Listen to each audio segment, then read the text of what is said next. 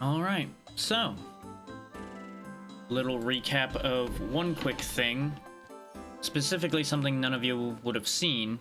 So it's not really a recap, but either way, I did a bit of testing to try to fix some of the weird texturing that was happening on occasion, especially when the game zoomed in. I cannot fix it. The only things I could find that would fix it made way too many other things worse, so I'm just gonna leave it alone. It's unfortunate that some of the faces are gonna melt and a few weird things are gonna happen here and there, but there's just not really a good fix for it. As far as I can tell, it is the upscaling I had applied that is causing the issue. But when I returned it to 1% scale, it actually looks worse than it did on original hardware, so I'm kind of stuck in a catch-22 with that one. So I've opted to just accept what we've got, and just, it'll be what it'll be. For those who may not remember where we're at and why we're here, we have found out in town that a wolf that a child was taking care of suddenly went wild, potentially hurting someone, and the child who took care of the wolf disappeared. We are technically helping out a bunch of mercenaries that are in the forest looking for this whole situation themselves, but we were also asked directly by the mayor to look into this, since they found out that we were the ones who took out the sea dragon and all of that other heroic nonsense that we achieved in the last place we were. I have not made any changes to the party currently. We still have Dart, Meru, and Rose. The very attentive amongst you may notice a very tiny difference in experience. That's because I did one fight while I was testing the changes to see if I could get it to look any better. And, you know, that's when I found out that that attempt did not work. Also realized more and more is maxed out. But I think I realized that before. Meru's got a long way to catch up on skills, but she also doesn't have very many to work with right now anyway. So, I'm sure it'll work itself out. I am still debating with myself about actually trying to get Hardblade to do anything. I think for the moment, though, I'm going to stick to more and more while I get my feet back under me. My timing was okay when I did the little bit of testing, but let's be real. Timing when you're sitting there in silence by yourself versus timing things when you're trying to also entertain people, very different animals.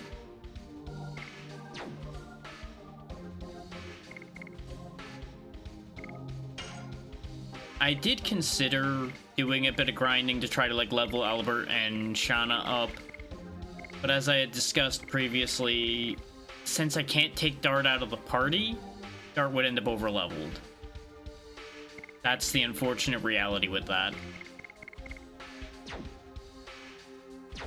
As it stands, Meru is already going to have a long road to hoe to catch up, so I would only be making that situation worse as well. Just awkward circumstances all around. Now, one thing I will say is I don't remember if we were told a portion of the forest we were supposed to go looking in, so I'm just going to run around the whole forest until we find what we're looking for. Get a load of this big dude. Yeah, sure, that's a wounded bear, totally. Yes, yes, no questions here. We are missing a little bit of health. Do I want to just steal health from this thing? Because it does look big and intimidating. And what I learned from the test fight I did is the enemies in here are pretty tough. They're not dangerous tough, they're just kind of tanky. In that they can at least take a full turn from us, usually without immediately crumbling. So he should have a good amount of health to offer, is what I'm getting at. Unless I find out this thing has crazy magic defense, and then I'm just sad.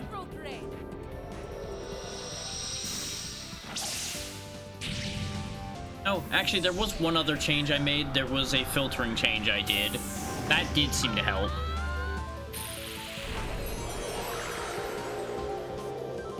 Apologies for taking till part 5 for me to actually sit there and really fight with that.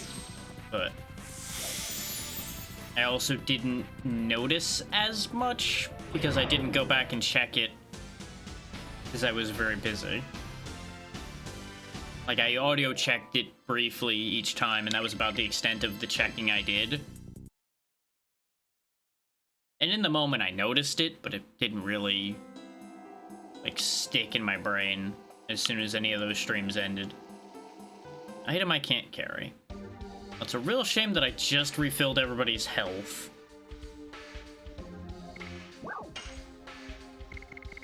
Because then I'd have to waste a healing item. I could just restore the 10 MP, I guess, but that would also be such an egregious waste. I say as I'm just gonna do it anyway, because MP's not really a problem.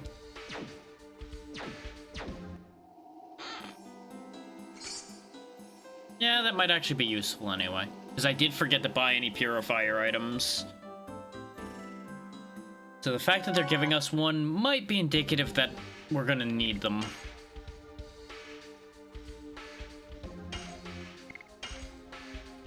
Evergreen first.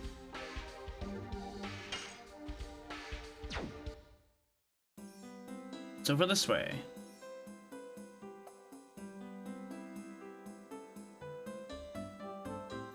Oh, great. Big open section. I'm sure this isn't going to lead to me getting confused at all. You know, it's just getting worse. What's up, Jay? So far, so good. Everything's going fine here. How about you?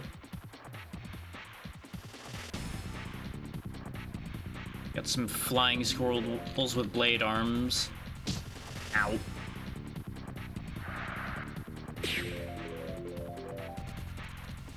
Fair enough. That wasn't that bad. I don't think we've seen Meru's Dragoon form yet, have we? Nope, we haven't. Because he wouldn't be doing the full transformation if we had seen it.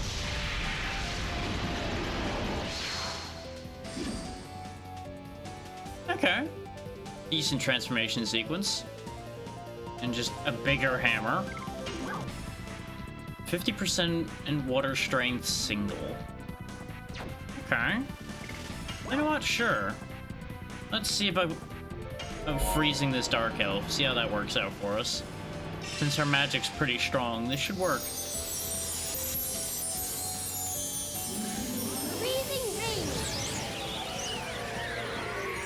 It really sounded like she said freezing rain instead of ray, but it's fine.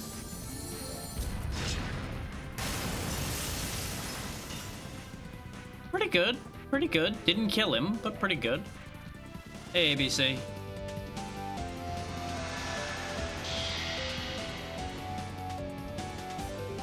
We definitely need to get Meru's meter higher, though, because one turn of that is not really going to mean much to anybody. Hush! Die! More and more! There we go. And actually, in hindsight, considering Rose's basic attack did about as much as that spell did, maybe that spell's not that good. Then again, Rose is 3 levels higher. Yes. Go. And we won't base anything on Crush Dance's damage, because Crush Dance's damage is stupid. We've already established that that's a stupid strong attack. Hush! Die! More and more! And again, more and more is also maxed out, so it probably isn't the greatest thing to compare to either.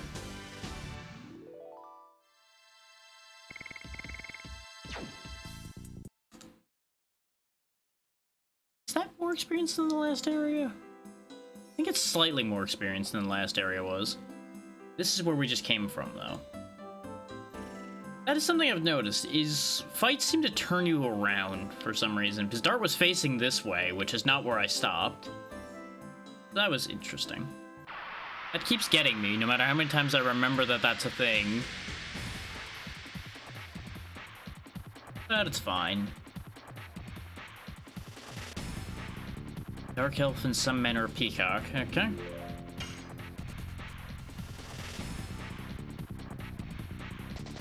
Double snap. Logic denotes I should actually be attacking the unknown quantity, but the Dark Elf does a lot of damage, so I'd rather get rid of that. Okay, the Forest Runner does a lot of damage too. Understood. But this is already a guaranteed kill.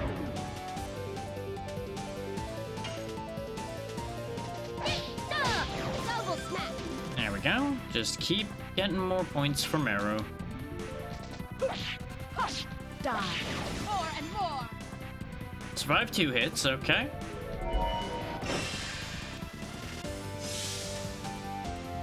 You know, it makes sense that those would have charm, actually. Double snap. And it's taken care of. No problems here. Meru, please.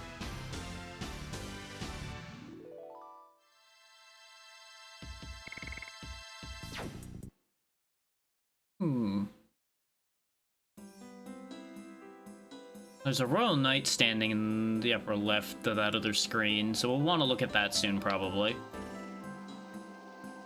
Oh. Why did we stop? Oh, that's gonna complicate things.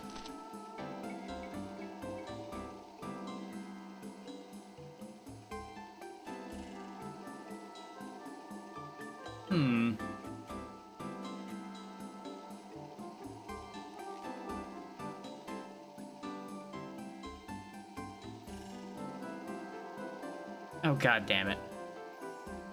Good to know my entire party is gonna wander off.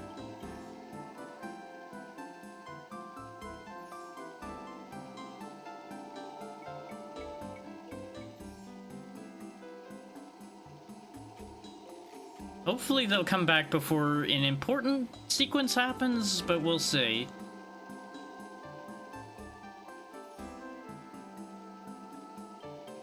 Now I gotta reassemble the party with basically not the people I was just using.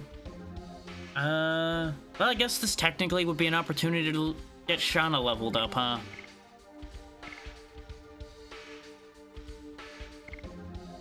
Because I don't really want to use Albert, and Kongol is really strong, but doesn't have a Dragoon soul yet.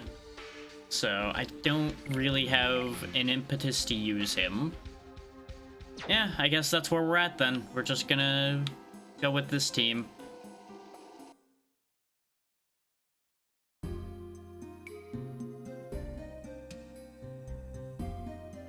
I don't know if I want to be leaving here right now. Crystal Palace in Leningrad. Yeah, I don't think I want to be there. We're still looking for that wolf and that kid. I wonder if I actually triggered that early by going down this way.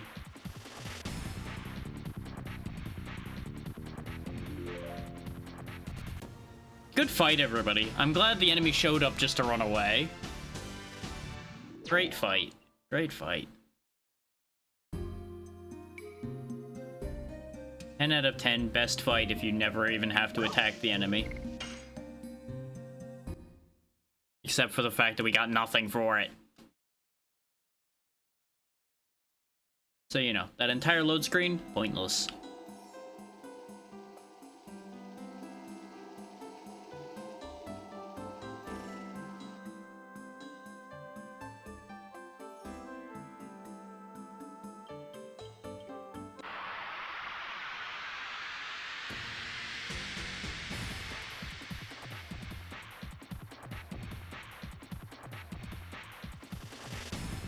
That tree doesn't look so good.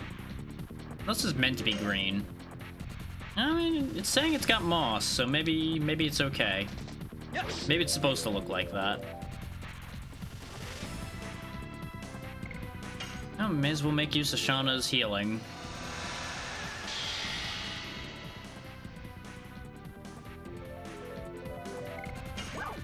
Don't get me wrong, massive overkill as far as healing goes, but hey, it's basically free. Because it uses up her MP, but MP is restorable, so that's absolutely fine.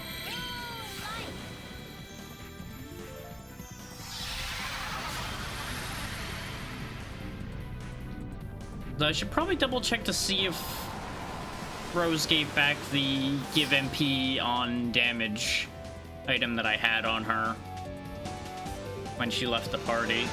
Because if she did, I'll probably just move that to Shauna so she has infinite mana. I think we have a different thing on her right now that restores mana on hit, but it's only when hit by magic. And I would rather have both the physical and magic ones on her if I'm going to be using her. Because, you know, half her purpose is going to be to use magic.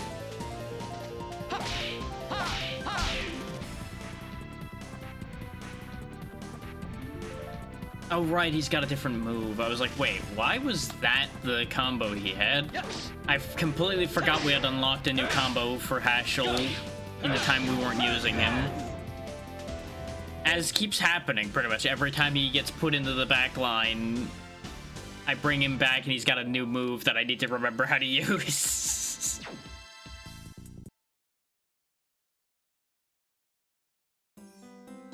Let's quickly check to see if I have that item available or not. Nope. Rose still has it on her, so that's unfortunate. Yeah, there's the magic one, though, the sapphire pin. I think the jeweled crown also does that?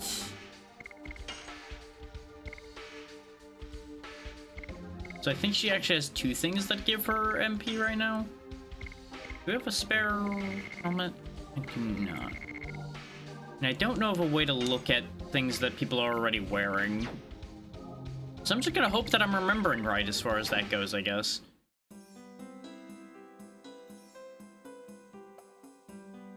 It's not gonna be off limits forever. I see that treasure box behind you. At some point, I will be allowed to access that spot and take those things. You will not be able to stop me. You know, if anywhere was the den of a monster, this tree right here, this tree is a pretty good candidate. Except it's just painted on. I've been Looney Tunes. God damn it. It's not real. It might be real later, but it's certainly not real right now. This guy clearly didn't see what happened to the other two that attacked us.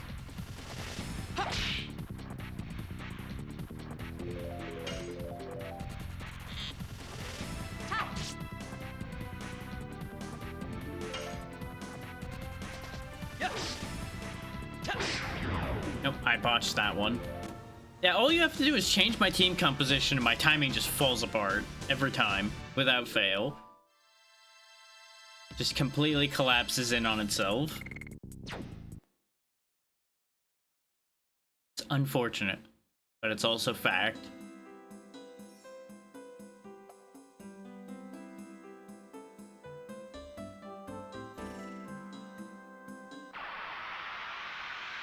I'm betting somewhere out there people have written down like who leaves the party the most and how much time you actually get with each character. And there's probably like a scenario that's the most optimal where these characters stay in the team the longest or such.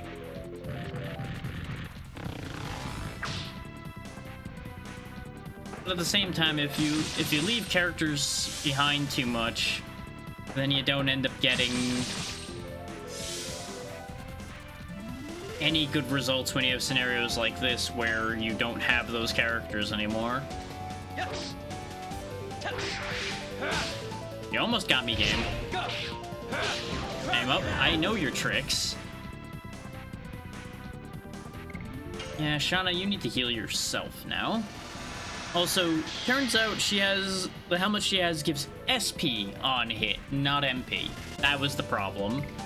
I knew it restored something when she got hit. Turns out it was the wrong one, considering her MP pool is terrible right now. So technically me healing like this is actually a very big waste. But we do have MP restorative still, so it's kind of a 6 of one, half dozen of the other to a certain degree. So this is the way to do it slower, by using a much longer animation. So there's that.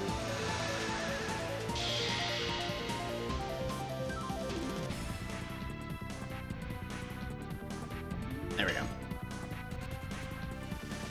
Since the forest guys do charm, I want to get rid of those first. Except they thankfully are still not choosing to do that, they're just choosing to murder.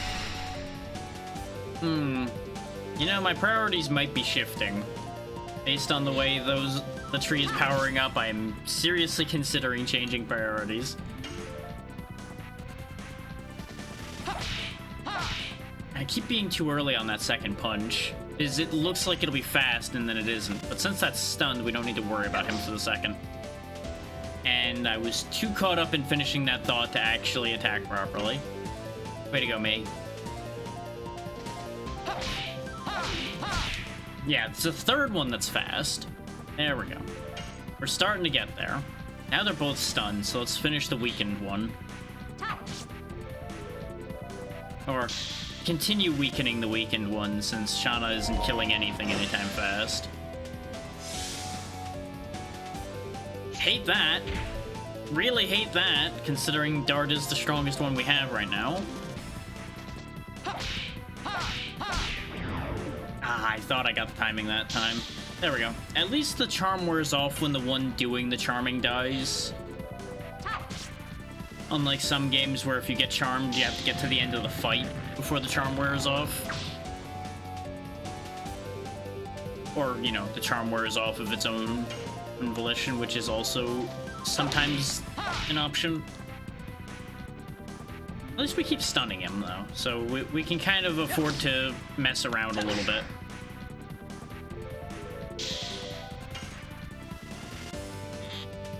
Though the stun on those trees does not last long.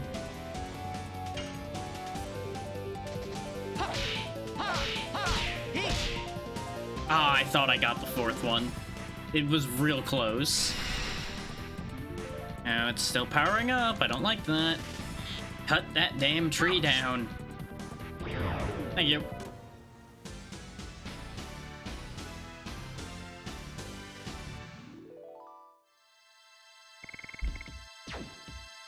God, we are a lot less effective right now, though. But part of that is I have to relearn an attack on Hashel, and Shauna has no special attacks. Now, and here's where we came from. Yeah. There is a whole other path down and right, though. Yeah, let's check the path down and right before I commit up here, actually. Because otherwise we're gonna have too long a run to make to get back down here, and I'm gonna forget that this path over here exists unless it's required. So we may end up missing out on treasure if I don't just go back for it right now.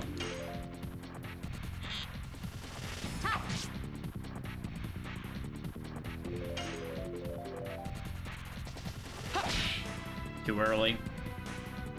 But I suppose that very scenario I was talking about where Dart's gonna end up getting over-leveled because he's guaranteed to be in the party is going to come to pass.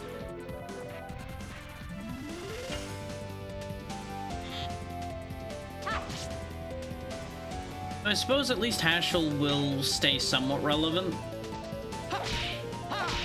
since he is one of the choices for the third party member.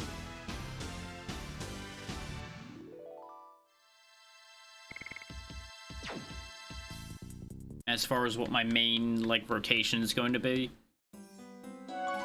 May as well save while we're on the way through here. Actually, do I want to save? Let's save in a different slot, actually. In case I've actually shot myself in the foot by walking down that path and triggering Meru and Rose to run off. I don't feel like it's gonna be that big a deal, but just in case. It never hurts to have a backup plan. Goodies! De-stone amulet. So just an accessory that prevents us being turned to stone? Yep. Love that. Love that as an idea, considering what we've discussed about concepts like that in the past.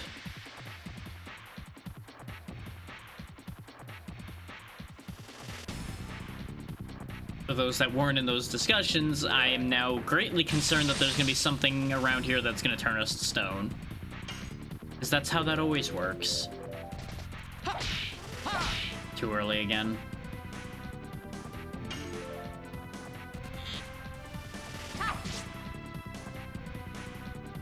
Right, she has the confusion bow. Let's get rid of the flying rat then. Yes. Go. Assuming confusion even works worth a damn against enemies in this game. Yeah, he hit himself, so that actually does work. There's been plenty of games where confusion just makes them target a player character randomly instead of having actually useful effects it could have. So, I don't trust confusion as a status effect.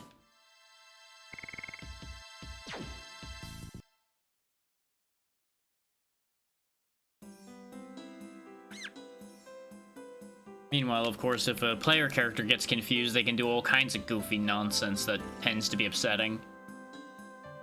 But I'm glad I went back for that, just because it at least confirms out another item for us.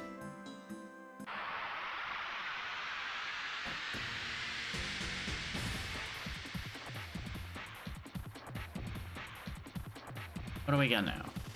Bird? Just a bird. Okay. We're definitely getting chewed up a bit, though.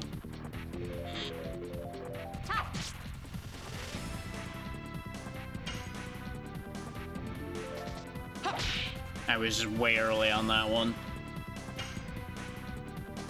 Yes. And Dark can't hit anything. We knew this already. I am once again considering the option of actually putting the War God amulets on people so they actually hit things. You know what? We don't need to do the special, just... You just turn into a Dragoon so you do reasonable damage.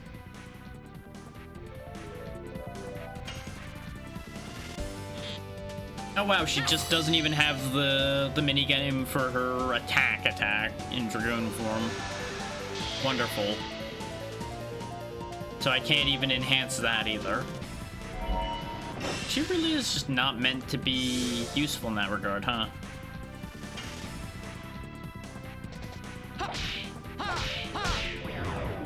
Well, we killed it. Dart really just keeps falling for every bird who runs into. You got something to tell us, Dart?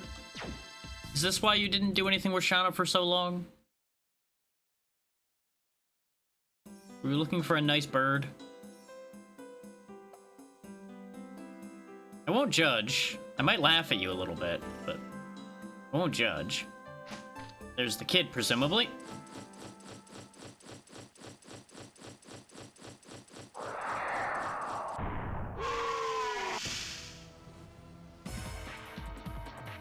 There's Kamui.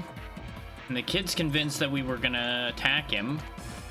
Probably because these clowns all were probably going to attack the kid, because they don't have a brain among them. Yep.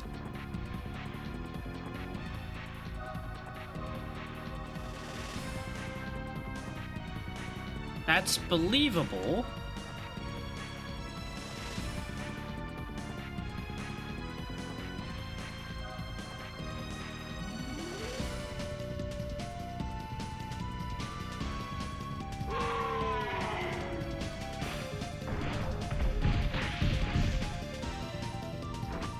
See, this kind of proves his point, though. Because if Kamui was the killer, wouldn't it have just attacked any of the people getting ready to attack it? Instead, it knocked them aside, which is gonna hurt, but it probably won't kill them. And it just grabbed the kid. I think the kid's telling us the truth.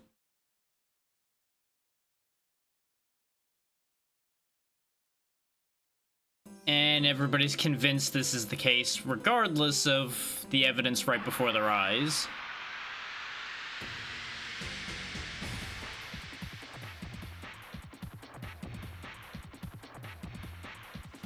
Now, that said, does the kid have proof that this was a different creature and not just a separate personality issue? Where the Kamui nose and the attacker are actually the same creature. Yes.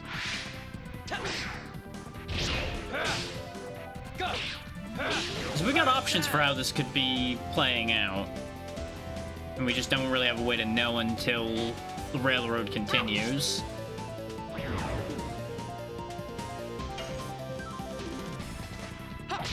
Way too early on that one. The delay on his first punch there just keeps messing with me.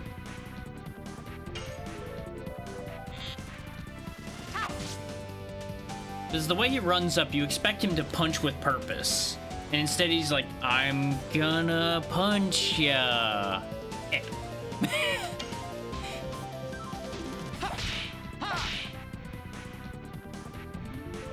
And like, maybe it's a fancy martial arts thing, but I just, for some reason, I thought it was Shauna's turn this time, so I just tuned out completely on that attack. Just like, nah, I don't have to do anything.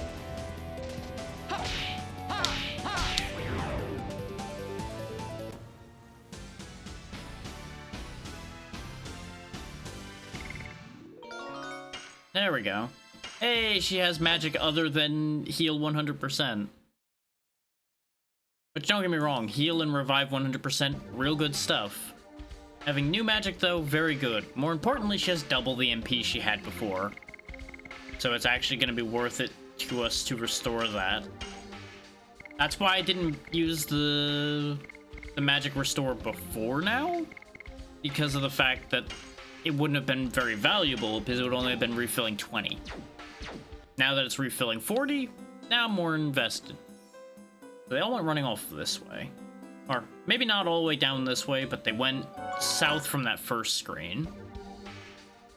It just becomes a matter of where they went from there. And it may be that they went in the... Oh, okay, it just moved me down automatically. Okay. Got concerned for a second there. It's like, but I didn't overwrite the save. Where'd the other save go? Why is the rum gone? So let's go check that off-limits spot. Because I have one of two theories right now. They either went to the tree that we were looking at that looked like a painted on an area, or they went to where that guy was standing and saying things were off limits.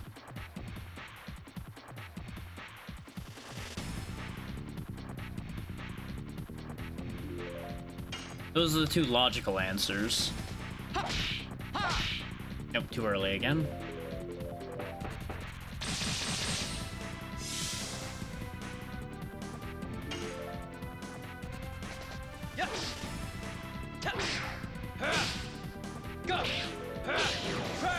There we go. No charming for you.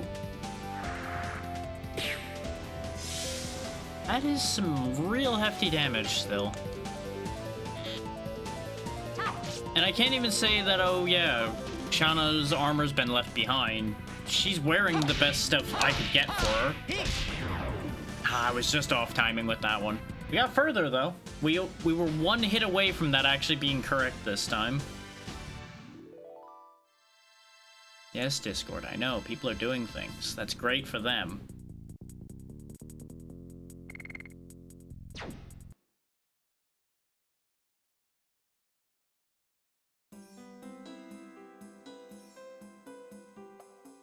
Oh wait, yeah, I was going the right way. But once again, getting into a fight turns you around.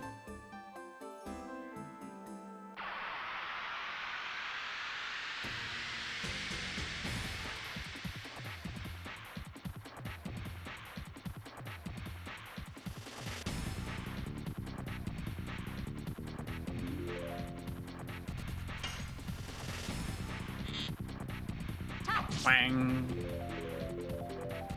Her damage did go up when she gained a level at least, so there's at least something to be gained there.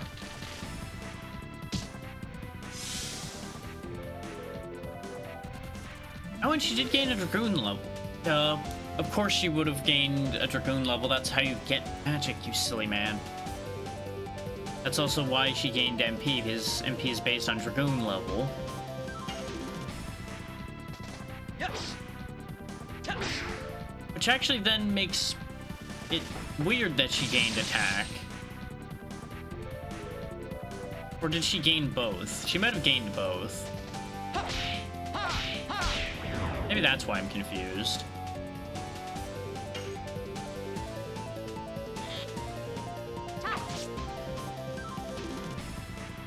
It is interesting that she's gaining more SP on her basic attack too, so at least that does scale. Yes. It just scales differently than everyone else's. But her gaining 50 SP a shot actually does make that a lot more viable. And now she's still level 18, so she did only gain a Dragoon level there then. Huh. Nope. That guy's still there. Did they go up here then? Yep. His music changed.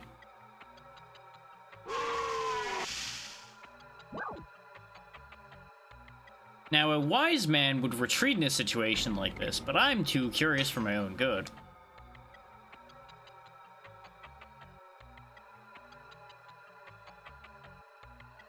We just want to talk to you about it.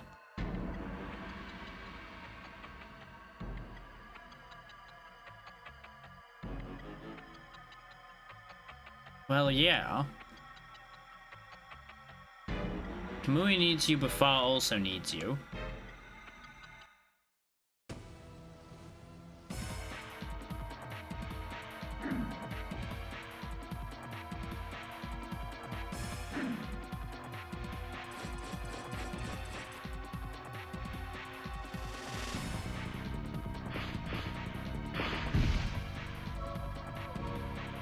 Some big mighty hunter you are, getting taken down on the first pounce. Yeah, see, again, proof that Kamui is not a killer. Because if Kamui was a killer, could easily have just bit right through that man's neck and been done with it right there, instead of pitching him off into the woods.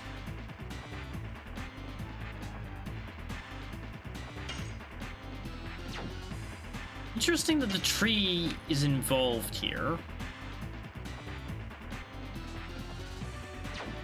The tree also shrank for this purpose. But unless this is one of those cases where I'm actually supposed to wait this fight out, we may as well just go all in. I feel a little bad, but what must be done must be done.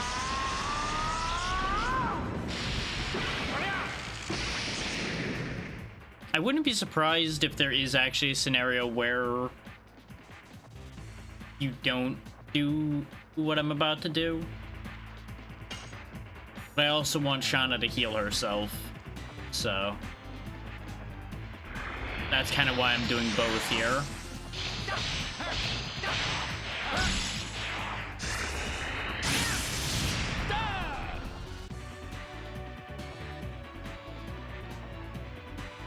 And at least everybody has 2 bars of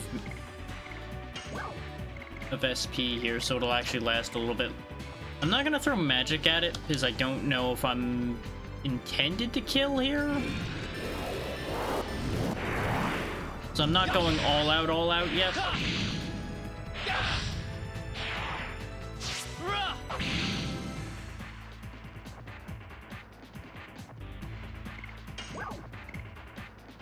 Okay, an AoE 25% strength. Just go ahead and heal yourself. Because at least you can heal 4 times now instead of 2.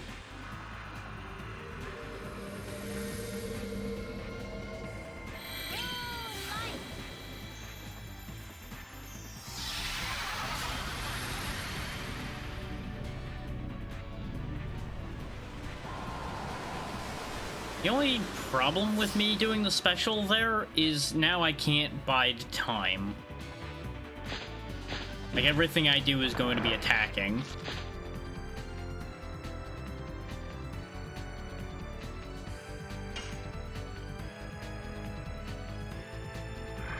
So if I was willing to entertain the idea of trying not to kill Kamui here, it's a little late for that.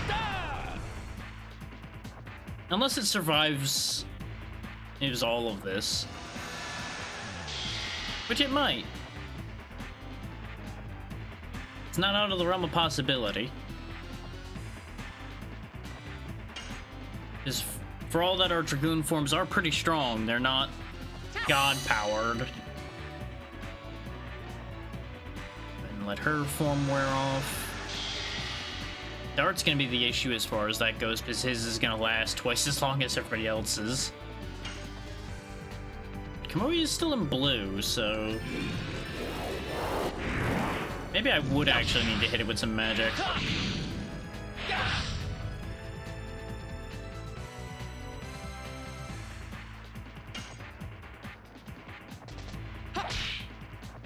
I'm gonna assume stun-proof.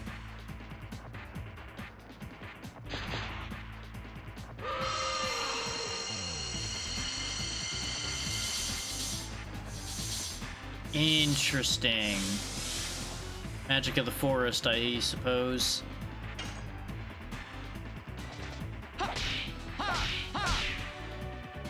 One short again.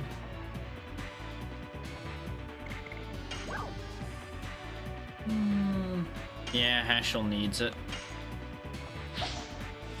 Nobody else particularly needs healing, that's why I just went with the single. And I'm assuming, and I may be assuming incorrectly, that this isn't the actual boss fight of this area. Like, this is a boss fight, but not the big deal one of this area. But based on how this is going so far, I do think I should treat him with some respect and actually give him the real attacks.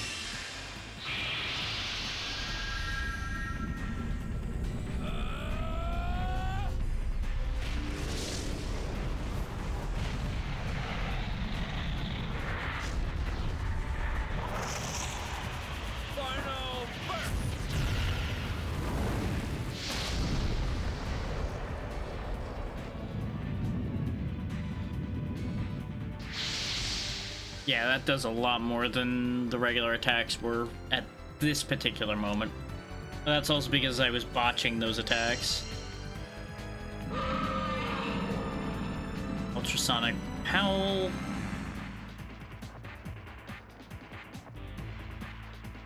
Wow, okay. Just knock out everybody other than the one who's a Dragoon. Okay. Yikes. She's also dead now. Awkward. So anyway, gonna final burst again, because that's all I can do in this scenario.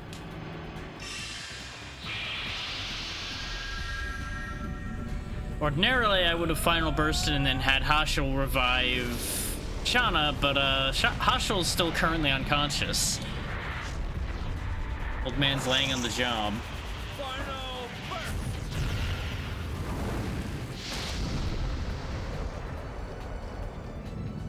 So remember when I wasn't taking this fight seriously? Yeah, I might not have a choice but to take this fight seriously now.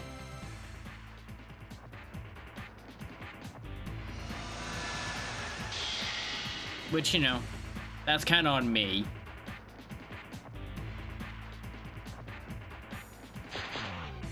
Doing the AoE again.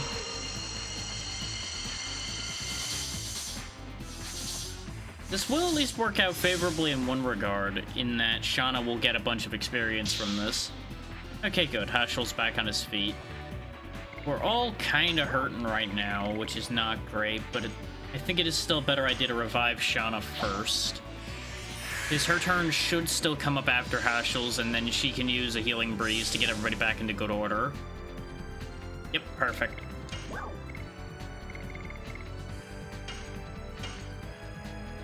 It won't get Hasho to full, but basically everybody else will be at full, and he should be able to weather a good amount of hits regardless.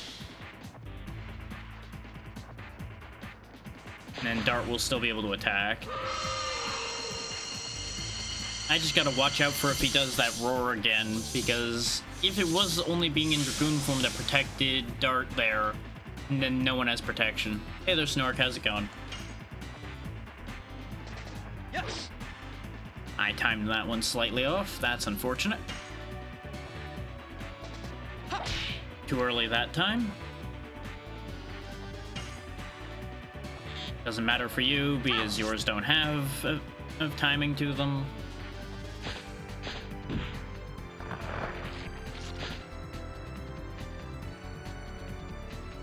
Okay, that did more than I thought, but that's still fine. He can take 4 of those until he dies. Nope, not quite. Better, but not quite on timing. Yes. That one I thought I hit, but whatever. We don't need you to Dragoon form. He's down to red. We should be fine.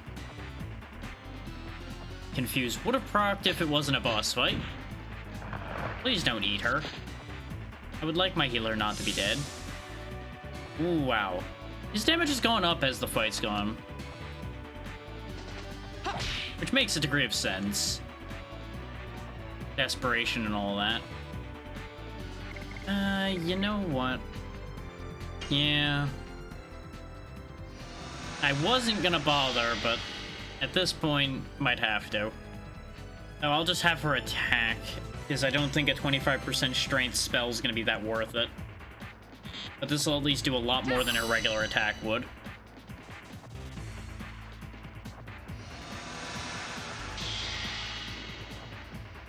Whether that'll end up being enough, that's anybody's guess.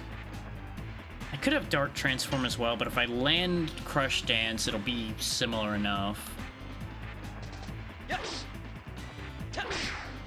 I say as I once again don't land Crush Dance. I've just completely botched all of my timing today as soon as this fight started. So now Shauna dies again. I'm gonna have to bring her back to life again so she gets the experience for this fight.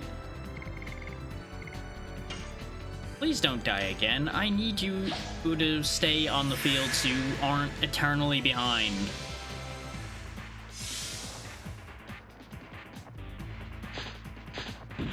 Or he's just going to kill her again instantly. Great, great. Love that for me.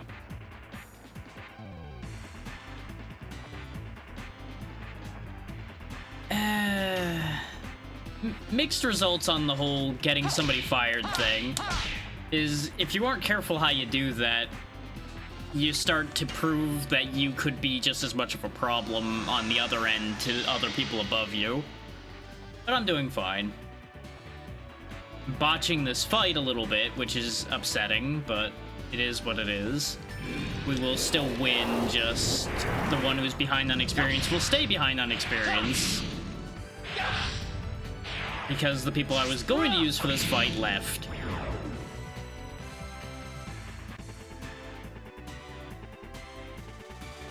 It pretty much was exactly what I suspected, that since I chose the wrong path to walk on, I triggered them to leave when they probably were supposed to be here for this fight.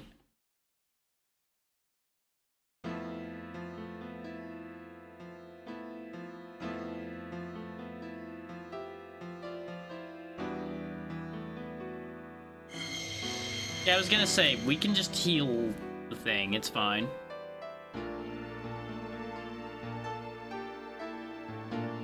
Uh-huh.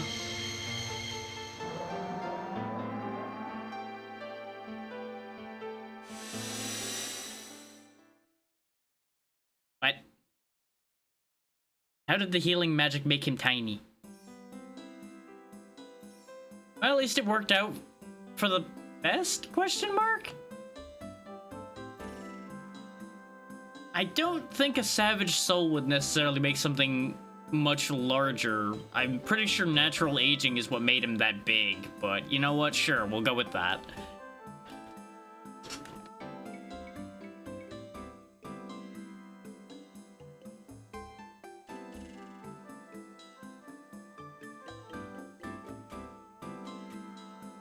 I would still like to get paid for this, though. Because we solved the problem. Yeah, that's fair. When it works out for the best like that, that's a good thing. I just always advise people not to make a habit of shaking up the order of things, because people will take note of that.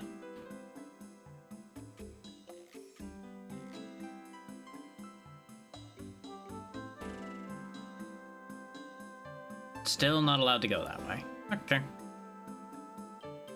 But I guess it's back to town for us to go figure out where we're supposed to be going from here, but I presume it's the path I found that caused Rose and Meru to run off to go do their own little side things.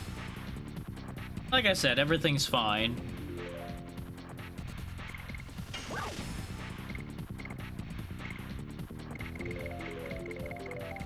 It may have gotten lost in the line of thought I was doing at the time.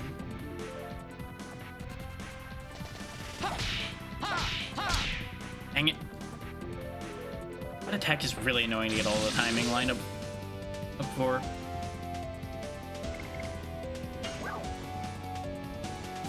Yeah, you might be reading too much into things at the moment. I'm tired, but it's not often that I'm not tired, so... Yes.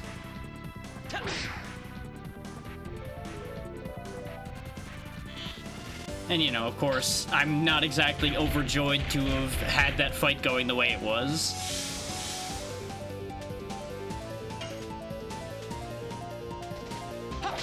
Because I would have much rather, you know, have the one who's down like 4 levels actually gain experience there. Since boss fights are a massive source of experience in this game.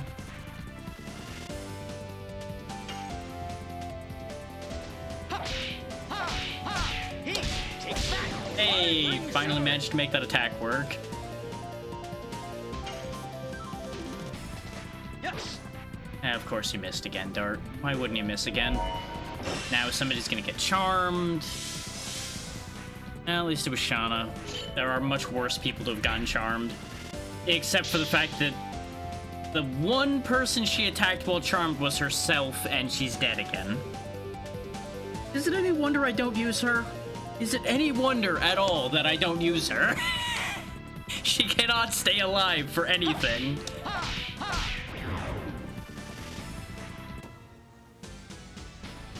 Don't think about it too much, Snork. It's a fantasy video game. Nothing makes any sense in this world. It never will, and it's never going to. Just like how Shauna shot an arrow straight forward, but somehow shot herself. Just don't think about it.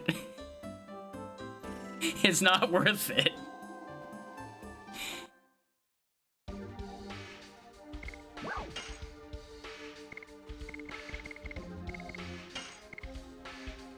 Take it from one who has thought about these things entirely too much. That path is pain.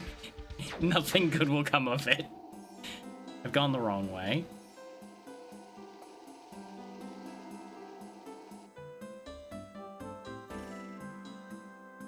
Need to go to the right to go south, to go to town. Then we go the way I was just trying to go where everybody else went.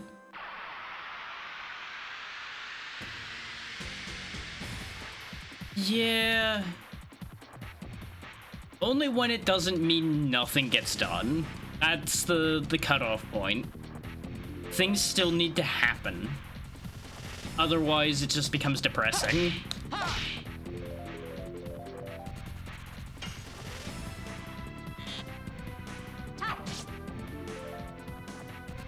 Like right now, I'm botching these timings, but we're still moving forward, so that's fine.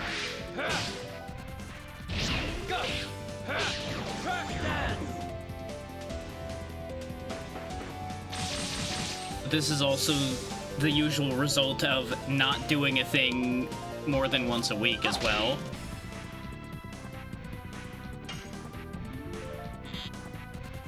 And the live commentary debuff is strong.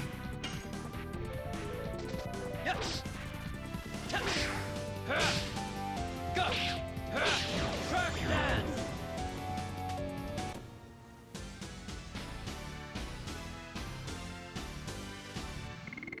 I just want to get back to town.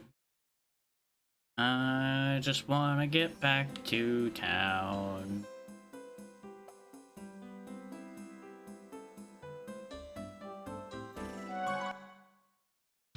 Now, I could roll the save back and go do the Kamui fight again.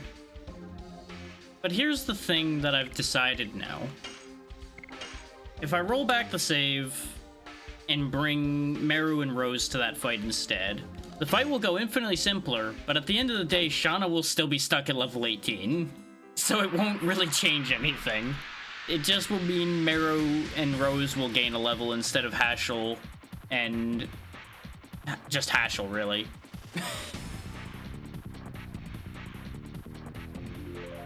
In the long run, will that make a difference? Probably. Do I care enough to fix it right now? Not really.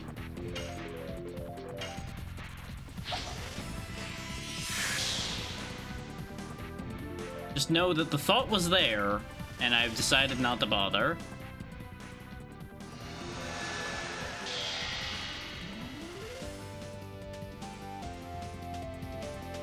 Yeah, no, that's pretty horrific, but that's also necessary in a situation like that. If they're gonna put you in a position where you have fuck all, it was either sticks or fists.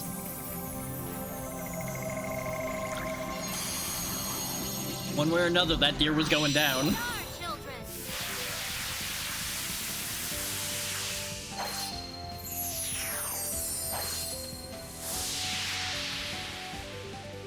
You know, I can't help but feel that that spell might have been overkill for a pair of trees. And then they do that, and I don't feel bad anymore. Yes. Go. Oh, absolutely. But that doesn't mean it wasn't still way more than should have been necessary. Considering they disappeared in a giant explosion. After, basically, a small-scale meteor shower happened. If anything, that just means it's disappointing overkill instead of regular overkill, and that's just no fun.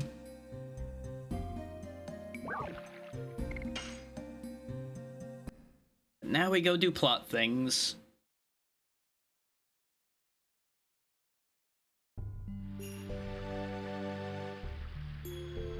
At least we got put right here.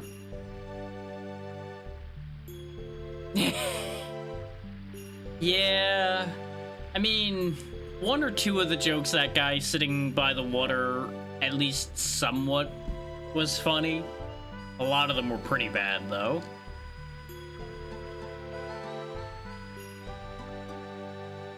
Oh, hey, Ba can speak again. We've proven our point.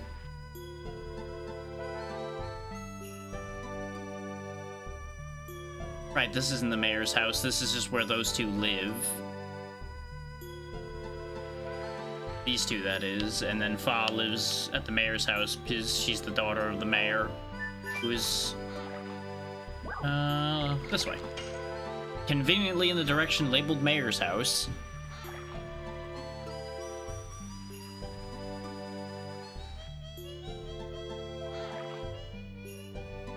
So I'm assuming we need to go see the mayor since he's the one who gave us the job in the first place.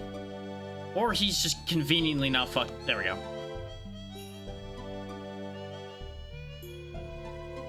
I'm so glad you have nothing useful to add, old man. I don't know why I bothered coming over here.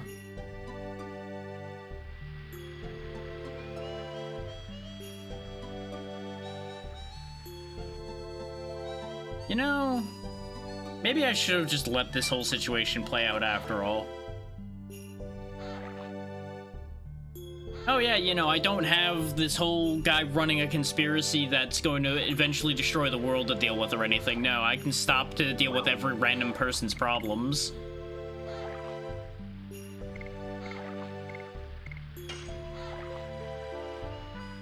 So who's gonna pay me for this? Because we were told we were gonna be paid.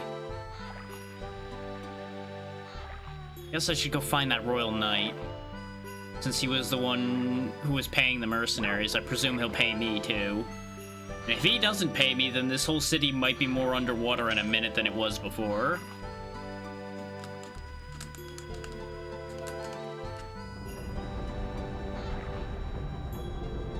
I was promised a reward for this situation, goddammit.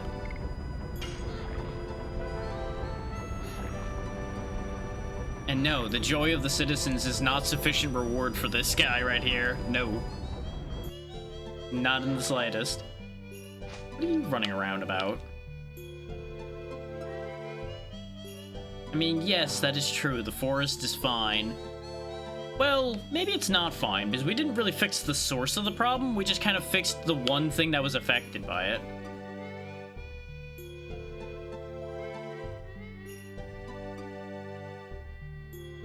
Yeah, because people are still convinced there's fairies in the Evergreen Forest, and the fairies may or may not have had anything to do with this whole scenario.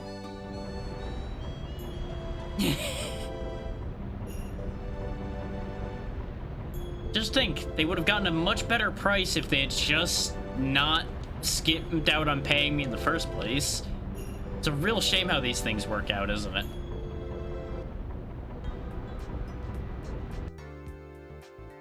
Now, I need to be in the boat to talk to that guy, because he, for some reason, only does business to people standing in boats.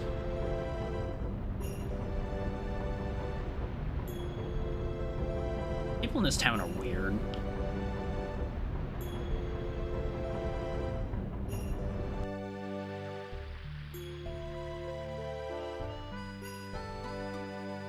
Probably because we didn't heal the other animals.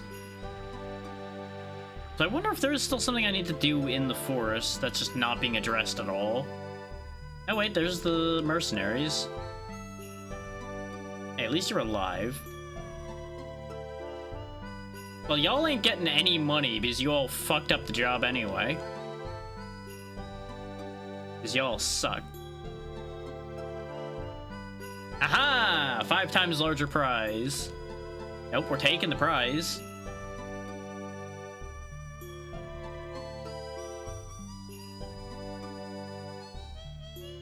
Shut up, Dart, we're taking the money.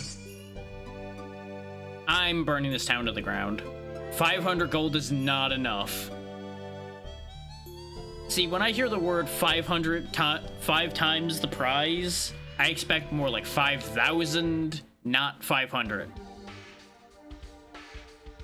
Just gonna burn this whole place to the ground. So not worth it. Speaking as one who already had 2,800, 500 is not worth it.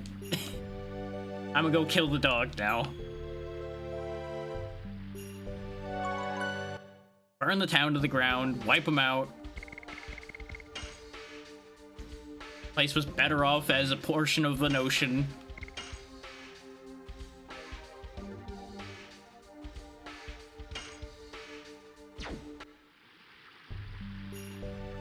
Maybe after a nap in the inn, I'll feel better about this situation.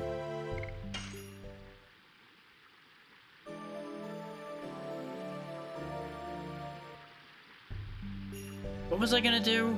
Oh, right, burn the place to the ground, right. Gotta have my priorities in order.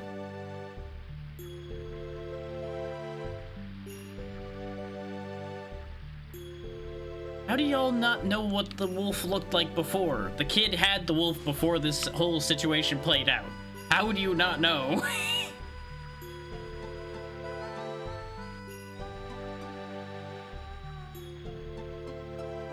And you can't even say that the kid didn't have the wolf in the village because they clearly said that the kid lived with the wolf cub in the village before they both ran away.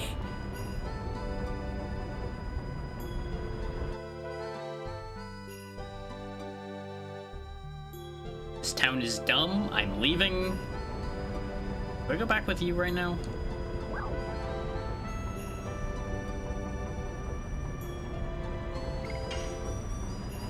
Look, there are ways to... There are absolutely ways to burn something that's on water level down. There are ways to make fire that burns on water.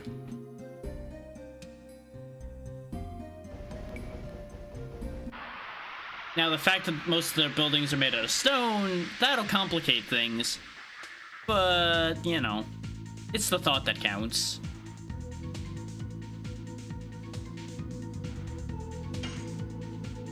I may not be one, but I will acknowledge when they had good ideas.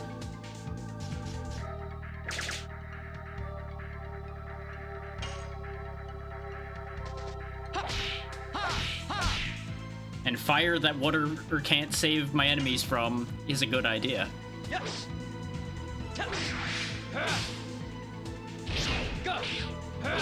Crack dance.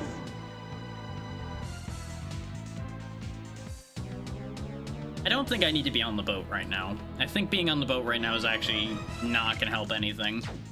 Because our problem is on the continent. I was just curious to see if they would let me get back on the boat. Which presumably means if there were things I needed to do back on the other continents, we could still do them. But as far as I know, I have all my ducks in a row back everywhere else we've been. And I'm not interested enough to go all the way back to find out. The boat just also traveled way faster than I expected it to.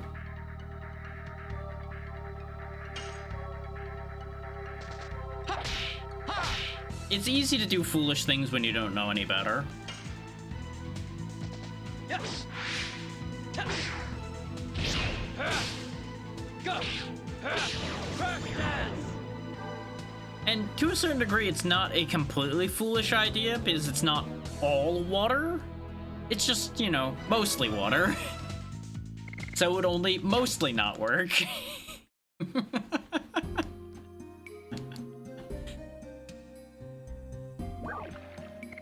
Real shame for them that mostly not working turned out to be more than enough.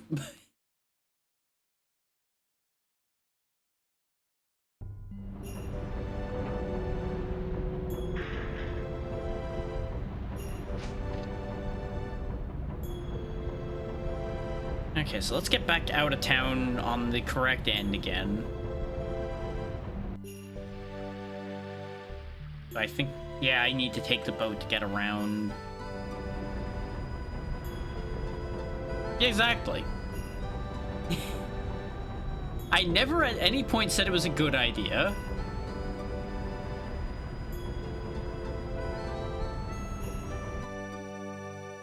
I just acknowledged that it was not the worst idea they could possibly have had. A worse idea would have been rolling in the fire themselves. So, no, actually, I suppose if they went and rolled in the fire, they would die, but they might smother the fire in the process. And that might have saved them. Not them specifically, but everybody else.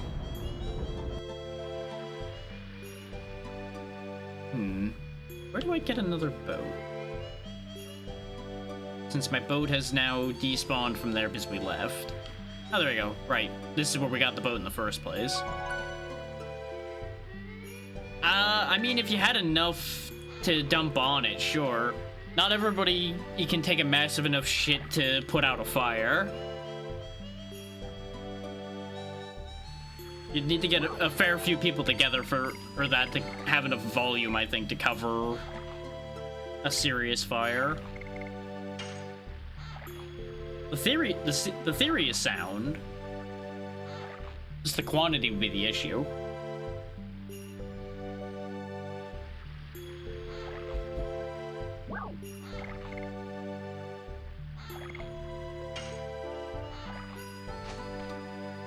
Sand is the safe choice, yeah, because you could have a lot of sand around and it doesn't stink much. Like, there are situations where sand can actually have kind of a bleh smell to it. But that's neither here nor there. I also forgot to do a thing, so let me just quickly fix that while I'm over here. There we go. So I guess let's just go out the forest the way I was originally going. So I figured there'd be a reason for me to come back to town. 500 gold was not enough reason for me to go all the way back to town. So I kind of figured, you know, maybe a plot hook would happen. Or something. But at least I know the way out of here. assuming the situation with the forest is solved. Because we weren't asked to do anything about fairies or any source of any problems. Especially since the party, I believe, was still assuming that Lloyd was behind Kamui's transformation, which would then mean chasing on further would make more sense than staying around and dealing with whatever this town's other problems are.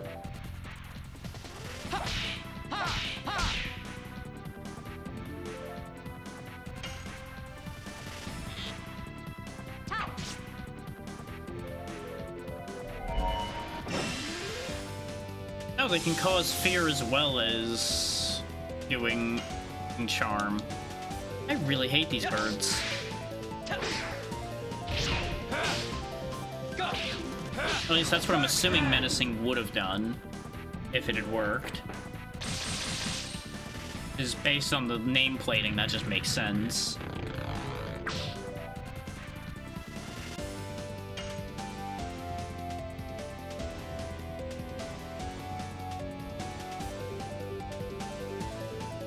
Yeah. It must have been a really awkward report to have to put out, yeah.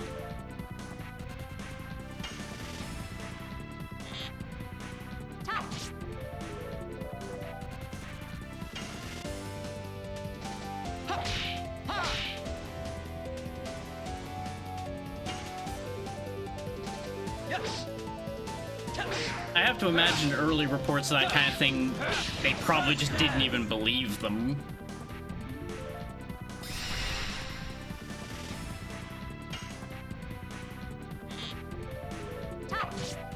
Because, you know, if you've never encountered something like that, why would you believe the first guy who comes running up and going, "There's water fire! There's water fire!" What the fuck do you mean there's water fire?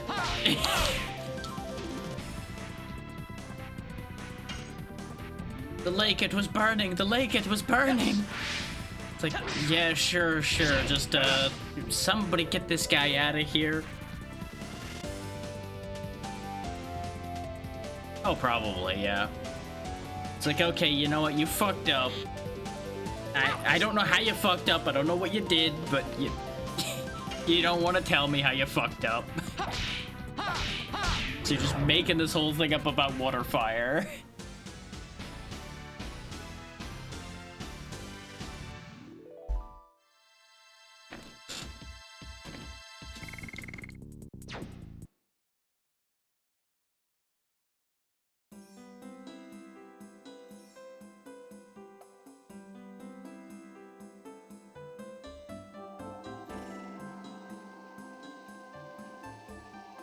I suppose, to a certain degree, a lot of advancements in warfare and things would probably have been viewed similarly if you think about it.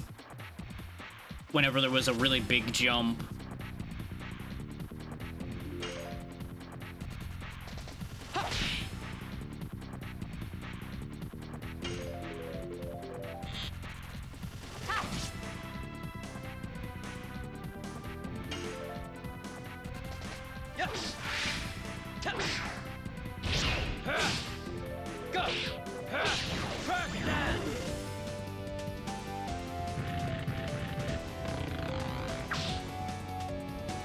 Yeah, that's the thing, is things like that get proven by virtue of how often they end up happening.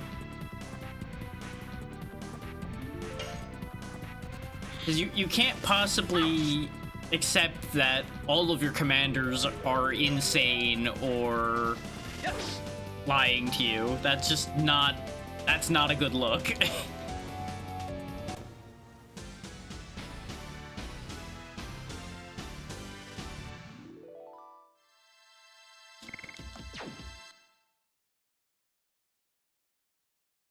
So at some point, something has to give, and yeah, I don't know how that tree ran away like that.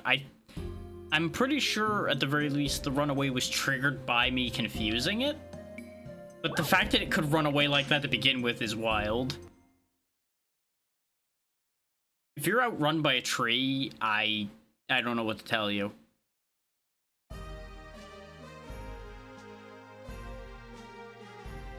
Neat. Why is that guy running in place? What's your deal, sir? Do you need a bathroom? Are you frozen there? Oh, he's from where we were before, and he's freezing. That's why he's running in place. He could, you know, go inside, I guess, but, you know, why do that when you could run in place outside?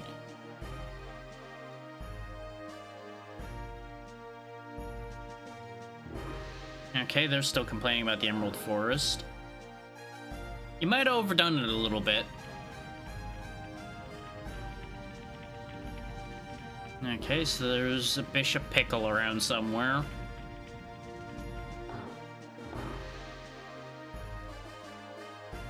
I know there was an extra letter, but I can't see a name like that and not just call him Bishop Pickle. Yeah, maybe. That is certainly a possible decision to have been avoided.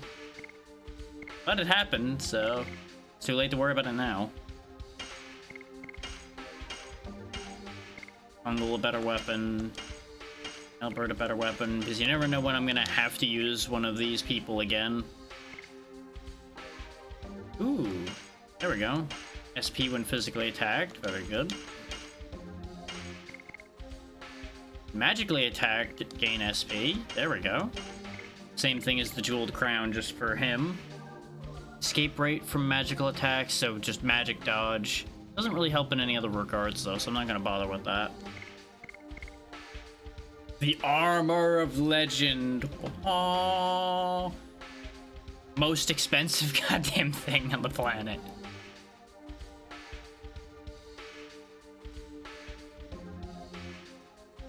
Yeah, exactly.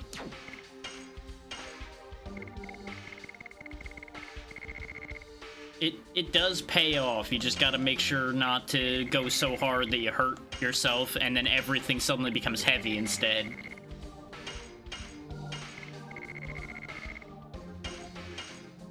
We are losing the stun, which is unfortunate, but it'll be worth it.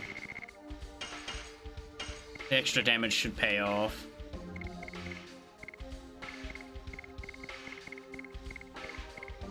Doing calculations, because I'm not using, like, any of these things, so technically, if I sold all of these... 1,000, 1,200, 1,450, 1,550, 650... 800, 900. No, we wouldn't be able to afford it. Even if we sold everything we own that we're not using, we would not be able to afford it. I was pretty sure I wouldn't be able to make up the money, but I thought about it. What I was gonna say, though, is if I hadn't spent any money up to this point, I would have been able to afford that. And by any money up to this point, I mean through the majority of the game. If I didn't spend money, I would be able to afford that. And I'm certainly not gonna sit there and grind for that. As powerful as that armor is, that just ain't worth it.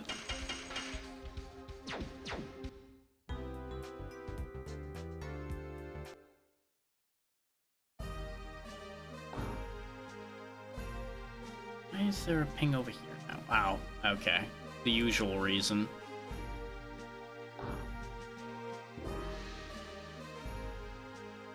Though, honestly, I don't know how good that armor is in reality anyway. Sure, it makes your physical defense great, but I don't know if you caught the fact that it zeroed out his magic defense. So, it'd be pretty bad in the long run, since a lot of boss fights use magic. So, you do great in every fight other than a boss fight, and the second you get into a boss fight, you just get obliterated. Ooh. I mean, that sounds good. Aha! This place is a national library. We might be able to look up information on the moon, and the monster we're looking for, and all kinds of other information. And stop off at the inn as we always do.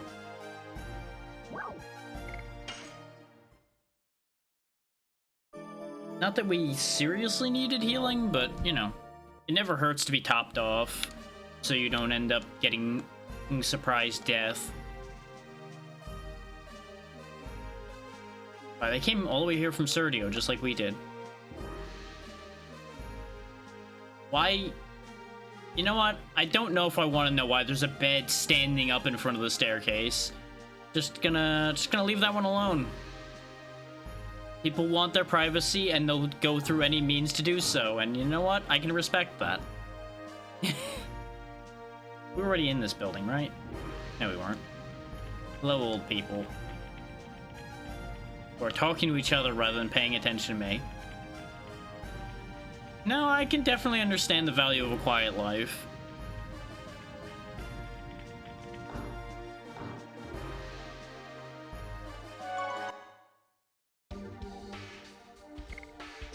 I took one step out of the save point. Since I've committed that decision, I'm gonna go ahead and just get rid of the main save I had.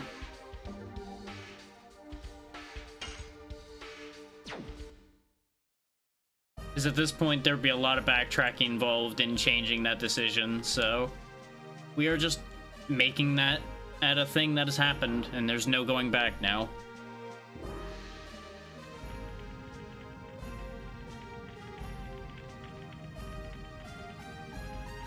You're basically right with Assassin. There is something slightly more to it, but that's what I kept referring to it as too, so I just immediately understand what you're getting at.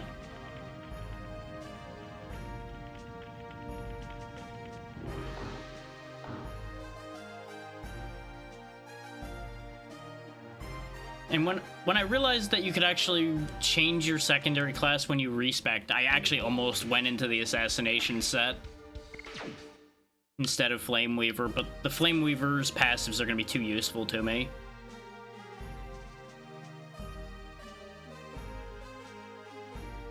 So I ended up keeping it. I just now have more Flame Weaver mixed in without having waited for a pile more levels. I'm sure I'm going to end up having to listen to Bishop Pickle.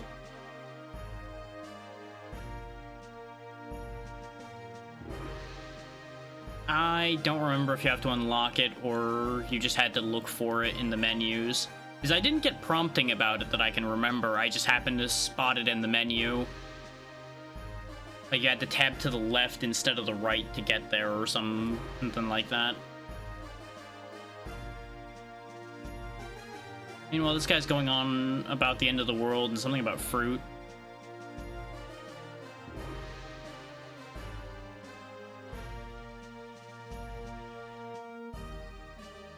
Maybe the people around here just really like their fruit because they don't get to see it because it's cold here all the time.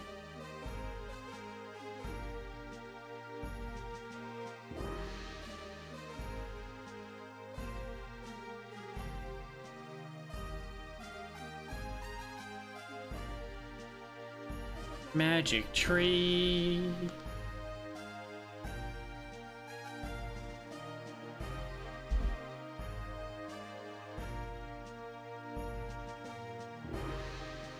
Good for you and your divine tree. Is it called the mana tree by chance? Because I feel like we'll have a whole lot of other things to worry about if it is. You know, this does sound like a lot of religions. Nobody's ever seen the thing, but, you know, we believe that it's real. It's totally great. Sure, why not? It might actually be relevant.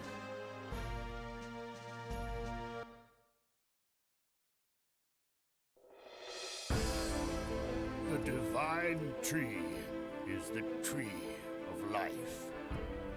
All life comes from this divine tree. In the beginning, nothingness filled the world.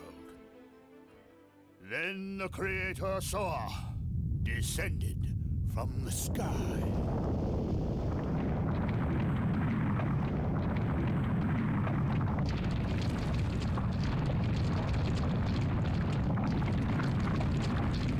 It's a hell of a tree.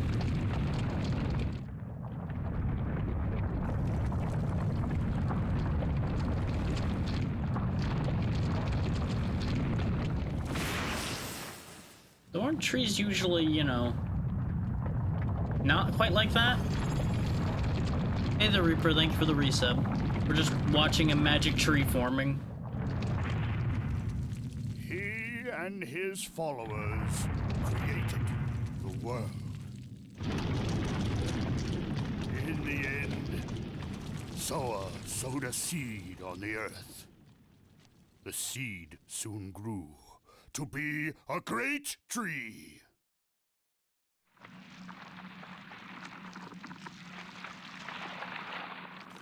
You know, maybe it's just me, but this tree seems parasitic in nature rather than good. The great tree bore 108 fruits, and various life forms arose from the ripened fruits. Thus, 108 forms of life were created to fill the world with life. Not gonna lie, still seems suspect. I'm not sure how to feel about this tree. Something seems wrong about that. The divine tree completed its role, but the story says it is still protected by the signet of Soa. If that tree's real, though, I think we might have found what Lloyd wants to destroy by getting all the divine relics. Source of all life seems like a great thing for an evil person to want to go destroy.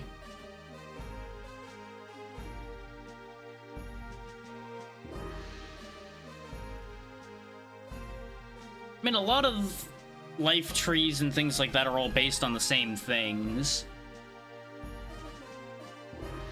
There's a fair few legends about that type of concept to begin with, which is where a lot of those end up branching from.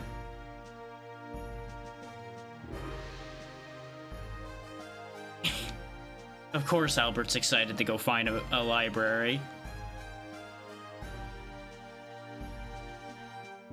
One of the few things we ever see Albert get excited about, books.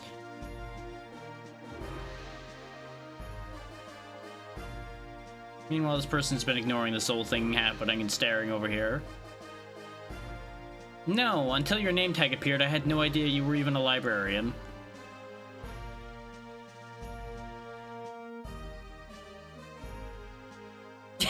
Damn it, Hashel.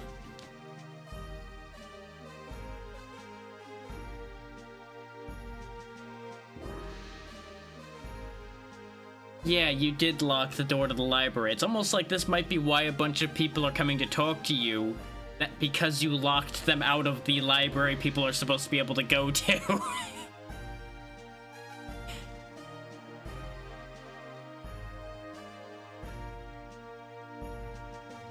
That's right, get to stepping. Or just give me the key. I totally can be trusted with the key to a place full of valuable books. Nothing bad would ever happen with that. All the books would totally still be there later.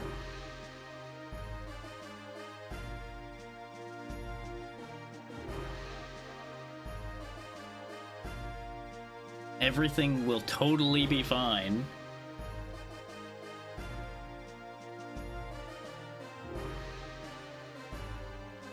Now, they are making a good point, though. That means I'm doing my job properly.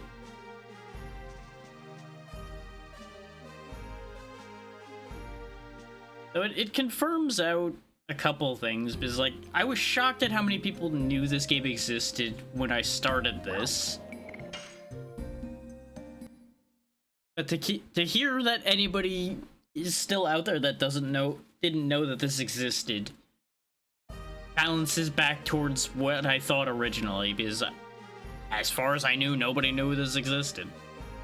And then lo and behold, people had been coming out of the woodwork in the past few sessions of this, like, oh yeah, I grew up with this too.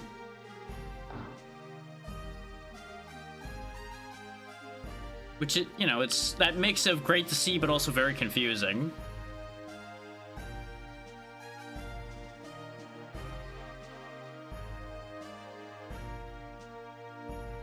Well, they're both PS1 RPGs, so you'll end up with a similar feel there because they use similar art design, for lack of a way of putting it. similar case of the 3D models on mostly two-dimensional landscape, with the occasional three-dimensional space because they have to make something three-dimensional for it to make sense.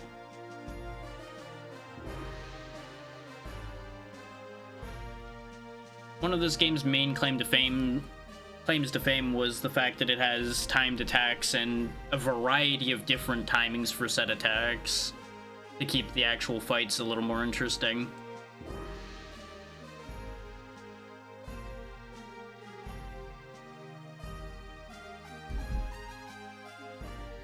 And of course, the transformation system that everyone eventually picks up adds another layer to it as well. I mean, that depends, Kongle. Did you ever learn to read human words?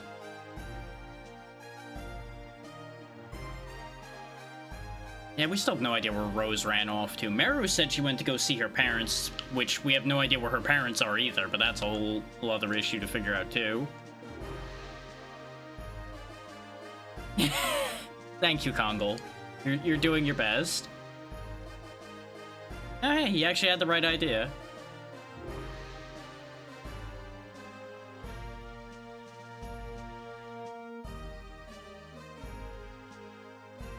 Exactly.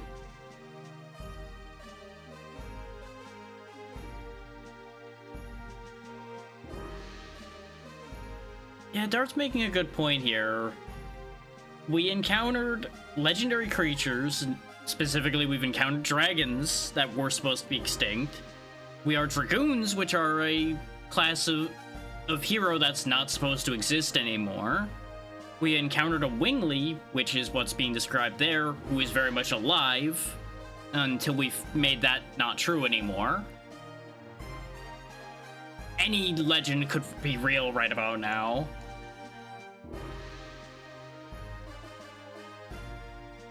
Oh yeah, and the Virage were also real, because we had to fight 2 of those so far. Like, all bets are off, really, at this point.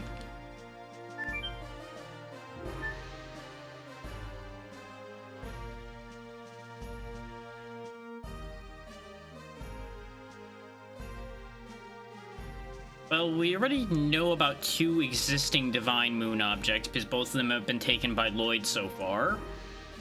If we can find the rest of them, we could get ahead of where he's going. Yeah, Serdio is where we came from, Tibaroa is where we just were. So those 2 don't have their Divine Objects anymore. We're here because Lloyd said he was going to Milisisu, which means he's here to take this area's Divine Object, and then maybe the Untouched Land might have a Divine Object of its own? Oh, what a wonderful name, the Death Frontier. That seems safe. Oh no, shares 3 Divine Objects, so there's only 3 then. It can be a little disorienting till you get used to it. For the most part, the view in this isn't too bad. This place in particular is just hard to look at because they had to fit a whole library in one screen somehow.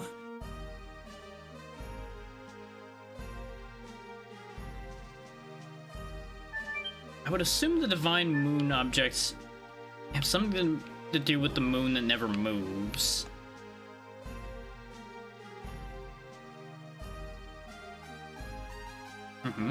Heroes of the Dragon campaign, that makes sense. Yeah, the Dragoons appear whenever needed, which that's pretty legendary behavior. That's usually how things like that work. Well, shit's hit the fan, so what does that tell you? Yeah, we've had to face 3 enemy Dragoons so far. So that begs the question of how does a Dragoon spirit actually choose its host? Is it just power, or is there more to it? And considering those 3 were able to use it, presumably it's power and ambition that can fill the same role as the positive side.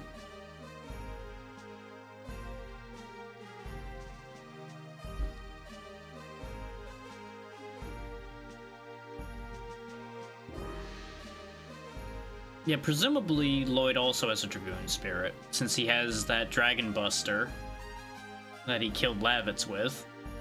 Well, yeah, I guess we can say he killed Lavitz with it, even though Lavitz basically jumped on it himself.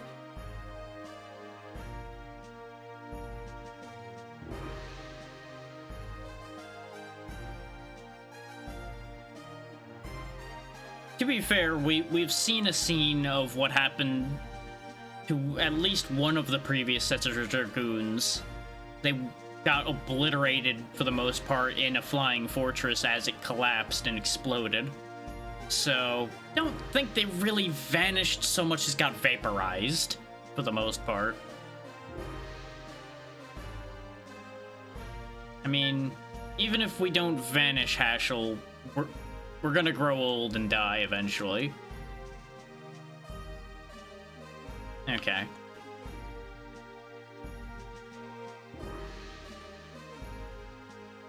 Yeah, we have priorities right now, Albert.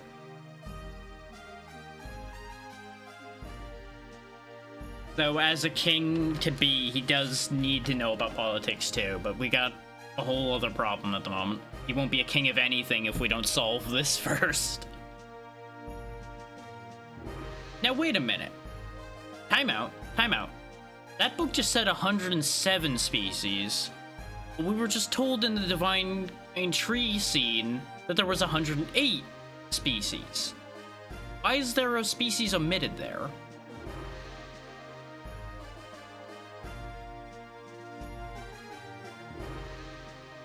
Yeah, they made dragons stupid in this world so that they weren't too strong. You know what? That makes a certain degree of sense.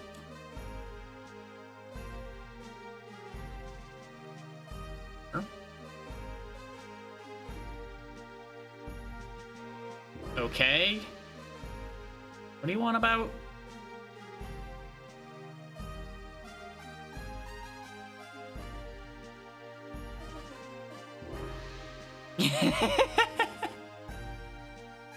Yeah, you know what, Hashel, fair enough. Well, yes, we are interested in the Dragon campaign. There's a lot of problems stemming from that era right now that we're trying to deal with, so any information we can get would be useful.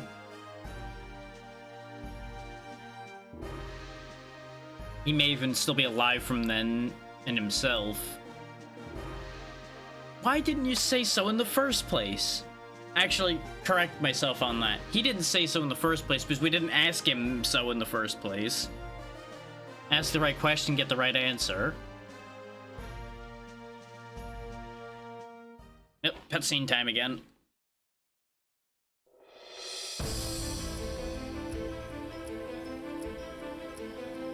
There were 7 Dragoon warriors in the legend of the Dragon campaign. Dragoons, reputed to be the incarnation of dragons. With dragons at their side, the Dragoons fought boldly. However, in the age when the legend was reality, the Winglies dominated all, even the gods. The gods answered to dictator Melbu Frama's prayers and granted him ultimate power. But the power was abused. The earth of Saint Imperial Gloriano was scorched by the god's fire and became ashen. The anger and sadness of the people was fuel for the Dragoons' cause. Then at last they freed the gods. Without the gods' power, the Winglies perished, and our age, the human age, began. Thereafter, the gods floated in the sky. For 11,000 years, they have been looking over the world as the moon that never sets.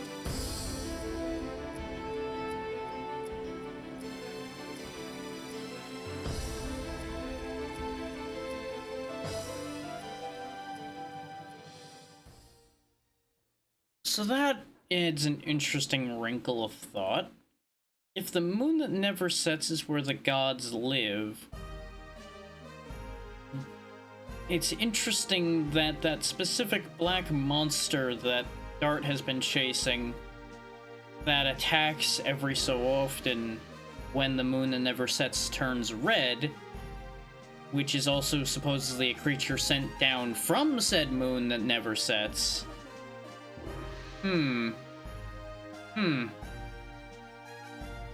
Interesting. Interesting.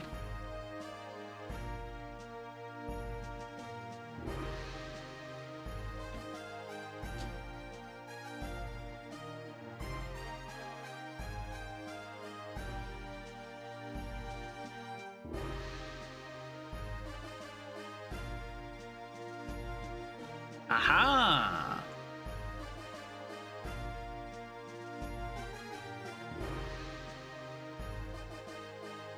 Bingo! Reference to the black monster that we needed to worry about.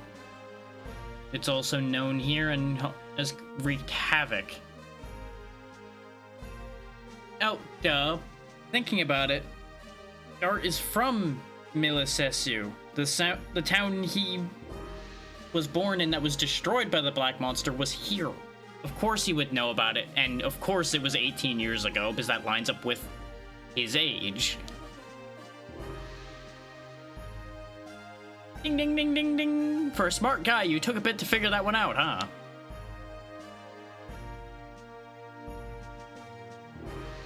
Then again, I suppose he's well-read. He doesn't have to be intelligent to be well-read.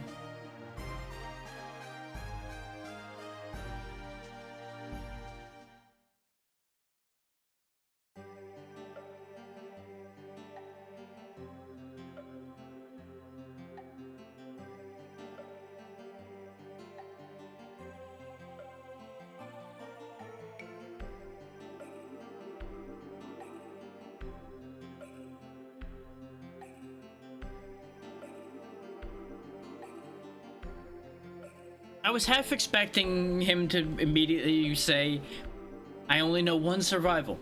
Or, who? You stupid.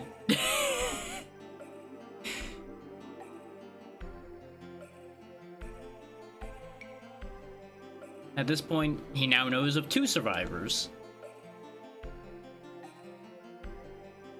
We've heard bits and pieces, and I feel like I've more or less put together the idea of the connection between the Black Monster and the Moonchild, but sure. Let's get some more background on this. See if I'm on the right track there.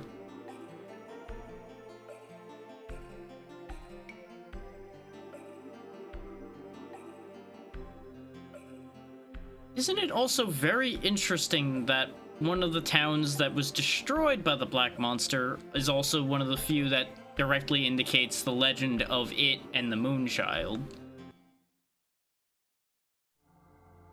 More story time. Why did the gods create him?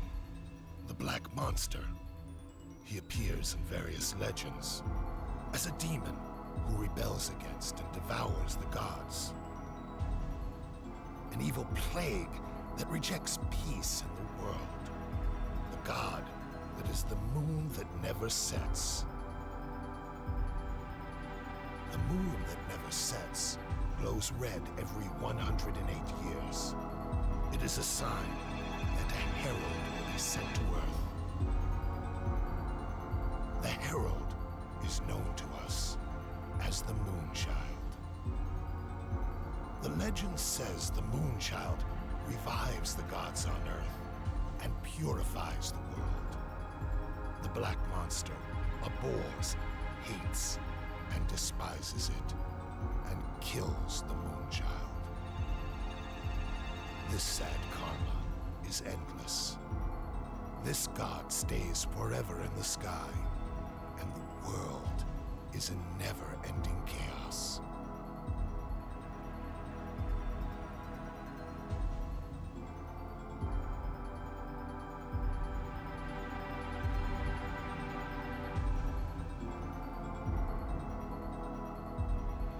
See, there was a potential where the monster was a Moonchild. That was one of the things I was debating in my head on that one. And I think I even mentioned it when it came up before.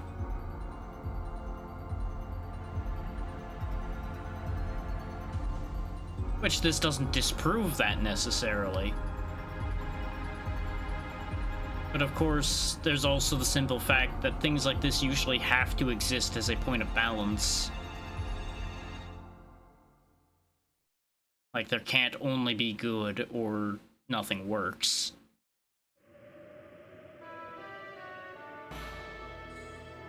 Uh-huh. I had a feeling this is where she was headed.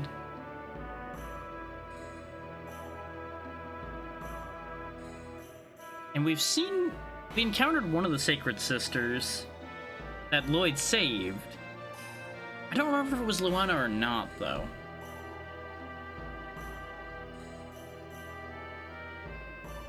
Now we're controlling just Rose. And we're here in Neat, Dart's former hometown.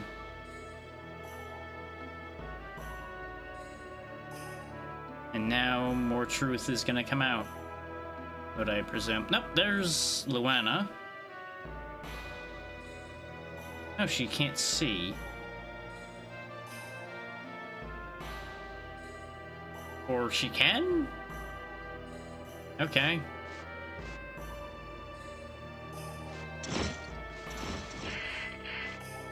Easy there, boys.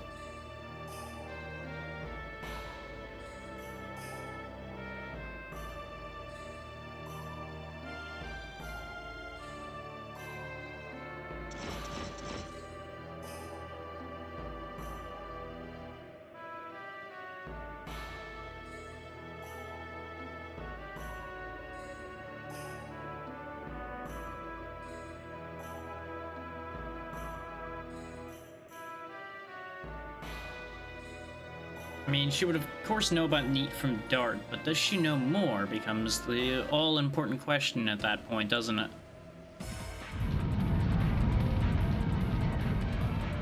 Now we're getting another history lesson. A history of what happened here. And perhaps a lesson in why the wings on the Black Monster are so similar to a Dragoon's.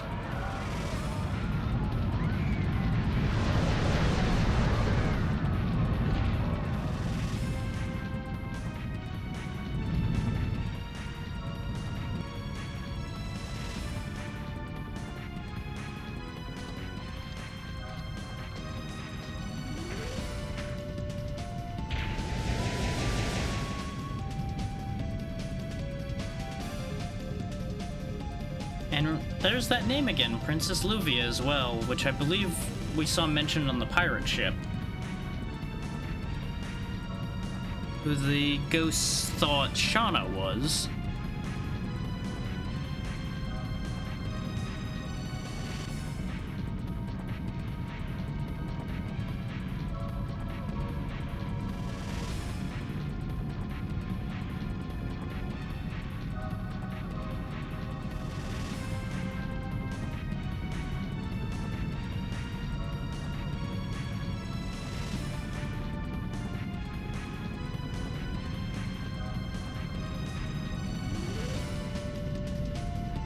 That's an interesting slant on things. And that may not be wrong either.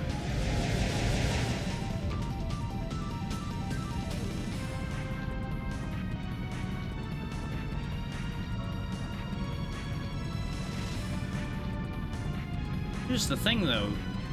If your goal is to kill everyone that met the Moonchild, you failed. Because two people who theoretically could have met the Moonchild lived.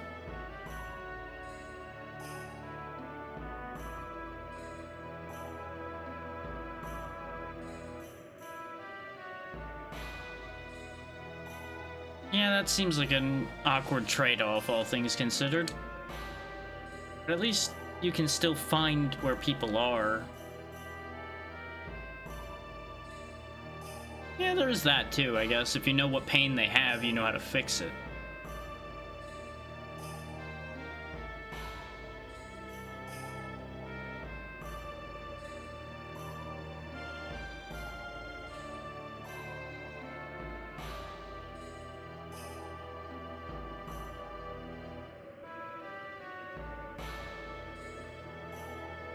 Okay, so she'll be back in Leningrad before long.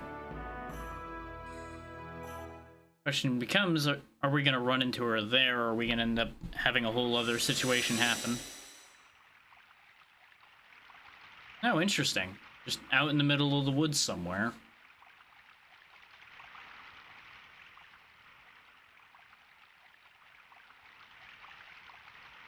I mean, I'm betting it's a lot quieter without you around, Meru.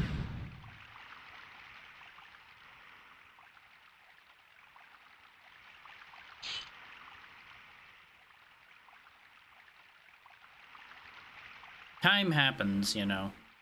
People forget. Wingley? Well, that is a new wrinkle, isn't it?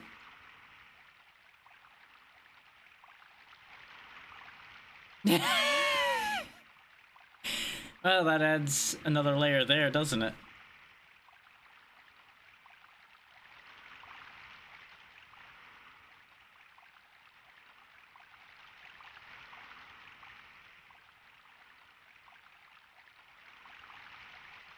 Yeah, she doesn't seem like the type to care about taboo, does she? Just going off and doing whatever she wants.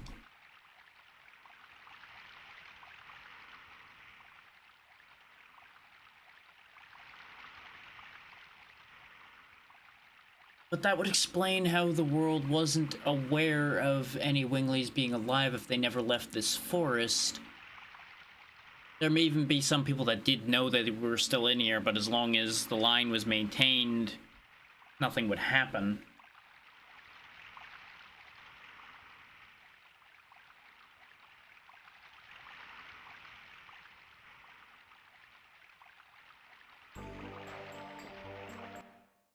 A place like this, though, would be a great way for us to learn quite a lot more.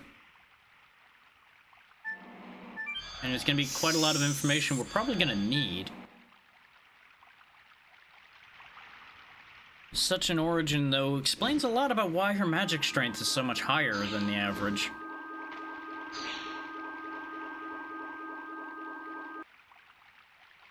And why her behavior is kind of radically different than everybody else's.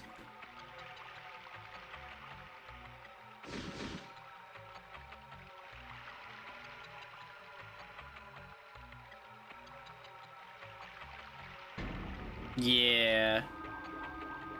Everybody's upset about the whole leaving thing.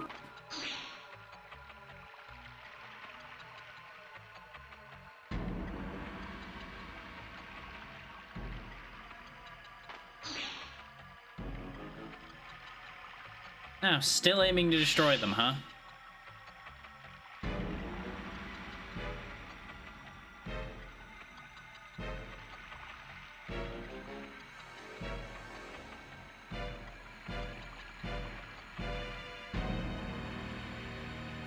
You're putting a lot of assumptions here on the fact that Meru thought this through when she did this.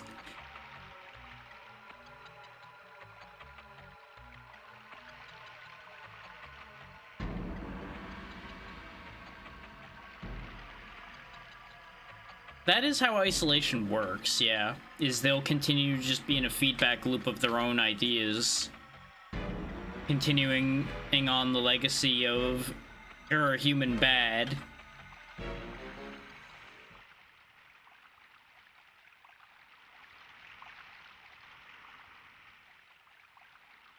I feel like not everyone shares your perspective there, Blano, and that's the problem.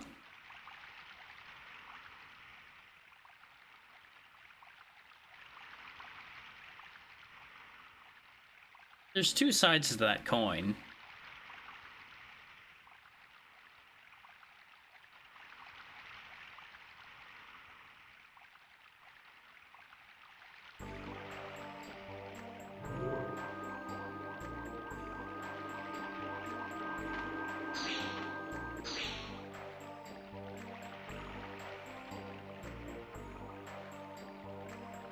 Yeah, that is a thing, I suppose.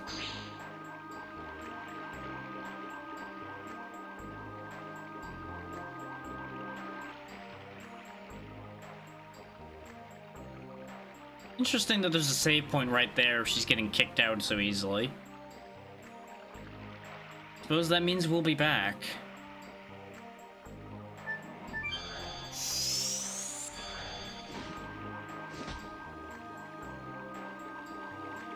making sure she leaves, I presume.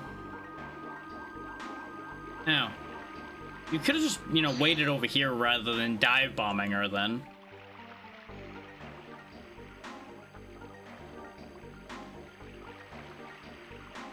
Funny that everybody's tense lately. It's almost like people are up to something.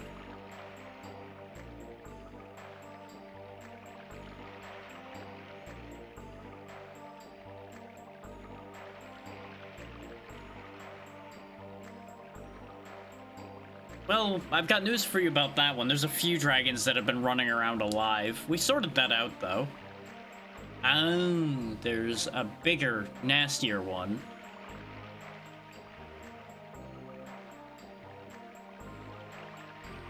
Seven-Eye... Huh. Gee, I wonder if there's a connection there. Gee, I wonder. 7 Dragoons... Most of them have headbands, I think, with actually 7 dots on them, too. And a King of Dragons with 7 magic eyes.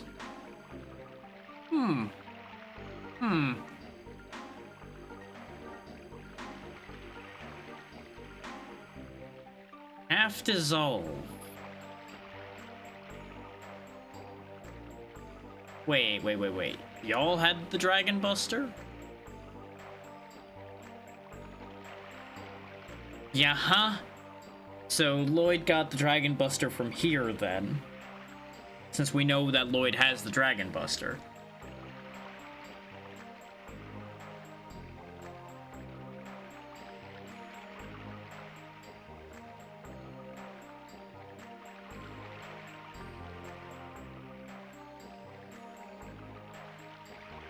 That's not how that works, and you know it.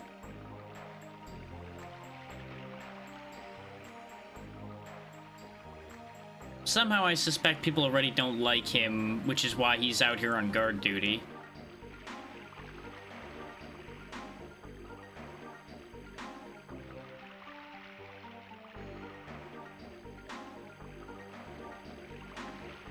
Of course, you know, he could have just left with her, too.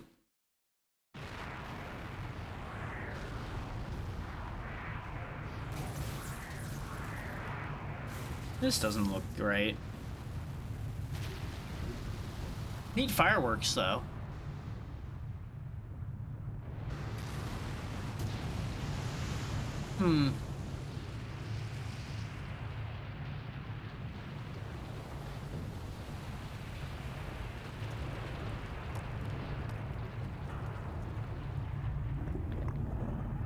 Divine Dragon, I presume.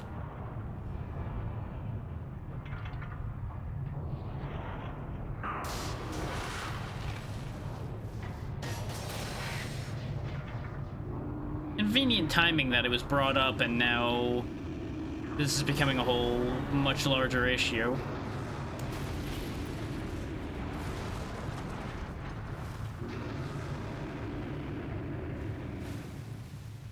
Neat design, though. I'm sure we're gonna get a much closer look at that in the future. And not in the way we're gonna want to.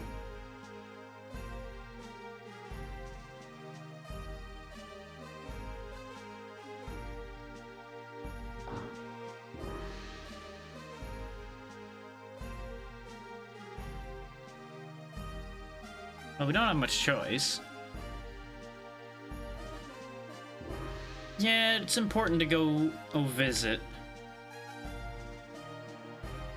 We might learn something by going there anyway.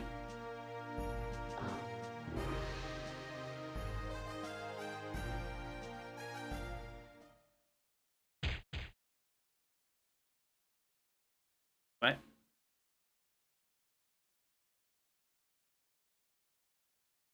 So I guess everybody's getting the sense that something's up. Makes sense, considering.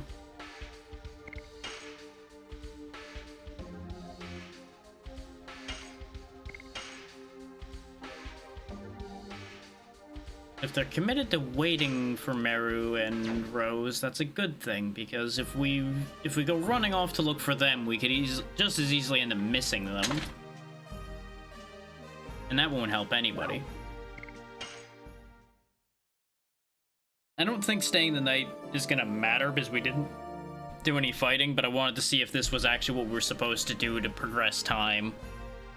Because that ends up being a thing now and then.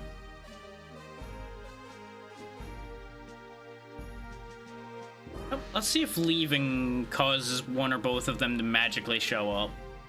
Because timing is funny that way. Nope. So I guess maybe it will be a case of... Oh no, that wasn't actually out of town yet.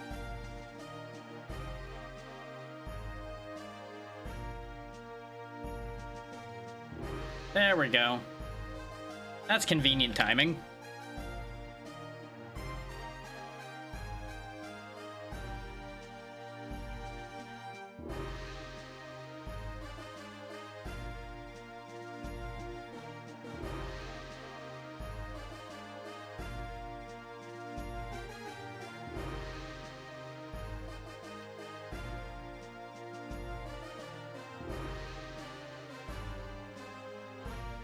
Interesting that she picked up on what happened to Dart immediately, but she can see people's spirits, so it makes sense.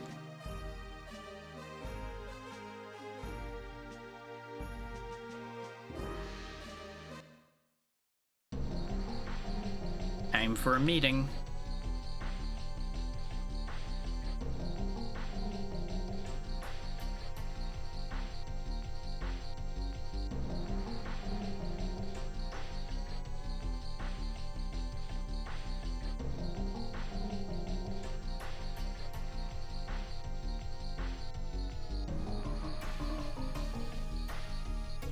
And just going right out with it, huh?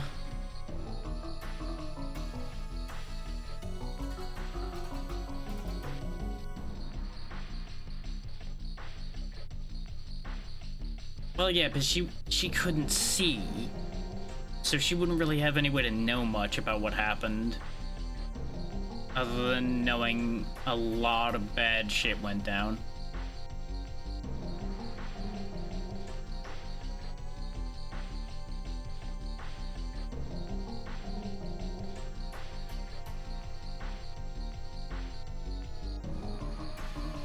Yes, you just so conveniently happen to be at this very specific place.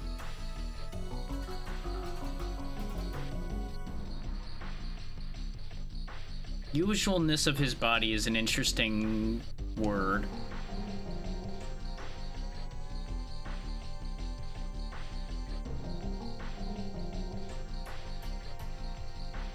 Power that has influence over you.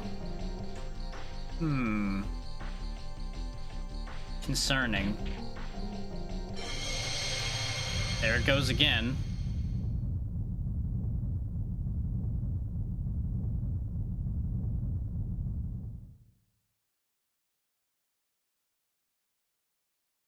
Oh yeah, there's this line again.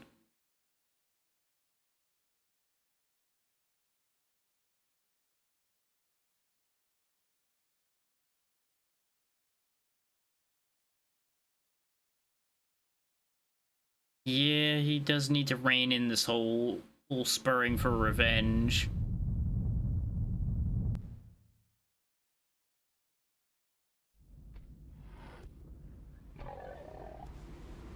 Yeah, get a load of that thing.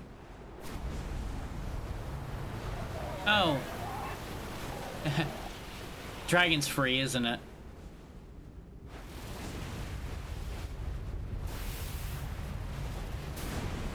Oh, it's also real close. As in, it's here. Huh.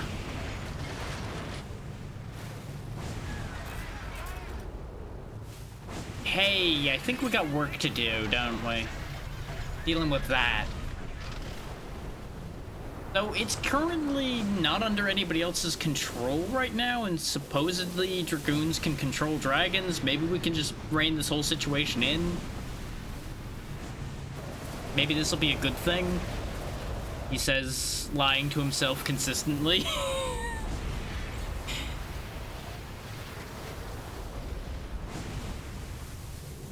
This does tie into something that I know about in the future. So perhaps there is a good thing that will come of this.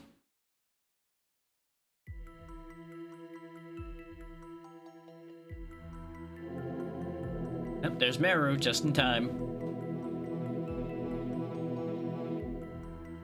One who glares through 7 diabolic eyes. Quite the title.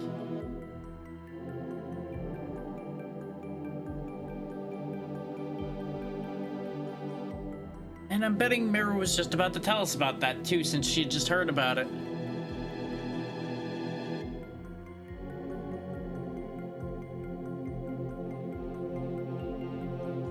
Well, good news, it's up and about, so we're gonna have to deal with that.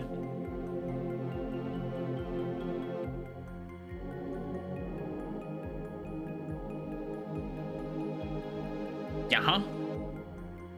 Surprise!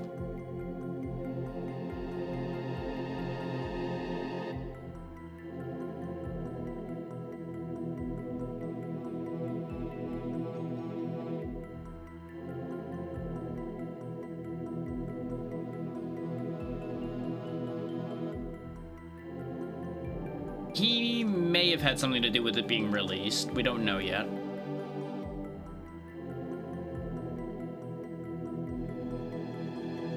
But hey, if we're gonna go see a queen, does that mean we're gonna get paid to fight the dragon?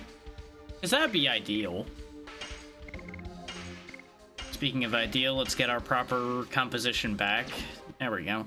I may swap between Meru and Hashel some more still, since Hashel does have more Dragoon levels than Meru does. But I was kind of hoping to get enough Dragoon levels for Meru before we got to our next big fight.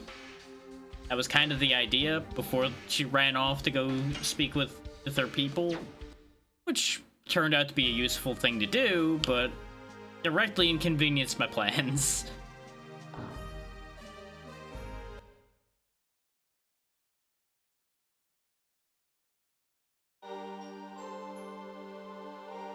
We're just gonna be able to just go right on in, huh? Nobody's gonna try to stop these random adventurers charging in to see the queen. Okay. This is refreshing. Also confusing, but also refreshing.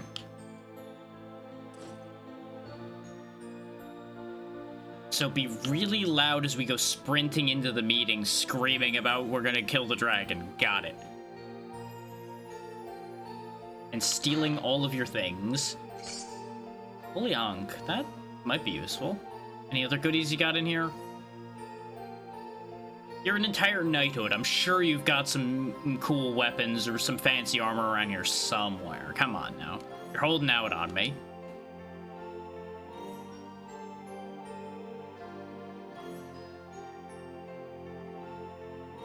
Nope, I'm gonna bug all of you. Yeah, that is a good point. You have no way to know where he's gonna land. Like, obviously, it would have to be somewhere large enough to contain something that size. But it also doesn't necessarily matter, because he may just crush anything in his way. Revive from death with a given chance. Ooh. Ooh, that's tasty. I like that. I like things that bring me back to life. I just don't know who I'm gonna give that to. That's gonna be the issue with that idea. Is figuring out who gets the chance to come back to life. Because I don't really want to take away Hashel's increased speed, but I also don't want to lose Dart's increased damage. But I don't want to lose the mana recharge that Rose has either. I could give it to Shauna, but that would only be relevant if I bring her out. Ah, decisions.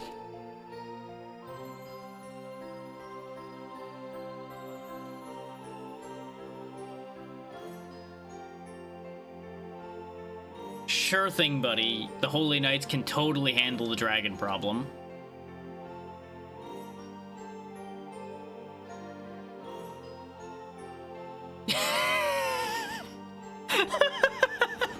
Hang on. Time out. Faster than the horses is understandable. Bigger than a cloud is an incredible description. Why is that the thing they used as a metric for how big this thing is?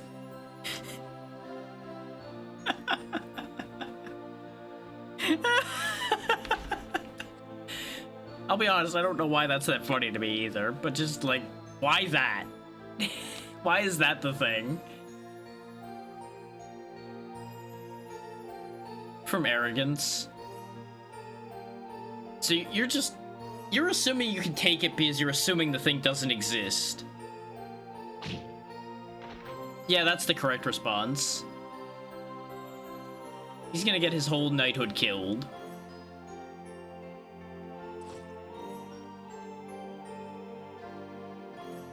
I'm gonna assume he's been in a ceremonial position for too long, rather than in a real position, and where there's actual stakes.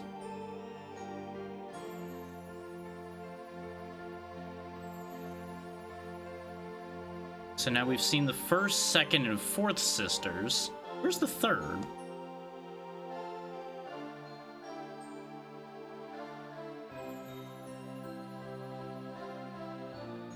Uh-huh. We got this.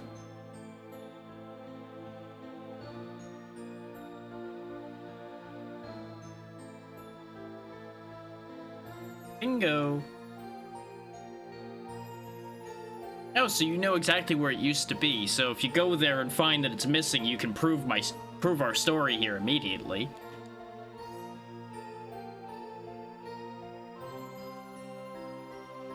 We saw it. We were out in the streets when it went flying by. We've done it before. We've done it twice before, in fact. What's the third time? Sure, this is a special one, but you know, we're stronger now. We totally got this. That's a much more rational answer, Dart. Thank you.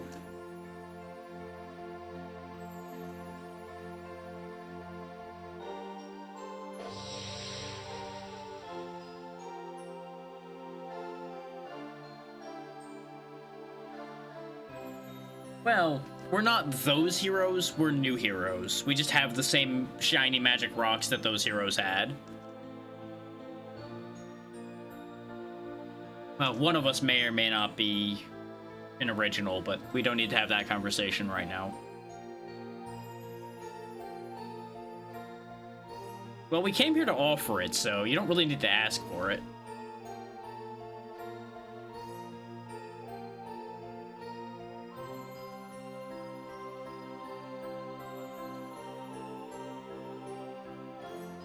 Yeah, we know that we can't get the Dragon Buster. We've seen it. Meru wasn't there when this happened, so it's understandable that she's confused. And Kongol wasn't there either, and yeah, Hashel I don't think was there for when the Dragon Buster was used by Lloyd, but everybody else witnessed it.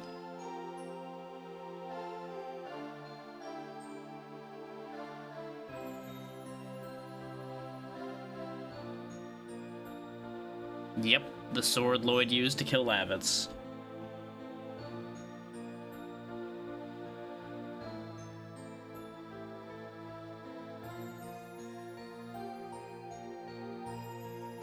And we can surmise that Rose knows about this because of her history as a Dragoon.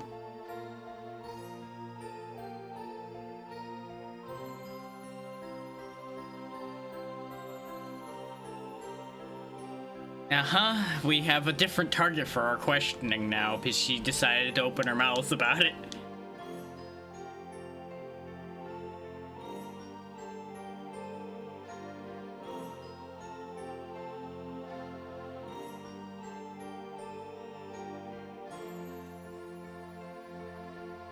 Remember when all the villagers were saying that there were fairies in the Evergreen Forest? And remember how Meru turned into this green orb when she was using that transportation spot? Yeah. Makes a lot of sense suddenly, doesn't it? Makes a lot of sense. Yeah.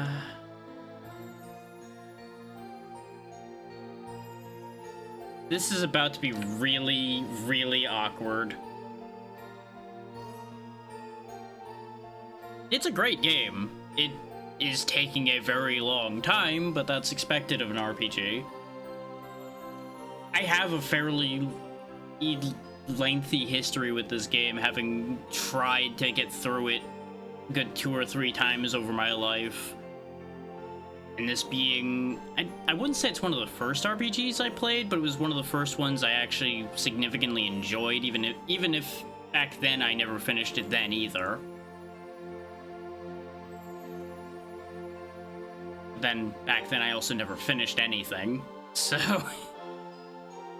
you know, let that stand as it is. But it's definitely worth going back to if people are interested in such things and have the patience to get through a like 50-hour game. Though based on the fact that we're in session 5 and we've been doing like 5 or 6 hour sessions each, and we're on disc 3, we might end up coming in earlier than 50 hours. Depends on how long these last 2 discs are.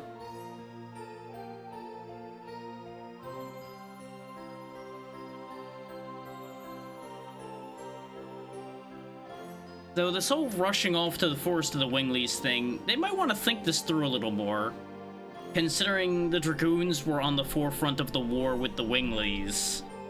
I feel like that's not gonna be your best people to go have a conversation with them.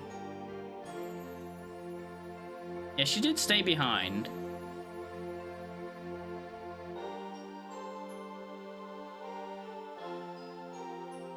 Presumably she wanted to ask a question or such. Also, I noticed this box. Oh, a revive. Right, I didn't buy any more of those. I should probably grab some of those before we leave here. Because having no revival items is going to make things really awkward. I knew I forgot to buy something. Turns out it was that. So is Shauna all the way back in the first room? Or is she just around somewhere? She's not here. We'll check the room with the knights after we go check up here. Because presumably she stayed behind somewhere. No, she's not here. Do you see where she went? She ran off to the Chamber of the Signet. Wait, Chamber of the Signet. Oh no. The Signet was mentioned before as well.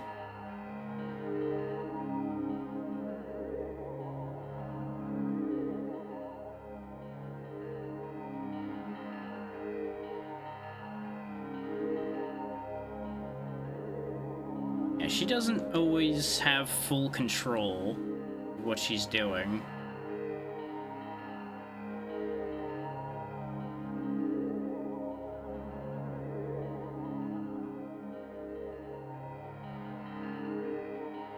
Specifically, didn't they say that the Divine Dragon was sealed with the power of the Signet? So if this is the Chamber of the Signet, then this should be relevant for stopping the Divine Dragon.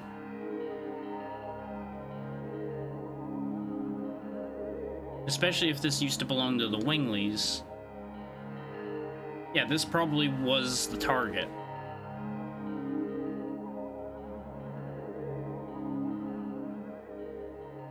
He's attacking the thing that he was sealed away with, so that he can't be sealed away again.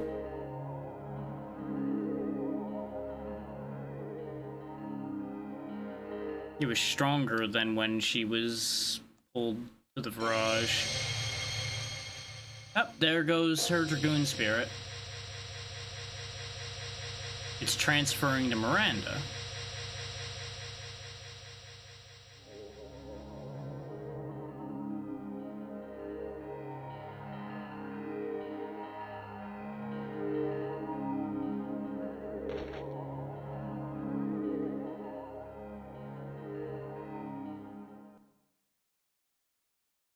Well, that complicates matters, doesn't it?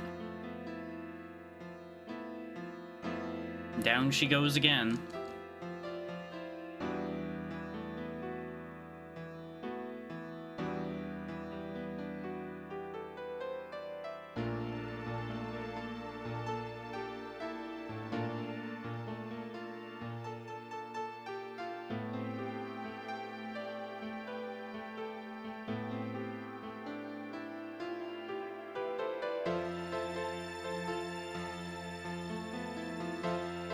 is here's the thing.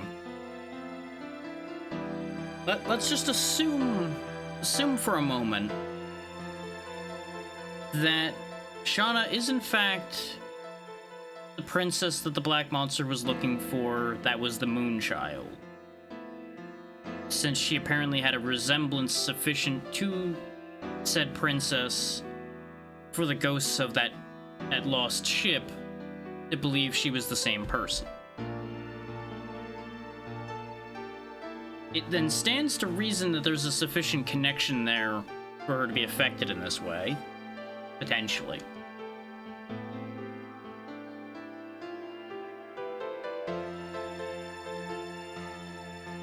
And her getting knocked out of the party again also fits a certain degree into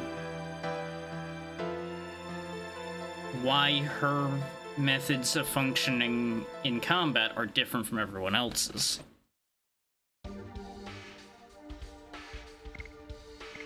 She's also level 18, huh? She does at least have Dragoon level 2, so I guess she just carries over Shauna's level and Dragoon level then. Which the Dragoon level carrying over makes sense because the Dragoon itself would be stored in the gem. Which means she'll have all the same spells, so I'm not sure if I care enough about using her. I need to take a look at what she can do before I make that decision. Is having somebody that's effective that can heal would be nice. But she also doesn't have any addition moves, so I am similarly in the position of I'm not sure I care. Oh wow, she literally is just a Shauna replacement. Straight up. Okay. Well, she can stay in Shauna's position of not in the party then. Carry on.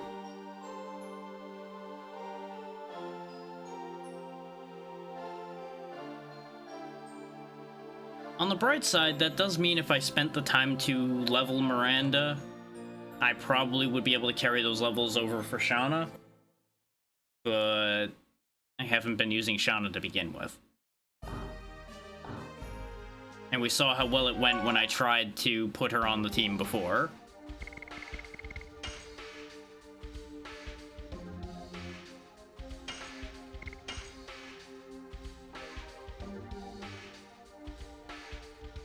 So boy oh boy, we've been in a really plot-heavy segment again, haven't we? We haven't seen combat for the last, like, half an hour, if that. And then they expect us to go fight a dragon. I'm sure we'll have plenty of legwork to do before we get to where the dragon is. Actually, before I go running off, let me not be foolish. Let me do a smart thing right quick first. I mean, we took out the last two first try without much of a sweat, even when one of them was backed by a Dragoon. Actually, no, both of them were backed by Dragoons now that I think about it, and we still took them out, no problem. But what I'm gonna do is buy at least one more revival item, since we only have the one. In fact, let's just quickly make an adjustment to what we're bringing out here. Specifically, I'm just gonna get rid of these ball items and replace them with guaranteed things. 3 revives so that we have at least 1 revive for every member of the party. And I'm actually gonna bother to bring a charm potion out with me so I don't have 1,000 encounters by the time I get there.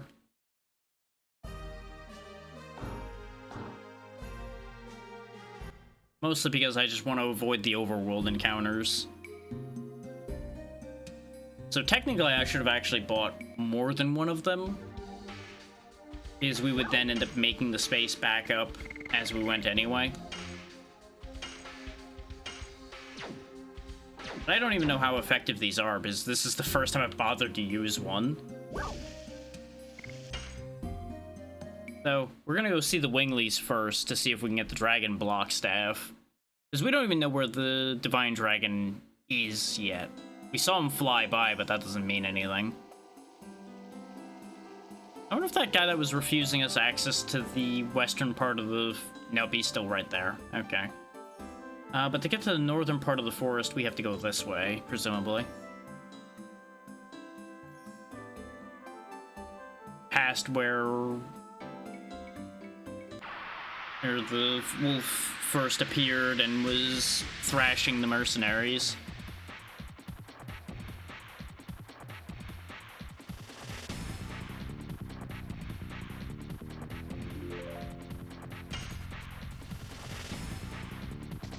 Yes.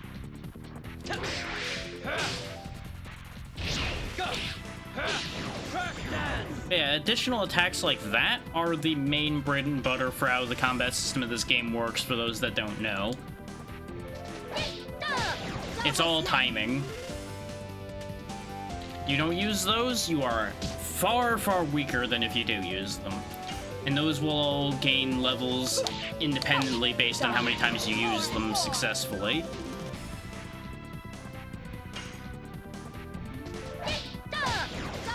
I would have explained that a while ago, but you know, we had like 45 minutes or so of no combat, so I couldn't really explain that with a visual aid. Oh good, I just sold the recovery ball and got another one. That's fine. Yeah, I'm assuming this is gonna lead to said northern part of the forest, but there's a box. Give box. I don't even know what's in it, but give box. Depetrifier. Okay. We didn't even encounter something that petrified us after we got the accessory that avoids petrifying. So I don't know if I care about that. But no sooner am I going to get rid of something like that, is it going to immediately become relevant, I'm sure. Die. More and more. Yeah, as characters level, they will gain a whole slew of new additions, some of which more complicated than others. Like, that Crush Dance move you see there is one of the longer ones that I have, but I can actually land the timings on that.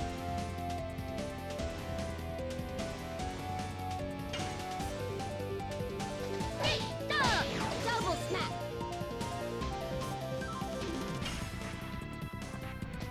Yes. I was way too early on that, because I'm looking at something else at the same time.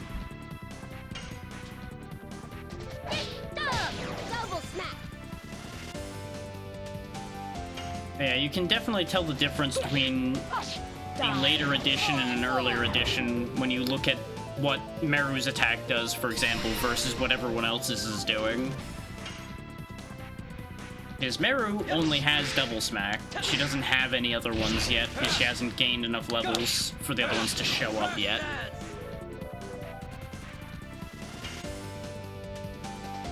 Double smack. Though it should be going and getting at least to level 2 double smack here soon. Die. More and more. Because it's only 20 experience for it to get to the next level of the move. I think it's like 20, 40, and then it just keeps going.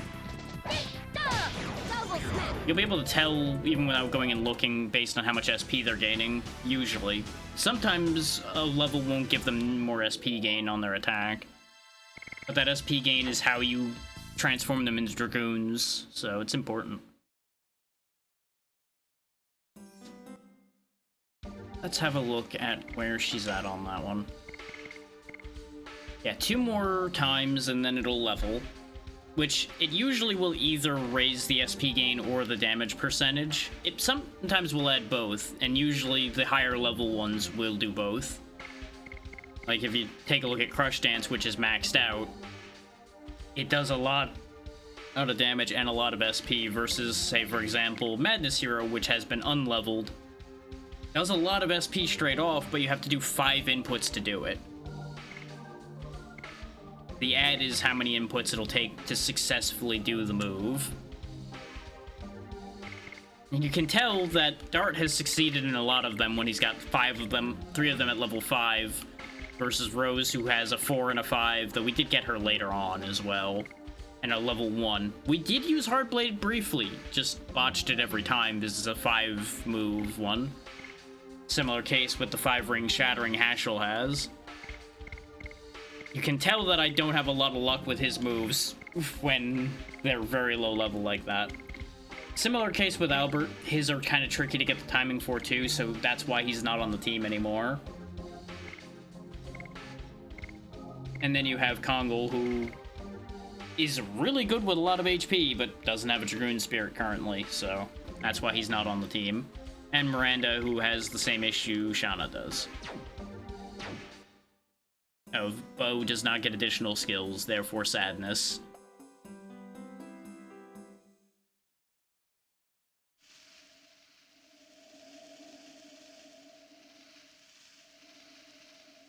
Nope, it's not really a dead end.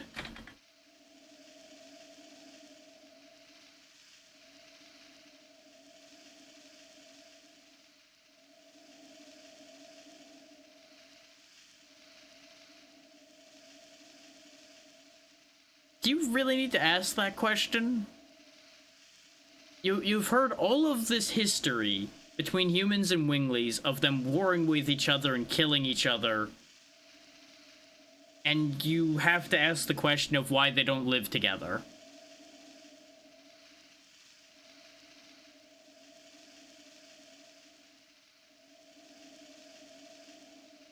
Huh?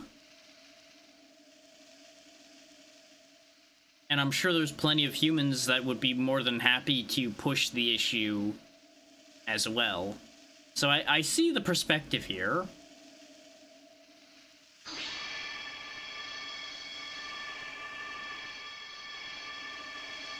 Now she's finally showing her wings.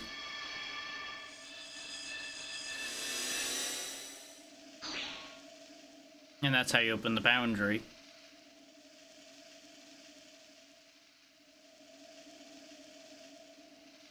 Well, why are you asking that question, Miranda? You've only been in the party for like 5 minutes. Everybody else really should be asking that question, and more than anyone else. That is a good point, though. Short of showing the wings, would anybody have believed her if she said she was a Wingly, especially with all the other flippant things she said? They would have just assumed that she was joking.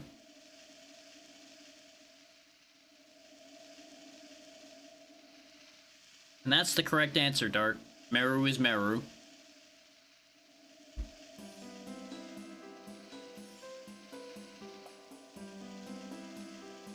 Oh, this is gonna be awkward. No one's gonna be happy. Everyone's gonna be angry. No one's gonna want this meeting. Meru's gonna be in even more trouble for leading us here.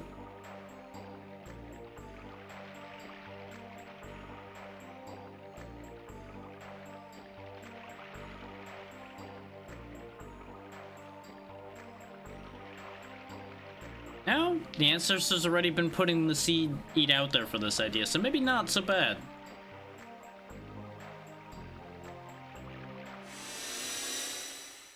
Hi. Convenient timing. Humans are here.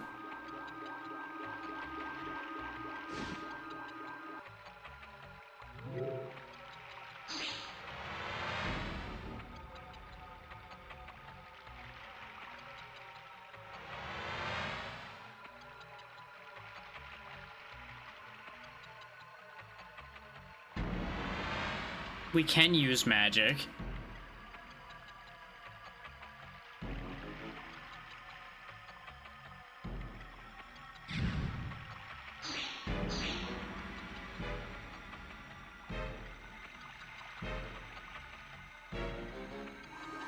I assume the ancestor's going... yeah.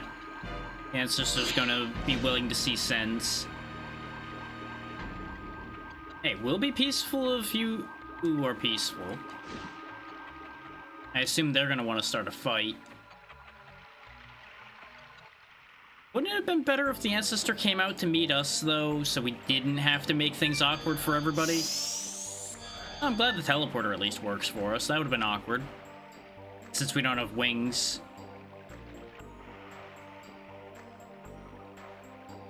Just gonna walk on through. I'm not gonna talk to more people than I have to, because I feel like half of them are gonna be bastards about things, and the rest are gonna be chill.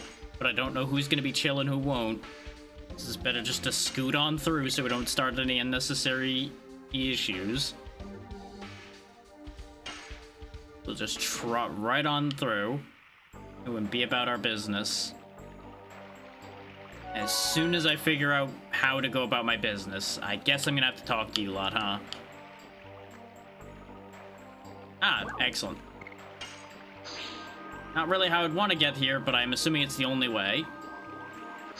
At least he was straightforward about it, just straight up. No dumping me in the water, no nonsense.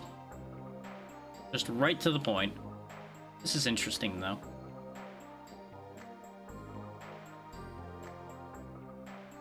My curiosity is overcoming my interest in not causing a scuffle. I kind of figured it was going to mostly be the guards and such that were going to be the ones that are going to be uppity anyway.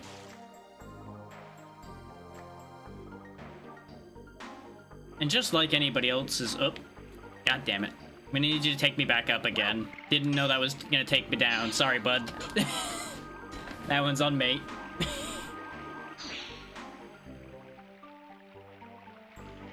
I kind of figured it was going to take me to like a room or something, not just dump me back down below. This look interesting. Looks like this is important as well.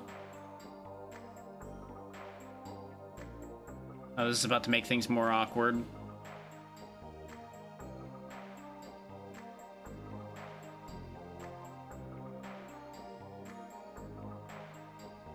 Awkward family drama.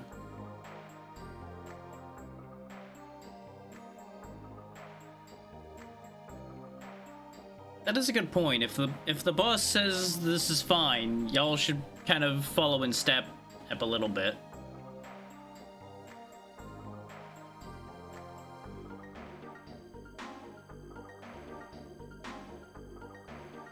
Yeah, we don't really have control over the dragon at all.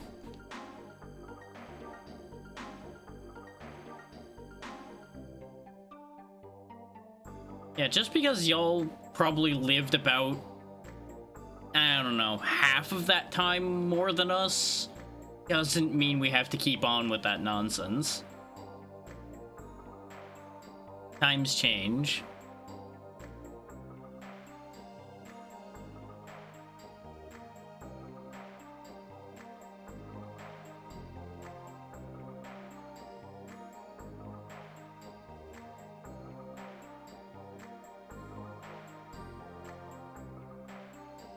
That's business as usual. See, you can tell that she's right about that with him getting defensive.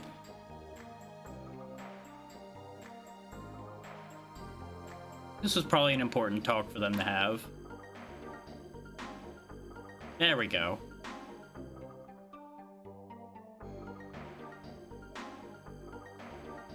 Even though you don't always act like you think a lot, I'm sure you do. Hi, old man. Rude. You're not wrong, but rude.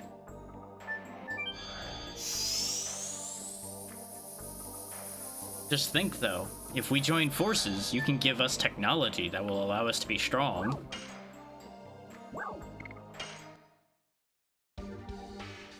And of course, the spirit of mercantilism passes all racial barriers. I don't know if I'll buy the other things, but I do want this Warhammer.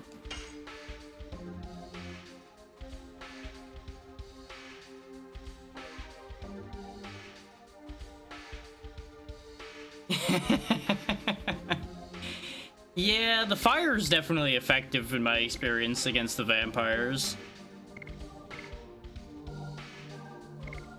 I wouldn't be surprised if all the dots are effective in general, honestly.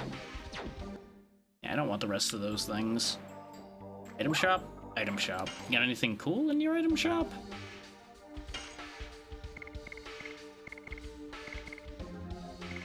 Interesting that they've got darkness-based stuff here. I do probably want to cycle my attack items out for those, actually.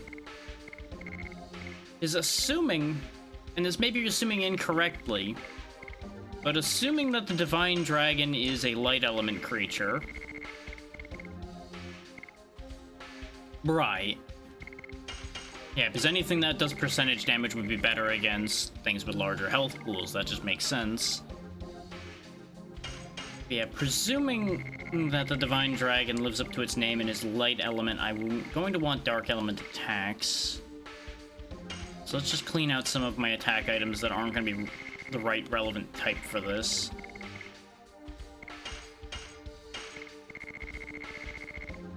Since light and dark will do double damage to each other.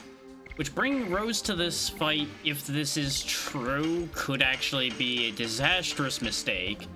She will also be taking double damage from the Divine Dragon, since she is dark element, but it'll probably be fine. I've already had plenty of fights where I brought the wrong element to the fight and been fine.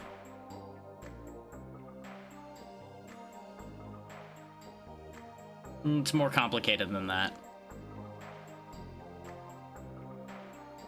Correct.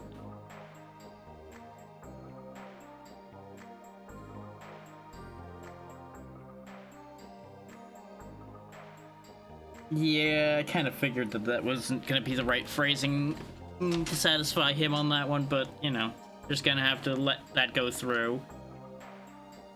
What? Where did that idea come from?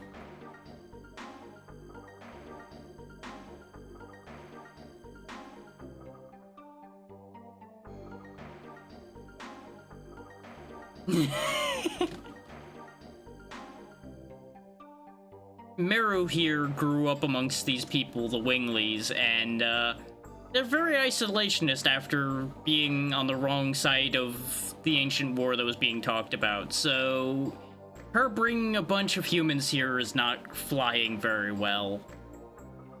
That's the short version of the entire situation that's happening here, but we have to be here because they have a magic artifact that we're gonna need. And, you know, kind of bringing the species together is probably a good idea anyway.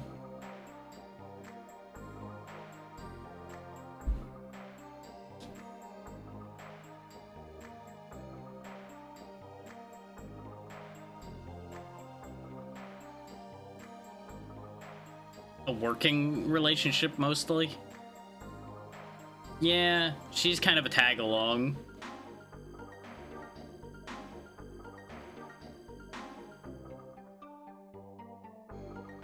Uh-huh, Divine Dragon's back, and it's kind of a problem. Yeah, I kind of figured he got in trouble for letting her in earlier. Though, you would think a crisis like this would trump the idea of probation.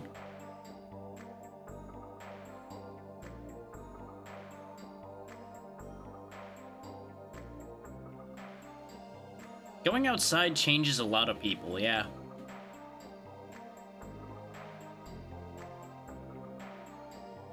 It's usually a good idea to do now and then. No matter how scary the outside may be.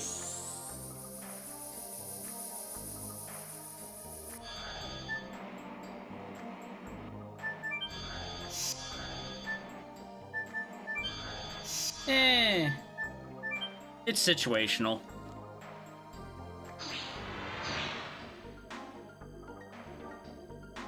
Neat. What is it? Okay, that doesn't tell me anything. Ah, okay. Yeah, I would figure Meru doesn't worship much of anything.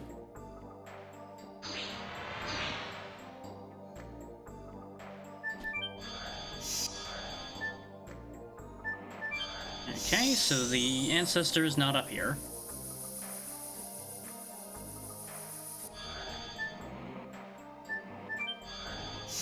Yeah, even excluding just thinking in potentials here, we kind of need the Winglies on side right now because we are not strong enough to handle everything we're dealing with here. So every bit of help we can get is kind of gonna be a big deal. The classic using any edge we can get deal. Though it's interesting that the Wingly we fought isn't from here, which means they're not the only Winglies in this world. Hey, I found another Stardust.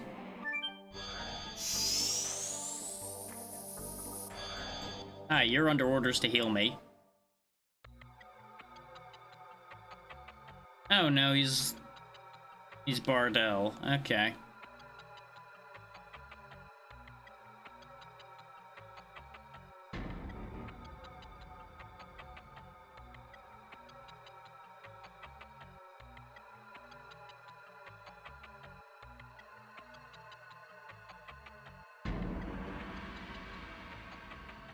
You know, that's an understandable thing to hold a grudge about.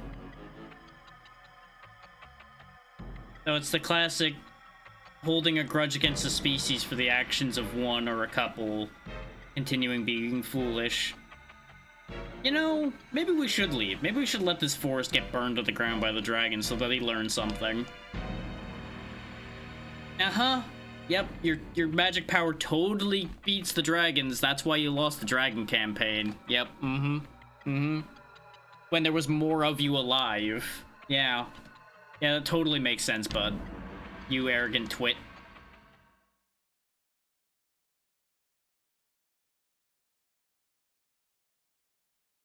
Yeah, isolating yourselves has totally done great things for your species, too, I'm sure.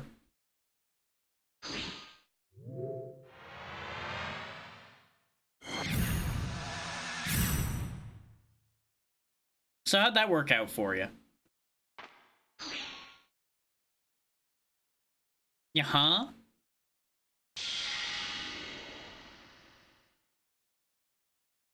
Idiot.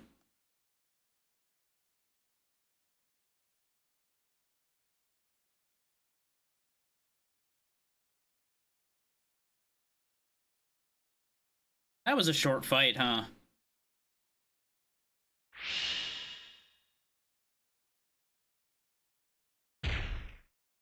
Rude. So, you know, if you were just hanging out there the whole time, why didn't you get involved so your elder brother wasn't just gonna get neutered live on screen?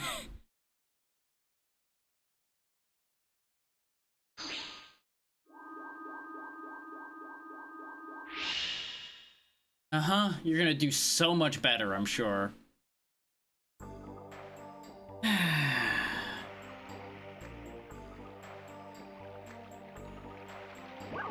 Yep, up please.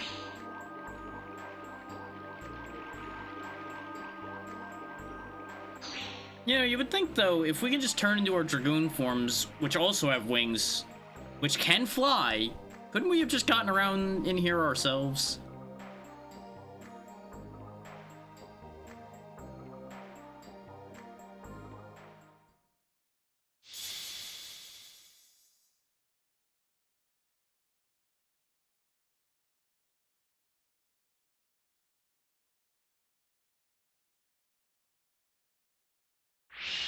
There he is. They like to make an entrance, I guess. Yeah, that is true. Kongol is a Giganto, not a human, so I wonder why they have such a thing. I guess it's because he's consorting with humans that they have such a thing against him, too.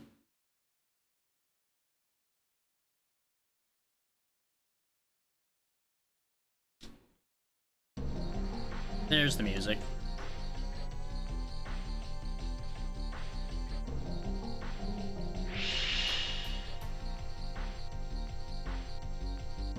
Yep, he already knows the size of the situation.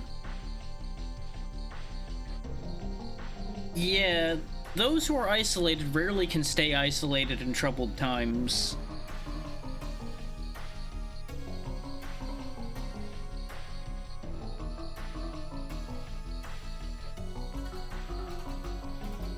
Correct. We need to come together or everybody's gonna die. You can go back to hiding in your forest after we're done with the crisis.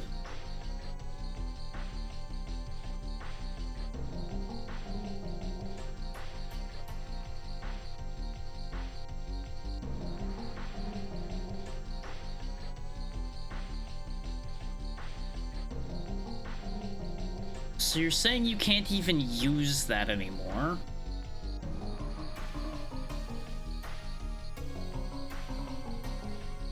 Yeah, it's assumed that as a Dragoon you would come in there.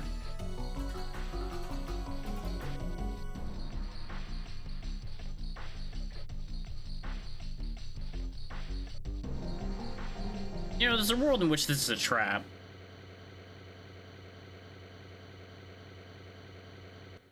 Yeah, the classic, the younger ones of a species are like, ooh, look, neat new thing.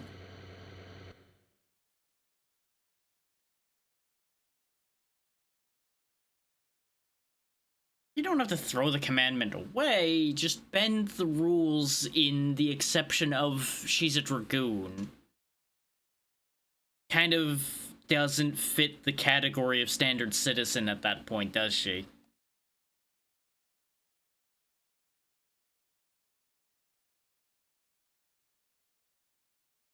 I was gonna say, if now is not the right time when y'all are gonna have to work together with us to begin with for the species to start to commingle again, when is the right time?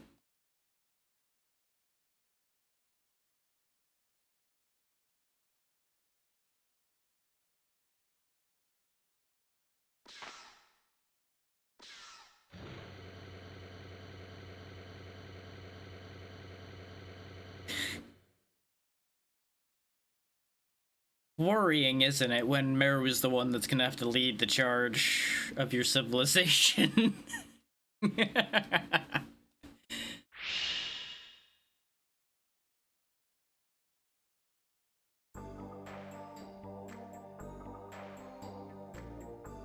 It's time for us to learn how to deal with the dragon problem.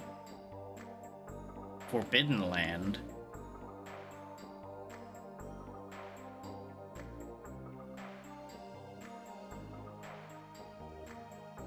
Huh. So you left the bad side of your history behind there, basically.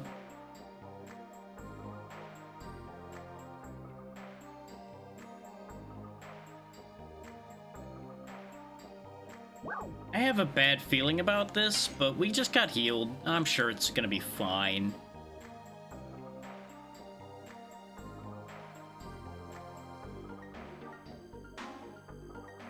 What is this, like some kind of magic slingshot?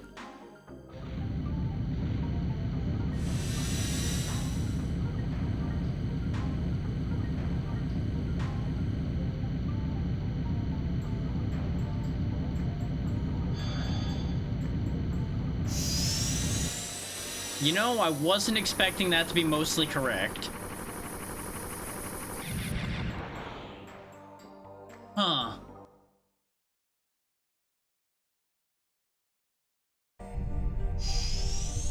Oh wow. They weren't kidding when they said this place was a ruin. Really doesn't look so good. Looks really interesting though.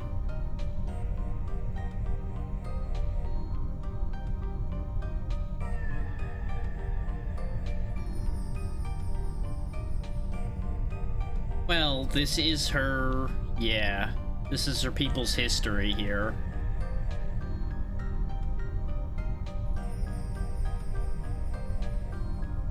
Yeah, she's got a point there.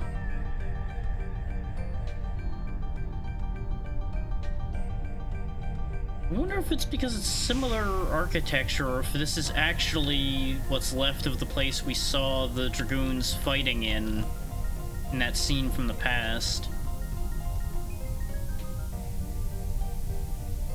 Is that we were shown the formerly flying fortress. Because I would almost believe that this place could have crashed to land here. And striking out at their capital would make sense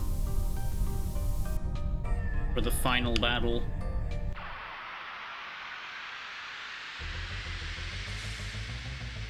New music. Okay. What? Why is he brandishing just a chunk of wheat at me?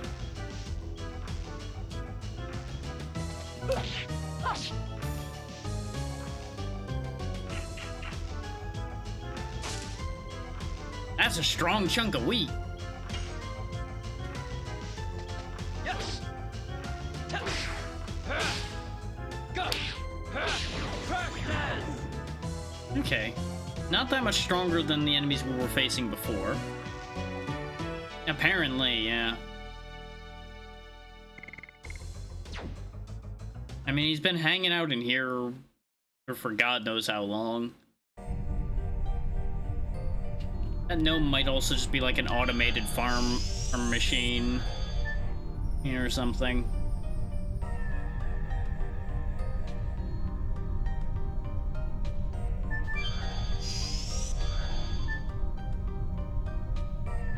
This is going to be annoying to navigate, isn't it? Just teleporting around everywhere. Yeah, because that's not a path I can take, but I presume that this is going to take me to that. Nope, not going to take me there at all. Going to take me through this whole nightmare down here instead. Well, it led me to a chest, so you know what? I'll take it. Dancer shoes. That's probably for Meru, then.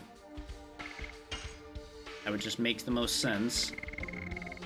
No, it looks like anybody can use them? No. It is a shoe strictly for the ladies. But it gives 20 more agility. Meru's agility is already the highest of the lineup I have out right now. And Rose is the one I have doing life stealing to heal. So let's go ahead and give her the dancer shoes so that she goes a little faster. Is having our healing coming out faster makes the most sense. I could also... Actually, no, because none of them could wear the bandit ring. That's why Hashel has it.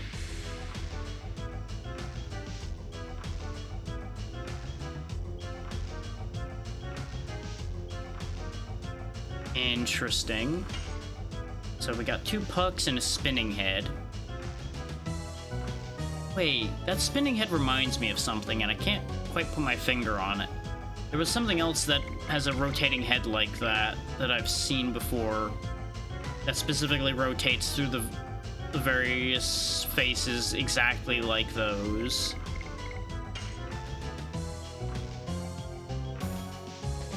Yes.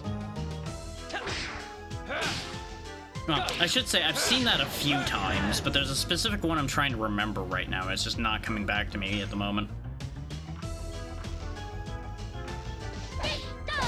Double smack.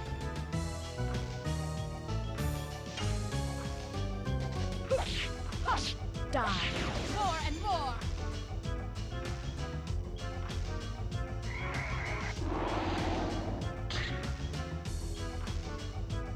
Interesting that it said anger and then didn't show the angry face.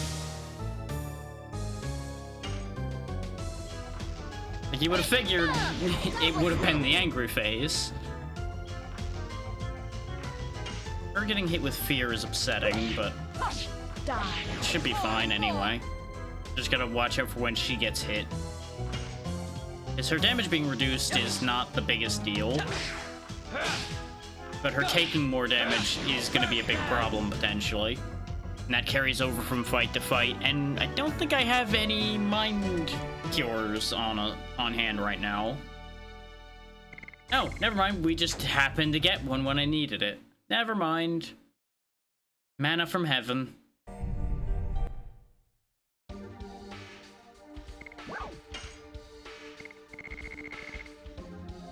Oh no, I did have a mind purifier. Never mind, the entire point is moot there.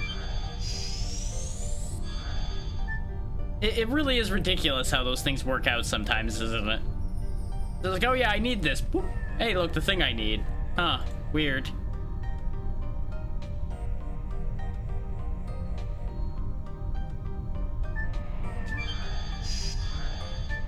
It's a balance for all the times where I need something and the game just goes out of its way to go, nah, you don't need that. You ain't getting that. No, no, no, no. None of that for you.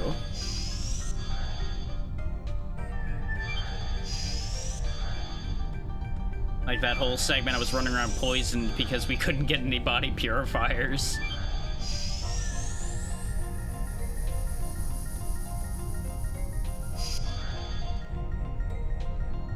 Aha, I got to the cutscene before the fight.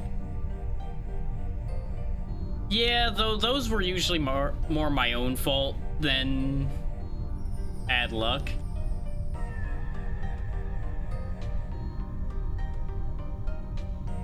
This could have been a meeting area, but I don't think so based on the way it's laid out. Then again, it's hard to tell what its original purpose was with the giant chunk missing out of it.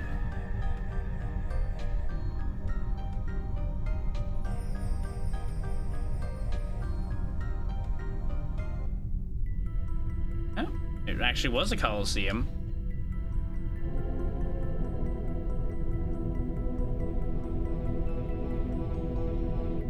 Yeah, I mean, that's a much more typical Colosseum, fighting to the death.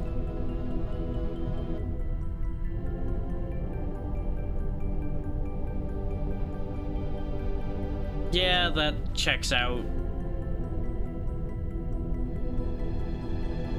Yeah, but you're doing better so far.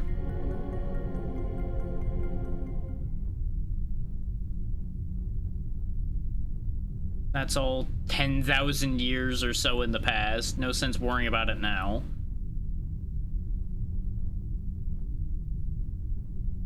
Exactly. Your species fucked up in the past. Just don't do it. Just don't do it again. That easy. Be better.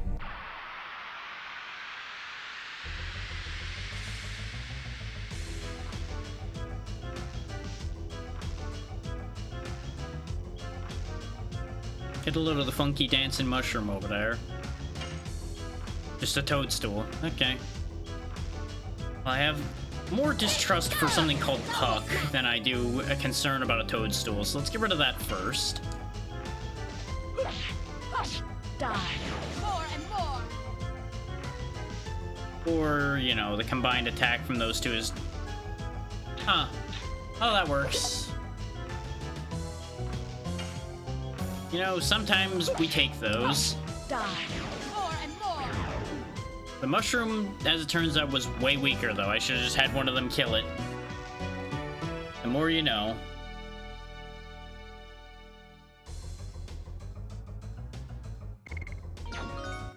Hey, Rose gained a level. Didn't learn anything, but at least she gained a level. Let me take care of this before I forget about it. Because I received a message that I probably should answer.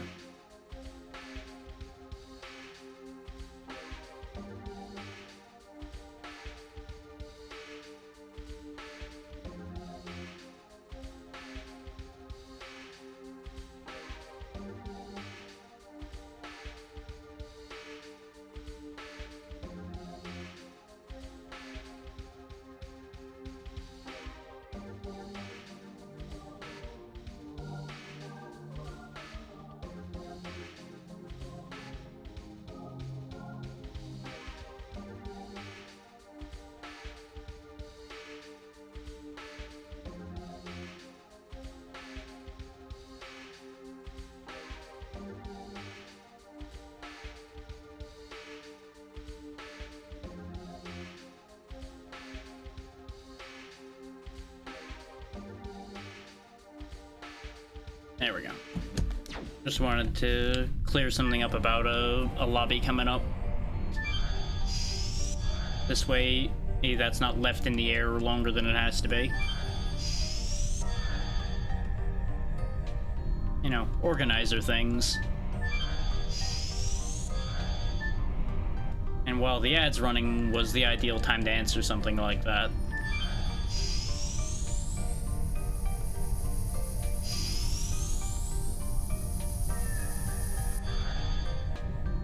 Why is this one different?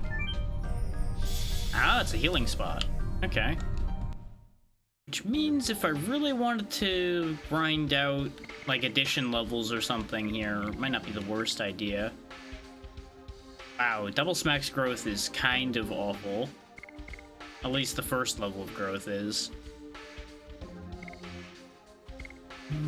These both are maxed out. Maybe I should work on a different move for a bit.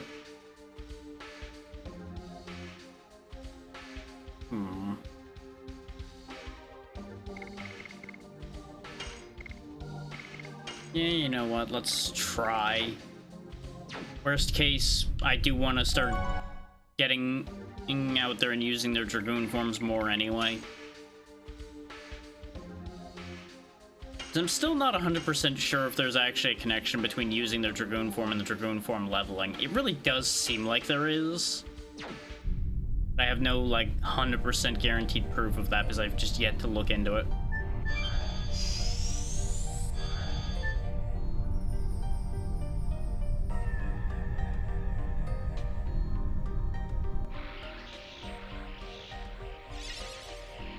Interesting.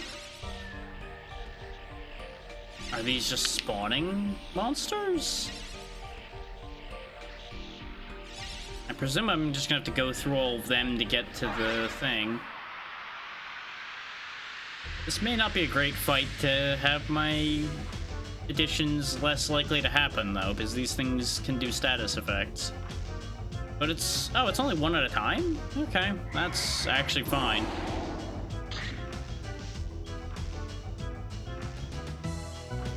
That doesn't seem to have done anything. Double smack.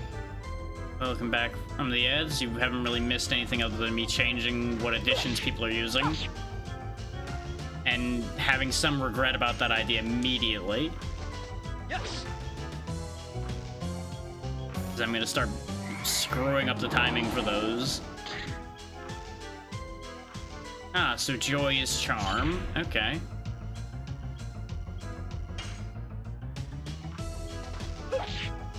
I definitely pressed the button there, game, but okay.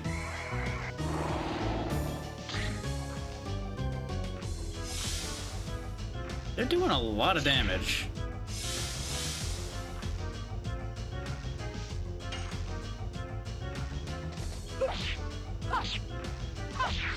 Too early.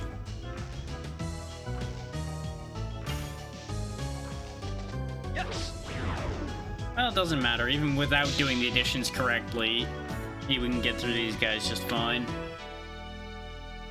And like I said, if we start getting in trouble, I can just break out the Dragoon form.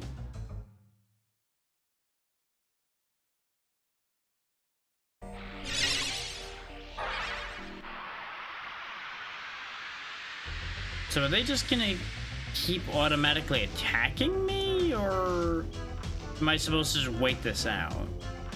Can't actually tell, because I saw one floating towards me from the left as well.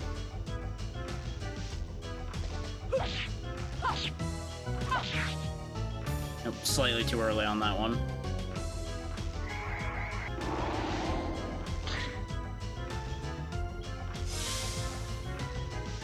Whatever status effect that is, it still hasn't worked, and I'm kind of glad it hasn't. Double This smack. is probably nothing good. Yes. Go.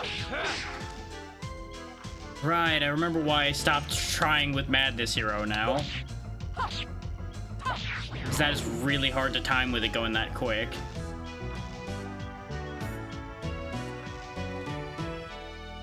So I may just, like, go back to trying to do Hardblade and just remind myself of why I don't use Madness Hero and go away from that again, just for safety.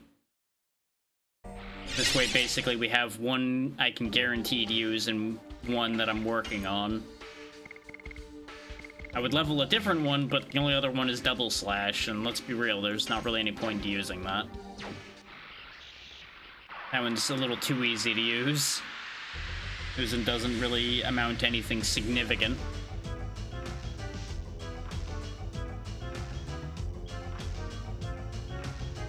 It does seem like we have some freedom to move around in here.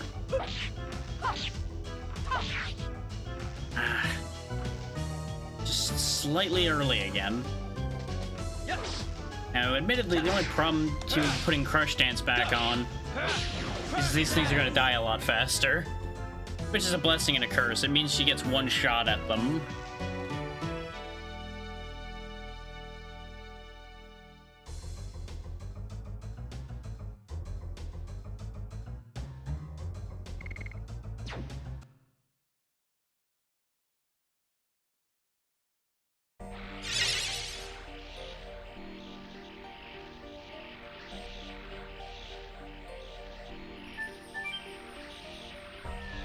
Oh, we gotta hit each of the buttons. Okay, so that's the point of this room. I had a feeling, but since they were spawning from the buttons, I wasn't sure if I actually wanted to go to the buttons or not.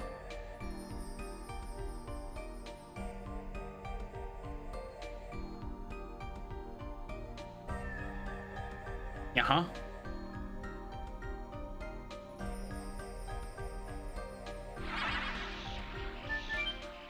Now the question is, do they keep spawning from the seals that have been activated, or do they stop spawning from these as well when I activate them?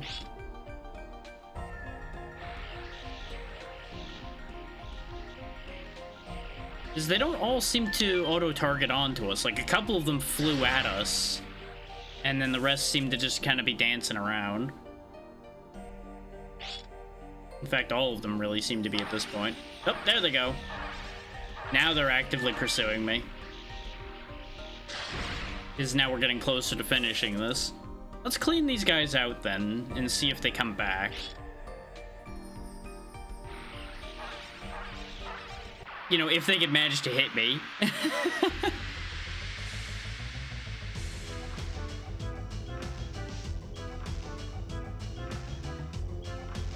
Two of them jumped at us and we still only are fighting one. I wonder if we'll just immediately fight the next one. Double smack.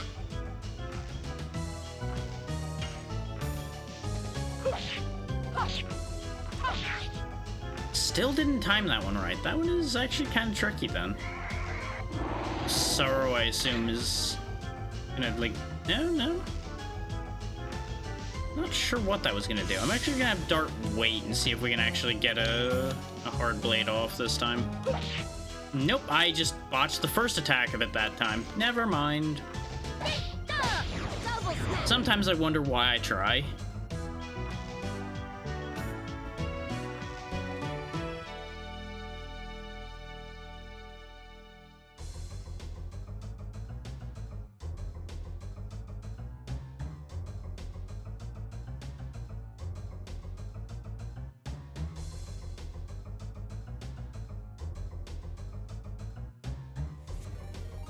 Well, thank you for the raid, Saber. What were you up to today?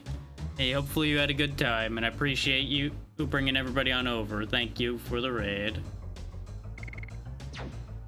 Ooh. Always good to hear. And I know, you're doing good work with that. Don't mind me being chased by these spinning heads. Everything's fine. Get back here. I was chasing it while it was chasing me, but since it jumps, I can't actually run into it.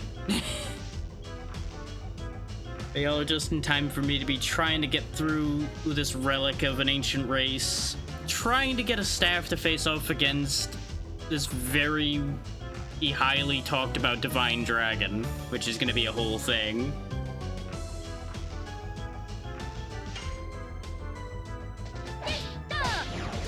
And of course, if you need to run off and do anything, Saber, please do so. Make sure to take care of yourself.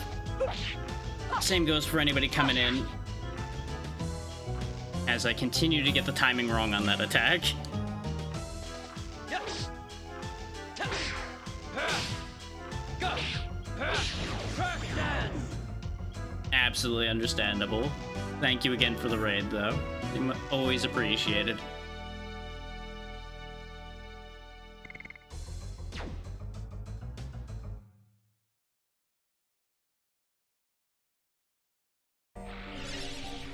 Okay, so only the untouched seals are still active and summoning more monsters. I'm gonna fight them a couple more times to try to get the addition experience I need up. Because for all those that came in, basically how one of the main mechanics of this game works is you select additional skills for each of the characters you're using, and that's where those timed attacks are coming from. The more you succeed with them, the stronger those additional attacks are gonna become. And that's what I'm trying to work on right now, because I'm using a relatively new one with Rose here, and I keep getting the timing on the second to last hit wrong, so it's not getting any credit. It still does partial damage, but it's not actually giving her credit towards experience for it. And enemies will stay alive even if their health is run out, as long as the addition is still active. So I don't have to worry about them dying before the attack finishes.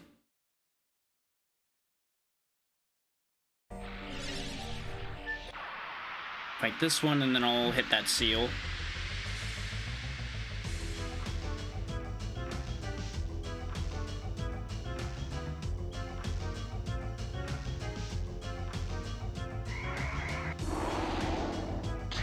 Unlike in other timed games, though, you have no timed defense, only timed offense.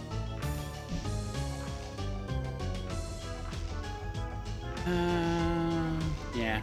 Or you just kind of hang out. Oh yeah, that's another neat thing about this game in particular, is guarding heals you, which is an uncommon thing in RPGs. Go ahead and try for another hard blade. Still just a hair early. I'm gonna go ahead and show off how the Dragoon transformations work, because basically every main character gets a Dragoon form at some point, and that's what the additions are for, is generating SP so you can transform. Each form will have a set of spells that they gain as they level up, specifically through Dragoon levels, and they can just do an upgraded attack as well, which is another timing minigame. The better you do with that, the more attacks they'll do.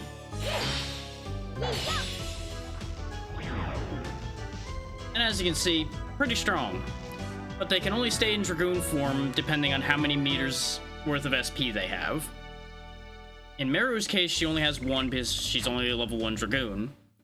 I'm still not 100% sure how leveling that works. As far as I can tell, it is based on usage. And since I don't use it very often, her level's falling behind as far as that goes a little bit. The other two have 4 turns worth of Dragoon form available to them. You cannot, as far as I've ever been able to tell, willingly exit Dragoon form. So it can be a gamble at times because you can't use items either while you're in Dragoon form. So you kind of have to rely on magic if you end up needing to heal while in Dragoon form. But Dart's Crush Dance is maxed out, so that's why I'm not having him attack right now. And you've been feared. Great. Fear makes people take double damage and deal less damage. Oh, I was so close that time. That was the last move. If I'd gotten that last input, the move would have finished working, and she would have gotten her first point towards Hard Blade. Nah, just hold off still, it's fine.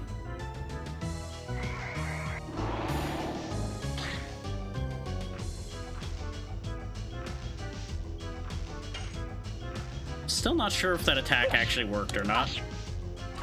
Nope, too early again. I explain this like every session, but I'll explain it again since a lot of new people are here. I keep mixing up my read for those timings because I do the incorrect thing. I watch the movement of the character to try to time it, rather than just looking at the square. Because my eyes just don't... They're not convinced to pay attention to the square. They just don't lock onto it.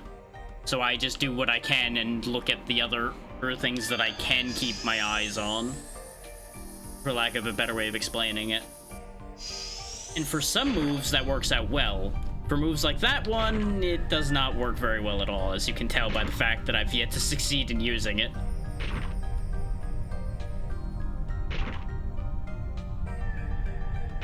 Now, I will say, I have not been to this part of the game before, so I have no idea where I'm going.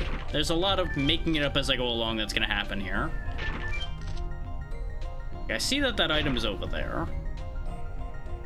And this is a standard random encounter RPG, so the more I run around, the more I'm going to get into more fights. That room was a unique instance of it not all being random encounters.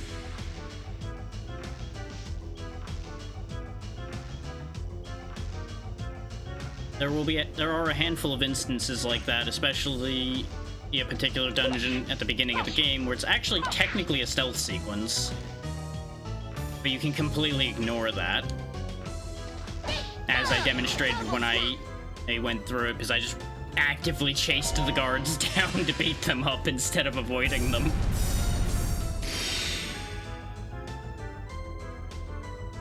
Well, okay then, 704 damage, huh?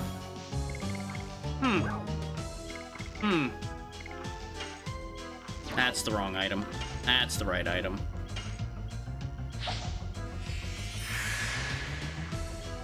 so these fairies are kind of scary, as it turns out.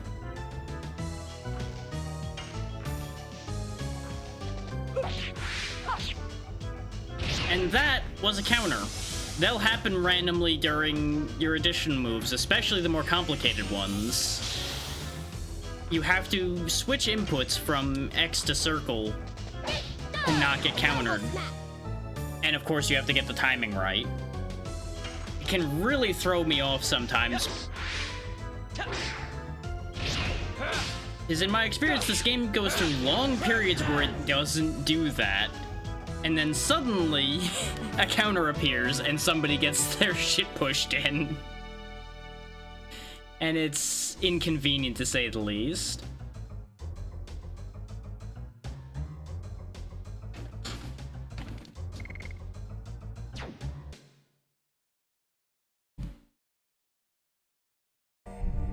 Just taking care of one quick thing while we were getting loaded out of there, so just 1 second, y'all. I thought I was gonna be fast enough to respond to something before that load finished happening, but unfortunately, phone not fast enough. Okay, yeah, these seem to be locked in position right now, so we'll probably come back to that later. And if I miss items, that's a shame.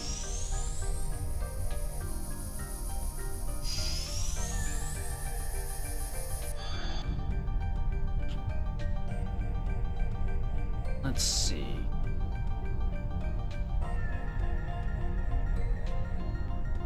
Okay, that gate is closed, so presumably I need to do something in this room here to open that gate up there.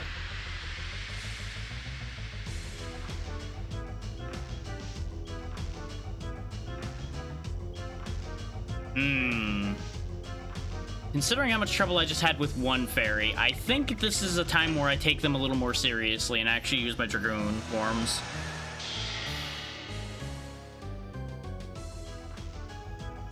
In fact, you know what? Let's see if this works.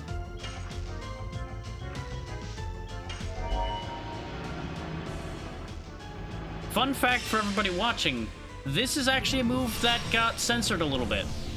Is that bit of dripping you saw there? That was originally blood. Demon's Gate. It got turned to goo for obvious reasons. But the fun thing about Demon's Gate is, yeah, those enemies are gone now. They're dead. Just pulls them right on through the gate and deletes them. You know, fun party trick for the whole family, really. Hey, Meru finally has a new move.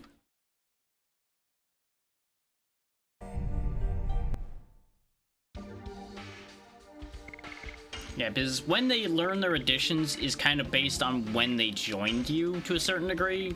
I think it's like what level they joined you at might affect it.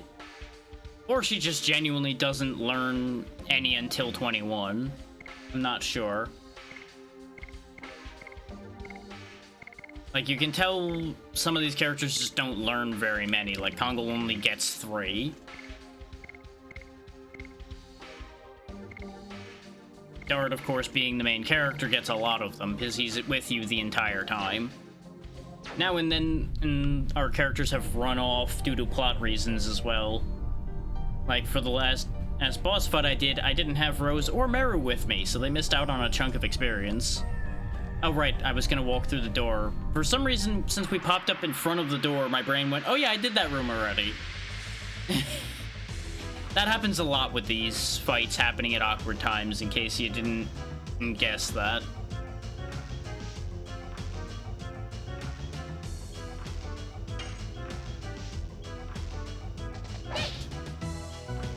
The start of her attacks are just so damn quick. I just never time those right. It took me a while before I started getting double smack right.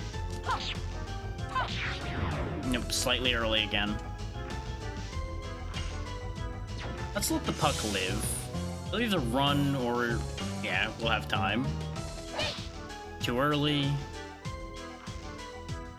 That's just a chunk of how this game is getting these timings down.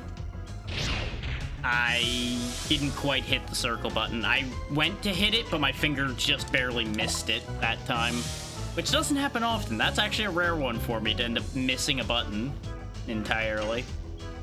Let's just kill him.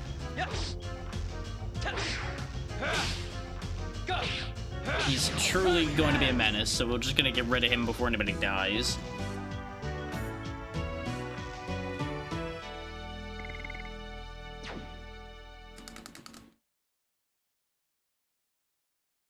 And yeah, that is a thing to note, is I never claimed to be good at this. I will never lie to y'all and tell you that I'm any good at this. I'm just doing what I do. There's a little bit of context. I played this game when I was very young first, and then I picked it up again years afterwards. Never finished it either time. This is actually going to be the first time I'm finishing this game at all.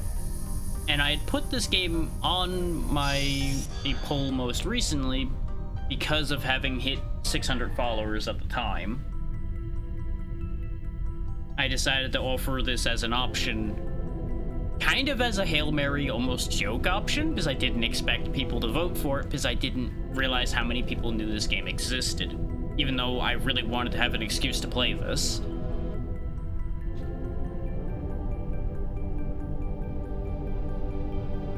So this thing can stop a dragon.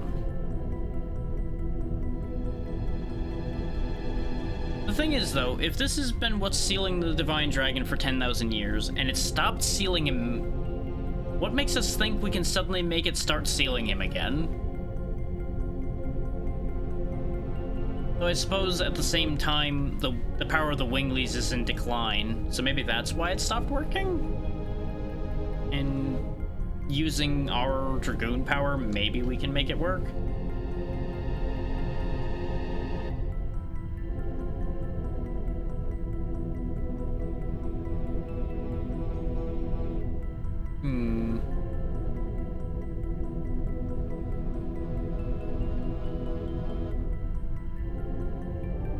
Well, it may just mean that Lloyd let it loose, or it naturally came loose. Is this would be certainly quite the distraction tactic to just let that monstrosity loose.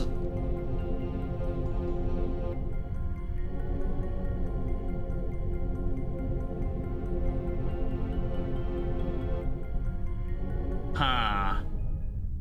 Sounds like they might already have lost it.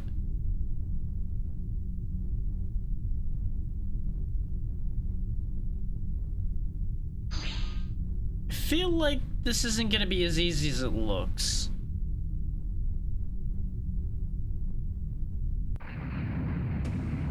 Yeah. It's like most of these things, it's attached to a monster.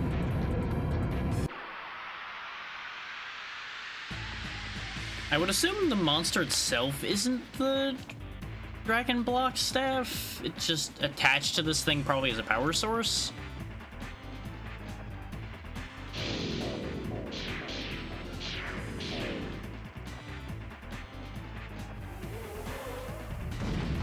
Oh, earth magic. I was expecting lightning with how that started. Ow, pain. Ow, rocks. Well, that's a big rock. Thanks for the SP, I guess? Actually, let's hold off on that idea for a second. Is there something clever I can do? Okay, the last one is real slow. Because if I attack with Rose successfully here, on her next turn I can show off something cool.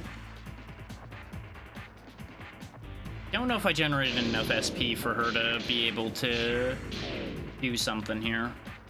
And this thing's not going to physically attack, so that's inconvenient. Right, little rock blasters. I forgot about these. Ooh, that hurts. Not quite enough. How committed am I to showing that off?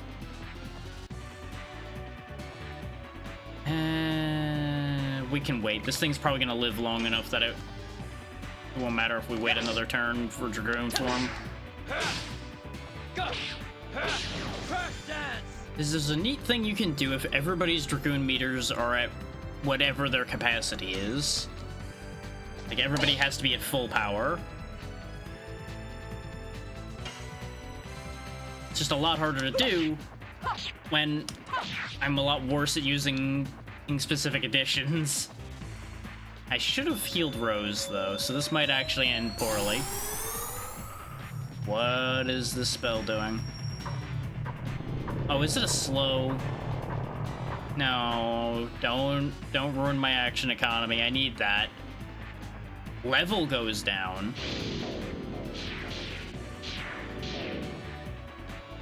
I don't like the sound of that. I don't like the look of this either, though. Oh, this is gonna be bad. This is actually gonna be very bad. Based on the way this looks, this is a light spell, and if this is a light spell, Rose is dying. Rose is dark. Or it just missed her completely. You know what? We take those. See this yin-yang symbol here that says special? That will turn everyone into their Dragoon forms at the same time and do a bit extra. But first and foremost, let's make everybody not dying anymore. And then we'll use that.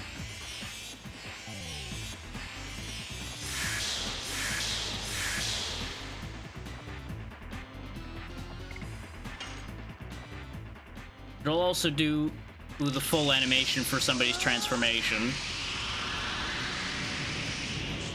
Because ordinarily, since I have morph set to quick, it'll actually skip this whole animation. Ta-da! Everybody's in Dragoon form now. And it also will make the one who enters the form, who initiates the special, a little bit stronger. Specifically, in this case, by making their attack a guaranteed perfect. Die.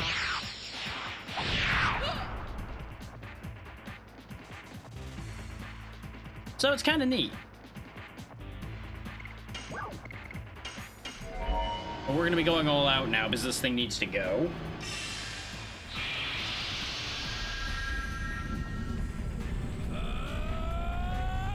There is unfortunately no way to speed up these animations. Like, the spell animations don't have a quick version. There's only a quick morph. So once you've seen these animations a couple times, there is a downside there. They're neat animations, at least, though.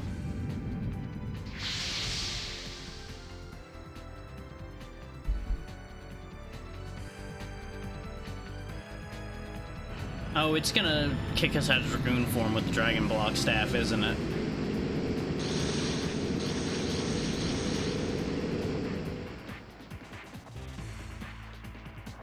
Dragoon attack and defense power significantly reduced. Oh, so I don't even get kicked out of the form, you just make it suck. Great. Well, it said attack and defense, it didn't say magic attack, so hopefully we can still use our magic.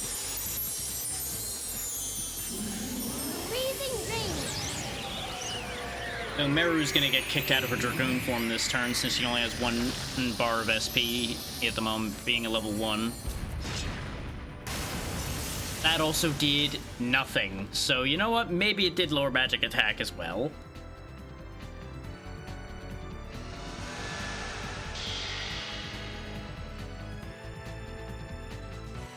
But remember what I said about not being able to willingly exit Dragoon form? Yeah.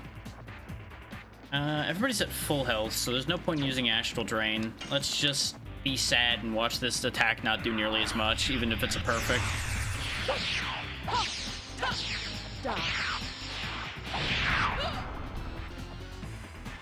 Yeah, that did nothing. My entire attack here got destroyed by the Dragon Block Staff, and I kind of was worried about that. But I was hoping for the best. This is going to hurt. With our Dragoon bonus removed, this is a problem. Because ordinarily you gain significantly higher defenses as well while in Dragoon form. Yeah. Yeah. Well, good news. Rose isn't in Dragoon form anymore. Because she's dead. Which also kicks us out of the special dimension. Dart managed to tank that because his health is way higher than most. But we are in trouble right now a little bit. It's a good thing we still have more revive items, or we would have a very serious problem on our hands right now. As it stands, I'm gonna have to choose between reviving Rose and healing Dart. Since, you know, only Meru can use items right now.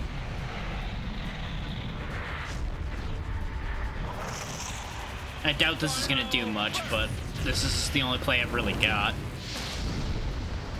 Yeah. You know. I gotta look on the bright side. She's not in Dragoon form where she's weakened anymore. She's just weakened more because corpses are pretty weak usually.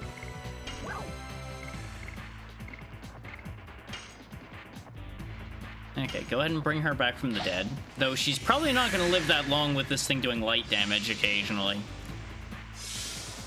Like, if it casts that light spell again, she's probably just hitting the deck all over again. But we need the turn economy here.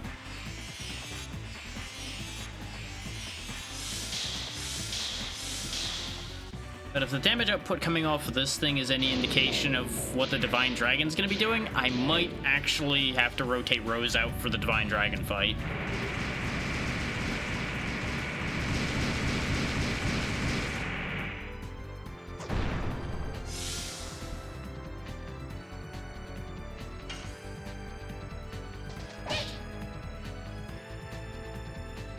This is also a really bad time to be toying with new additions.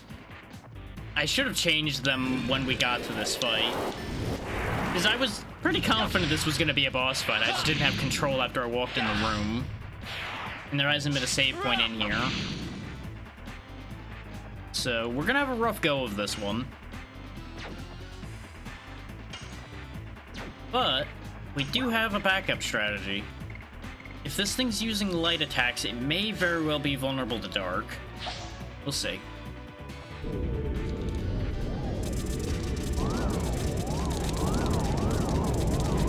Yep, because our stats got destroyed by the item on top of that thing. Our Dragoon stats got cut massively. There we go, the dragon blocking effect runs out. I don't know how much it dropped our stats, but as far as I can tell, it was down to like 1/10 of their stats, so it's bad.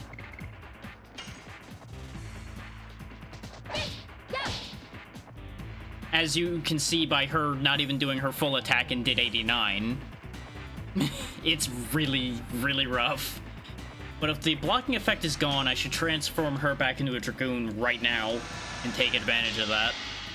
And just hope we have a few turns where he's not doing that. Because we can steal back some health.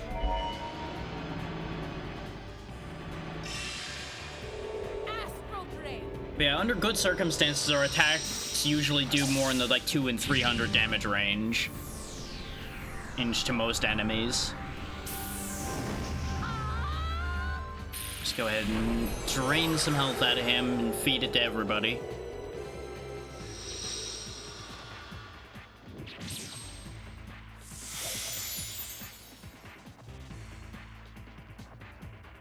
Not a lot of healing, but that's fine. It seems like he's not actually going to be weak to dark here, which makes that a lot less helpful. We do have enough for a flame shot, but I think he'll be better off just attacking.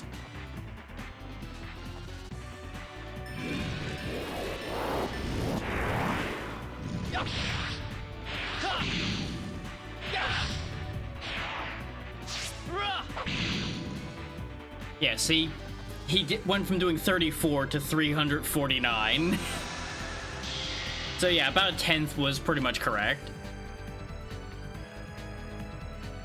Yeah, exactly. And now he's using the Dragon Block Staff again, so... Unfortunately, that second turn of Dragoon form for Rose is going to be wasted, basically. But I expected that.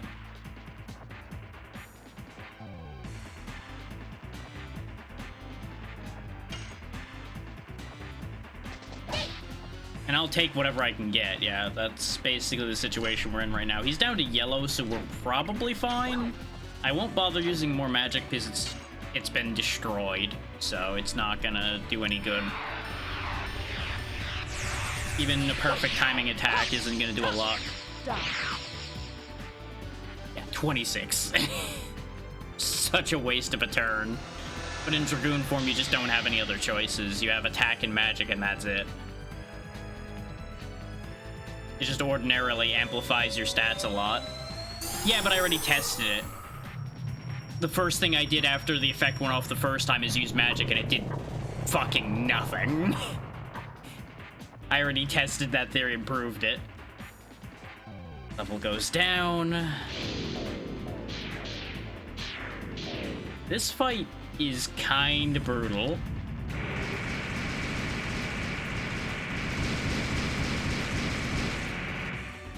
Is ordinarily Dragoon form amplifies your stats by about 150 to 200%.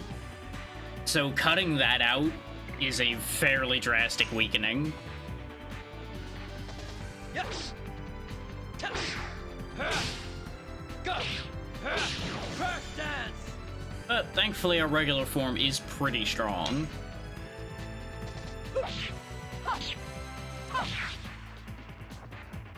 When I can actually do the moves correctly. You can see the massive difference there. See, there's a fatal problem with the whole using one character for healing. I only have so many healing items, because you can only carry 32 items in the game at all. You are usually expected to use Dragoon form for healing, but since my main method of healing has been cut out, more or less, it's a problem. Like, I'm actually gonna be relying almost on guarding to heal in some cases here. But he's already half dead, so we'll be fine. It's just unfortunate. Because it's an unfortunate combination of I chose to change something just in time for the thing that would usually let me get around making that change being massively debuffed in this fight. So part of it's my fault, but part of it is also just ouch.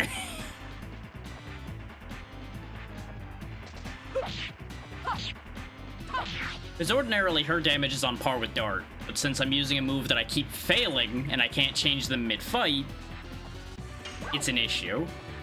Let's not use the Healing Breeze yet. No, Meru can survive for a little bit longer. Just have her guard one turn, get a little bit of health back. Get it with Dart, because he'll gain more, because it's percentage-based. He'll also take less damage this turn. I would love to, but unfortunately my hands are stupid.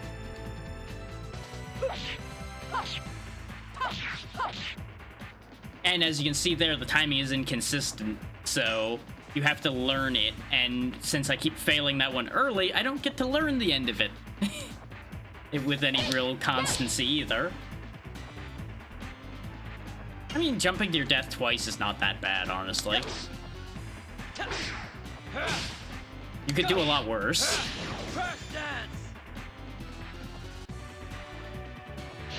Yeah, if I was using moves I was more familiar with, I would be hitting them every time, because I'd use them more. Oh, he just has... I guess he just has every magic. Because he had only used light and earth up till this point, now he just used wind, which I think is lumped in with lightning in this game. As it is sometimes.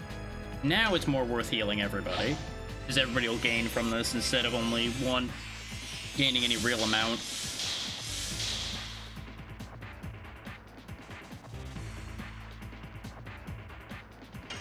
To be fair, I've had some weird stuff happen with the ladders in Mandragora, so I would be willing to give you a pass on that one, because I have had similar situations occur. I was just early on that attack entirely.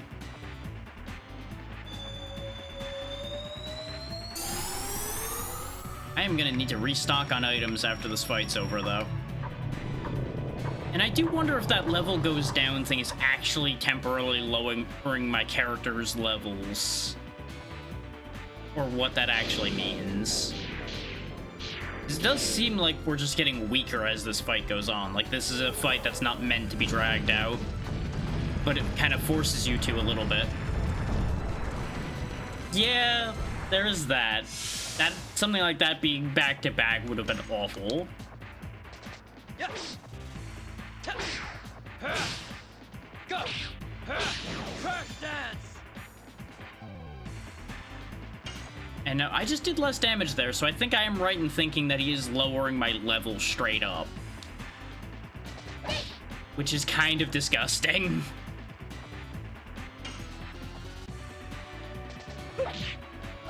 Just gotta hope that that's not a permanent level down, or that's gonna be really bad. Yeah, you know. How's it going, Callista? Oh, it heals. It can heal. Good. Good. I'm glad it has a much easier time healing than I do. Love that for me.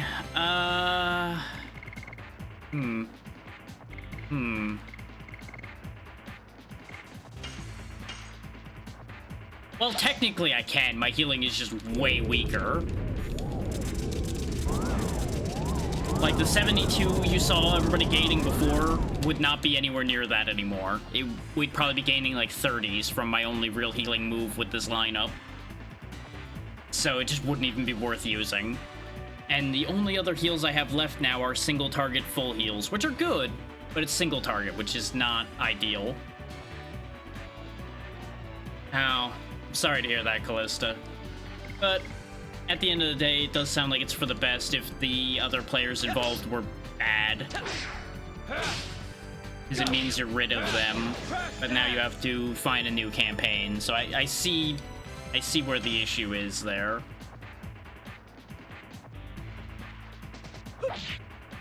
I definitely pressed the button there, game, but I guess maybe it was a frame off, and it just disagrees with what I saw.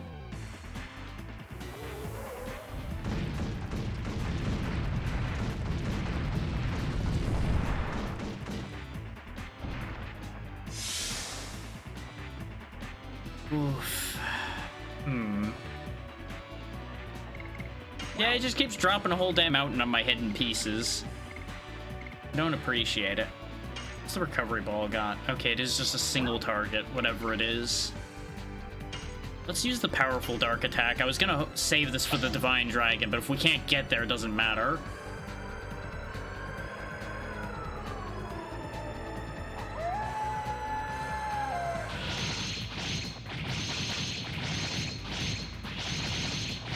Oh, this is interesting. 138. That probably wasn't worth using here. Okay, so not entirely awful people, but not really good to have for a situation like that. Okay. I don't think the Dragoon blocking effect is up right now, so I can at least get some healing out of this. It's better than nothing. And it'll still be more damage than her regular attacks have been doing.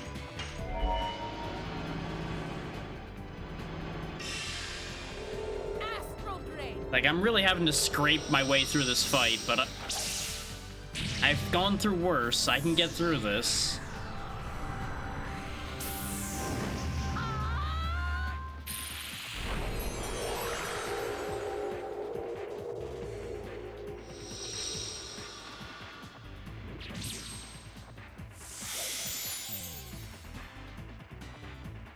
Well, people don't have to be new to be awful to the people involved. I know numerous people that have been in the tabletop scene for ages and are still awful at interacting with most everyone involved.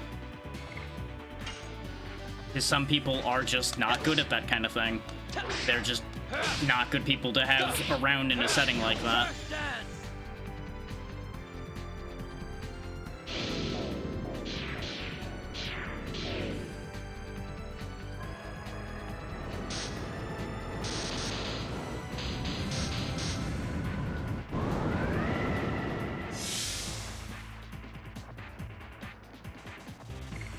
Go ahead and give yourself a full heal here. Because everybody else can stand another one of those hits, but she can't.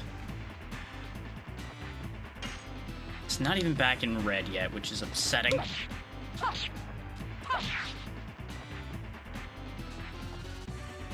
Yeah, I'm just kind of at the point where this fight's become kind of tedious. Is this really just isn't going anywhere?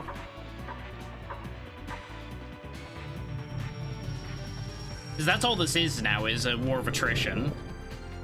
Level goes up. See, even the game's like, okay, this is going on too long. Let's give them back some of their levels so they can actually do something. I didn't even know this thing had a level goes up option. So that's interesting. I could try doing your ice spell again. I doubt it's gonna do much, but the blocking effect isn't in play at the moment, so I should just use it while I've got it. Because it'll still do more than her regular attack when I can't land it.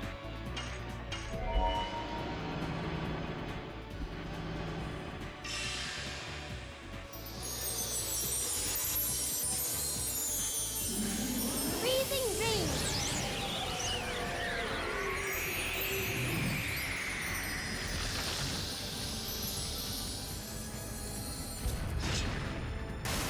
Actually, 204 is not bad on the scale of how this fight's been going.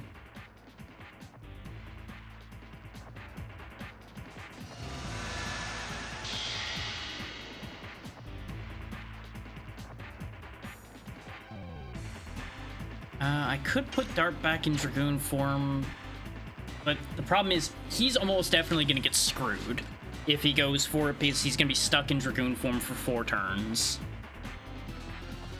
And we can pretty much guarantee that the dragon blocking effect is going to go off before those 4 turns are up. So I think it's in my best interest to just have him attack, since his attack is at least doing decent damage still.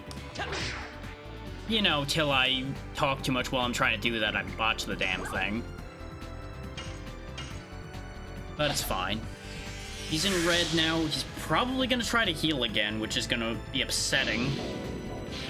But if he doesn't heal, I think I've got this. He didn't heal. He actually went for a single target attack, too. Which... that's fine. I'm glad he didn't target Rose with that, because that probably would have just killed Rose outright due to light weakness. That third attack being so delayed keeps getting me every time with that one.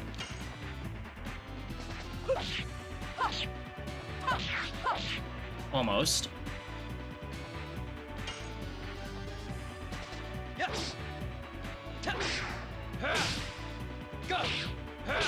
Crash dance! Just die, you damn chunk of stone.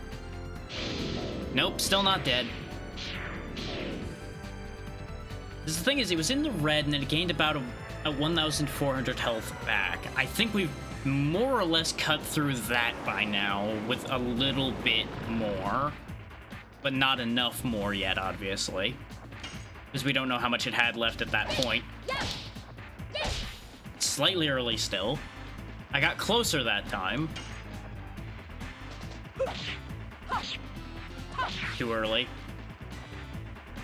Like, I know where I'm going wrong with these every time, but the amount of time between chances I can use them is part of why I have such a hard time getting those down completely, because you can't practice them. You have to sit here and cycle through everybody's turns to get a chance to use them again.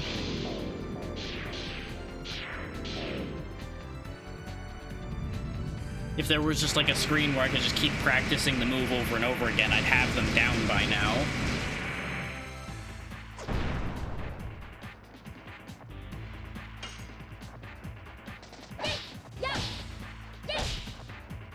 Hey, I got it that time. 133, that is a hell of a lot better. Still not great, but it's a level 1 in addition. God damn it, game.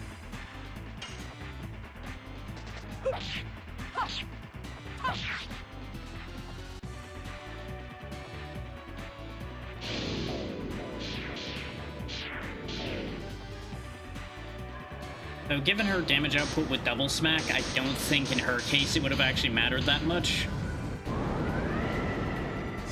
If she had a whip double smack still, or the one she has now.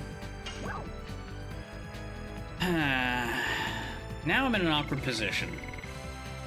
If I heal now, it may actually end up being a wasted heal, because he's so close to dead. But we also carry over damage into the overworld, so I think I'm better off healing anyway. And with the current state of Meru's health, I'm going to heal Rose? Because Rose has more health to gain from this at the moment.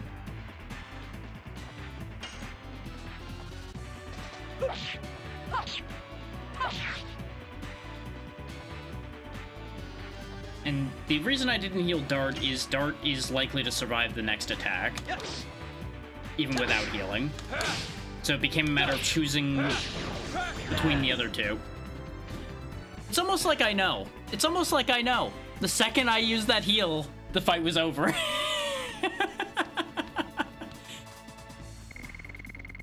But the most important thing is everybody's alive to get the experience. Ooh, Rainbow Breath. New spell. And she's finally a level 2 Dragoon.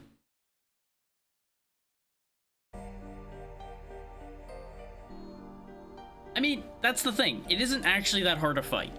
Because we were never in that serious a danger of losing. Outside of right there at the end.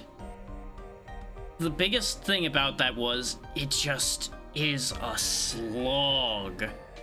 Is they take your main means of dealing significant damage away from you. And in my case, my main means of retaining stability. The way around that would have been to have Miranda, the one there in the bottom row, on the team instead of one of these two, since her healing spell is still a 100% heal. It would not have cared about that effect. So if you knew that fight was coming, you could choose her instead to bypass the risk there. It's just unfortunate that most of the rest of the time they're not very effective. They're only good for that powerful heal. Well, at least in my experience so far.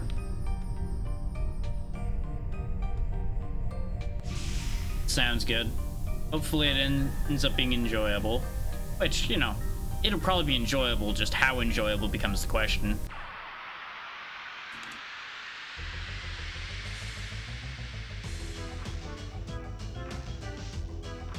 But I'm definitely gonna have to restock on healing after this. And of course, Meru's still hurt. And of course, they all immediately targeted her, which is fine. She's actually gonna get more health from being revived than in most items would give her. Outside of me burning the other full heal on her.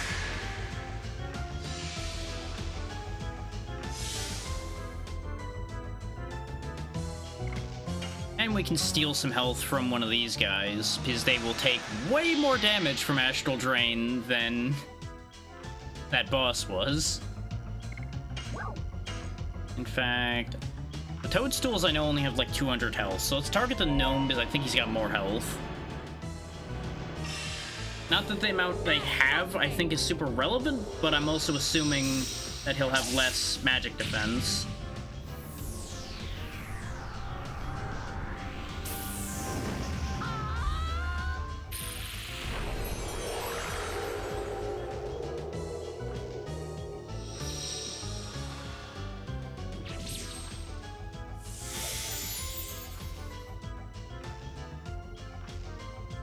Yeah, that works out pretty good.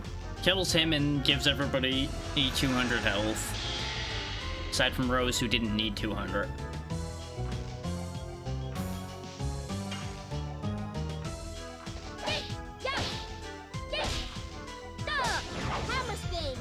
There we go. Now that I got it right the first time, now we're starting to get more consistent.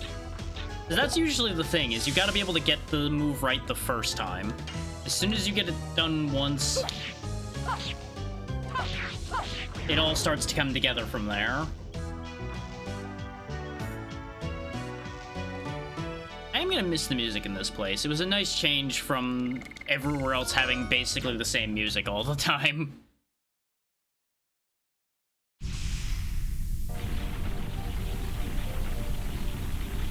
I assume the staff being removed is causing the place to collapse. I take it they don't approve of that.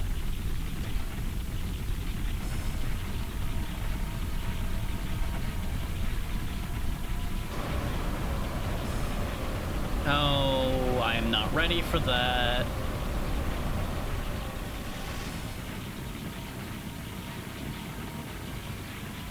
Yeah, we gotta get to Leningrad fast, or that town is fucked.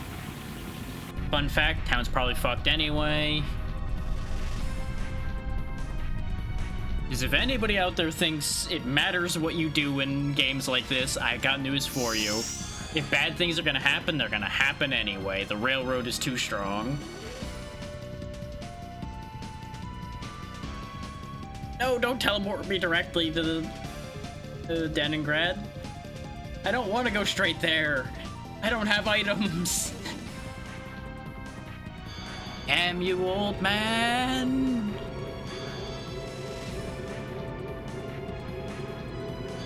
Curse you, railroad.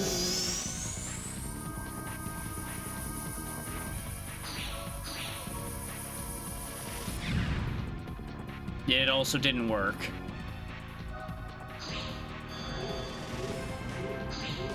Ah, they're gonna team up to send us now.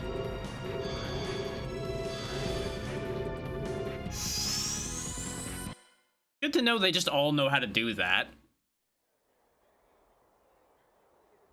Oh, hey, a cutscene. Like an actual cutscene instead of the normal models running around. So we get to have a good look at how this thing's destroying the town.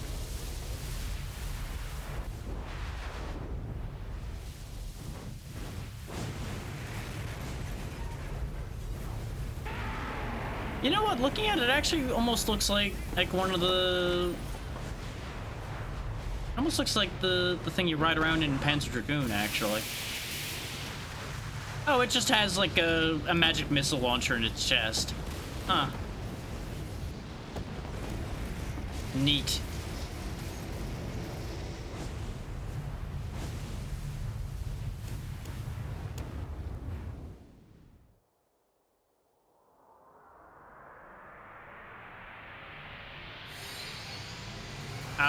You know, I think we might be getting teleported to a town that's not going to exist anymore. It's also just, you know, got a particle beam cannon.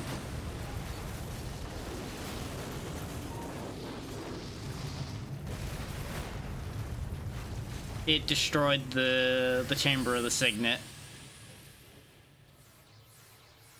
Oh, that doesn't look good. That doesn't look good at all. The fact that that shot the moon, I have a bad feeling about that. I got a real big bad feeling about that. That almost looked like it removed a barrier up there.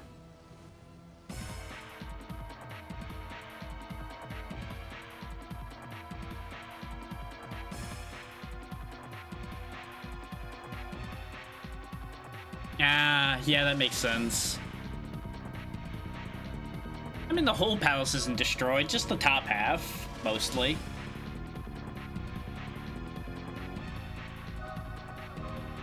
I gotta love how the one who is attached to that queen reminds him that Shauna's in there rather than worrying about her own queen. I actually have to kind of give some credit there for that.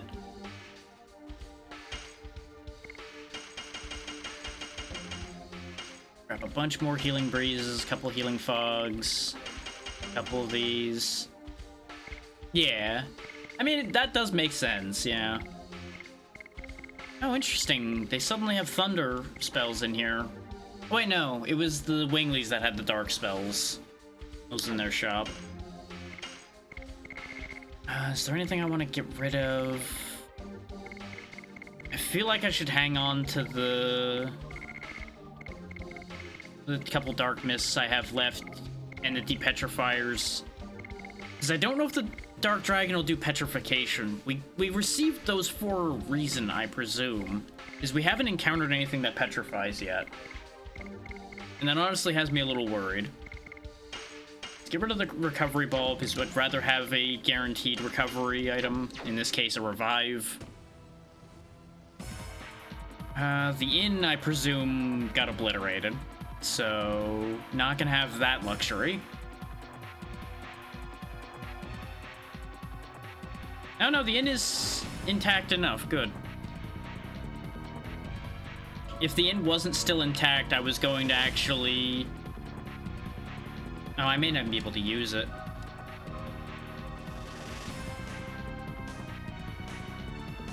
Well, take care of my casualties. My people are in pieces. Well, okay. Never mind. I'm gonna do the gold standard of how to heal without an inn then. Back to the item shop. We're gonna just chug some potions and buy some more.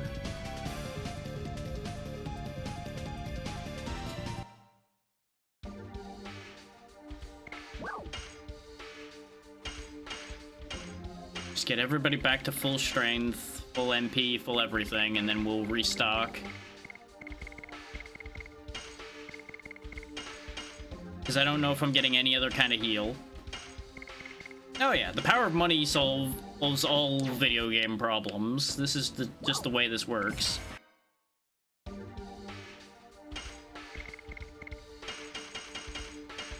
Yeah, replace all those, replace all these. Okay, we're restocked. Let's go. And then I'll go hit that save point that was in the inn. I just didn't want to save, do all the healing, and then save again. It would be rather silly.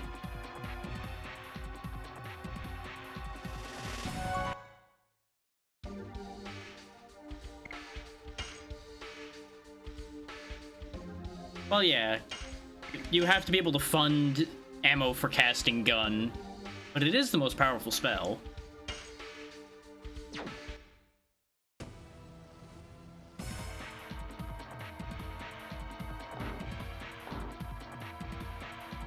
Oh, it looks like the library's in shambles, too.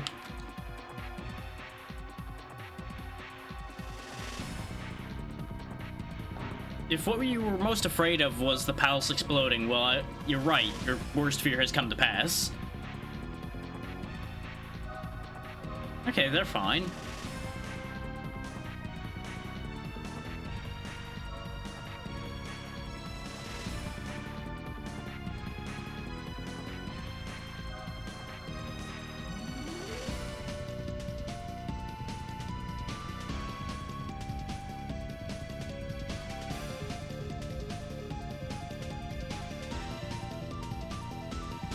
Yeah, as long as there's people left alive, I'm going to assume there's going to be a next attack.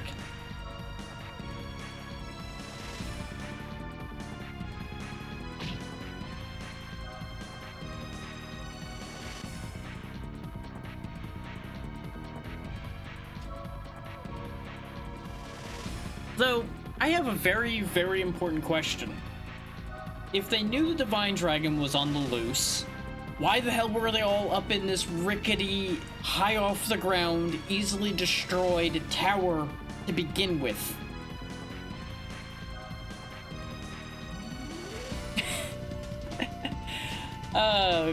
What timing? Hey there, Crimson, thank you for the raid. What were you up to today? I'm busy berating a castle full of people that has gotten blasted by a dragon, don't mind me.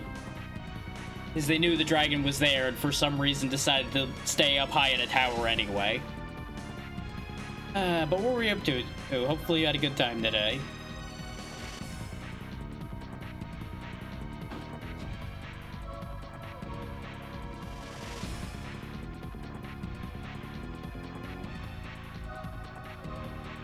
Oh, Little Kitty Big City is a fun game. I mean, when don't I ask too many questions, Snork? There are some things I'll ignore, and then some things I'm just like, but why though?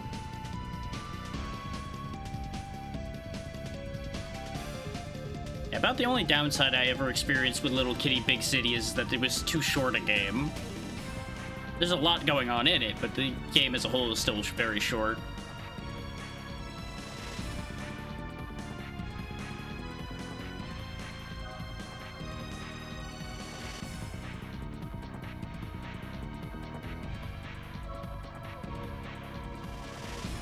I find it very interesting that we're talking to her by name when we didn't even run into her. Yeah, that's fair. It's not the best map I ever saw. It gets the job done for most things.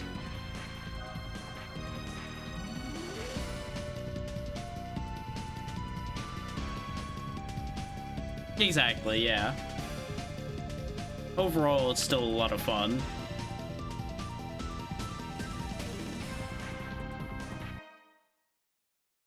I mean, true, Snork, but they could have blown the castle up. Like, the dragon would have blown the castle up one way or the other. They didn't have to stand up here like a bunch of fools waiting to be knocked down. People would have still been upset that the castle was blown up. And considering most everybody in the castle survived, you can't even say that it's for the narrative reason of so people would die. So it just feels kind of pointless.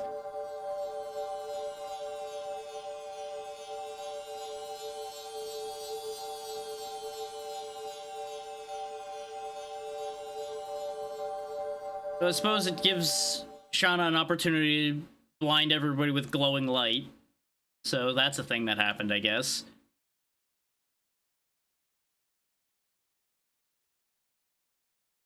I suppose we found the reason why everybody had to be stupid and stand up here in this tower so she could protect people.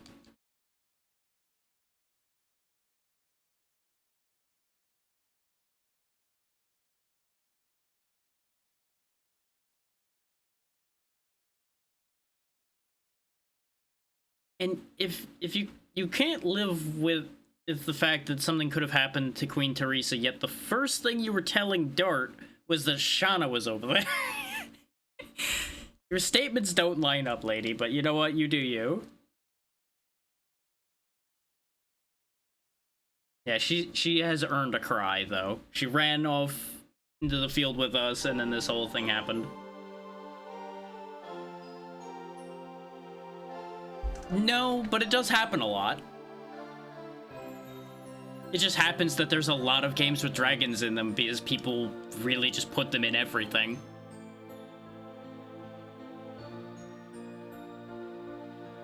This one's actually got a fair bit of history for me because this was one of the first RPGs I really actually enjoyed playing, even if I didn't finish it back when I was younger.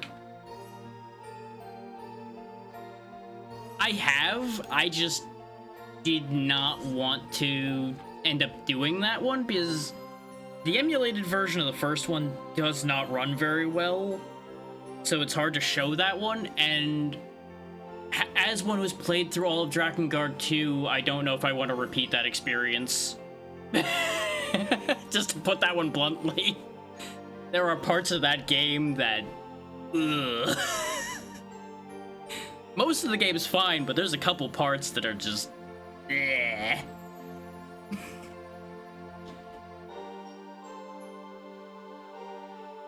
And I have no reasonable means of showing people 3. And I haven't even played 3. Because it just happened to exist at the wrong time. Yeah, I just don't have anything like that, and that's why I haven't done it. No room in the finances for extra expenses for anything. The converter wouldn't be that expensive, but it would still have to be either run through a capture card or such, for the most part.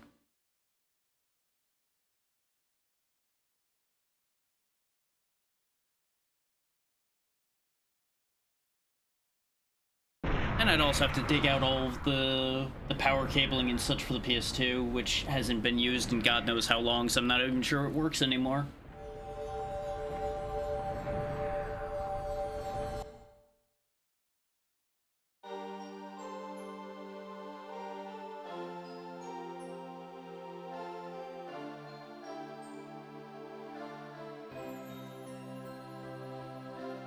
You don't have to understand a power for a power to be useful, Shauna. That's how that works.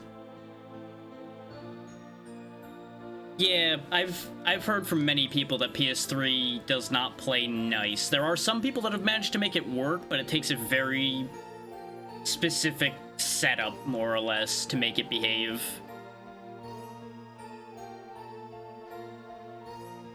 There goes the classic everybody's getting hurt because of my power, even though you can say you've saved many people with that power too. Yeah, exactly.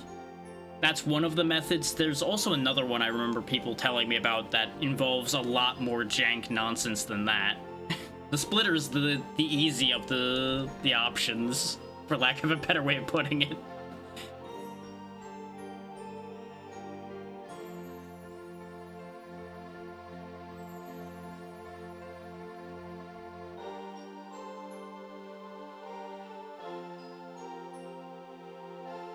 I would also have to go hunt down a copy of 3 anyway. We've had to talk about canon or not canon before. I played Drakengard 2 before I even knew about any of the others at all, because I just happened to have the game. That's how I ended up playing it. But I can't say I recommend it, honestly. Even though when I was younger, I enjoyed the overall experience, I cannot say that it's a good game. Not in complete good conscience, unfortunately. For all that you would think the dragon flying segments would be good, they kind of aren't. And I seem to recall that the boss fights involving that were awful.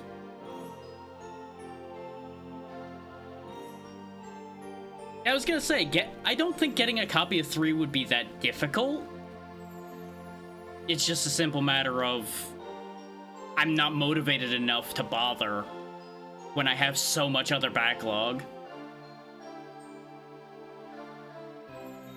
Yeah, I can't disagree with that, because they do kind of fall into the bland category of Musou adjacent gameplay of just kind of slamming through hordes of things for the most part, without a lot happening.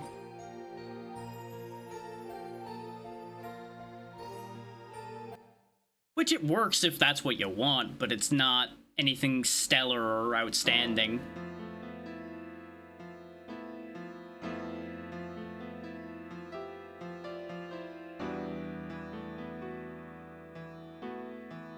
Like, this ends up getting played, for example, because of a combination of it being convenient to run, and it won a poll. The bit I played of Drakengard 1 didn't feel that bad, but I'm also used to a lot more jank than the average person, so I'm not a good one to speak on how good controls are for something.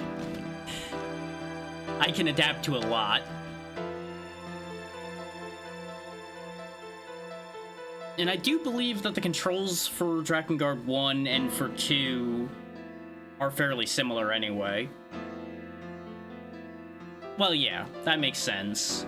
But if you aren't into the story, then it doesn't do anything for you.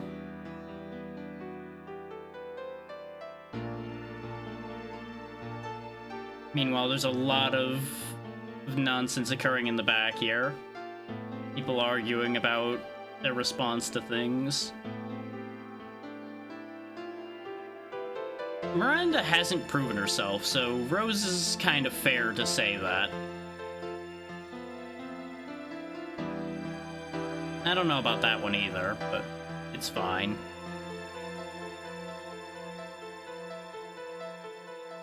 Yeah, that's just Rose. That's Rose just being Rose things.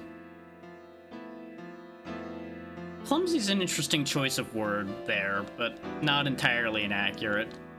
More socially clumsy than physically clumsy.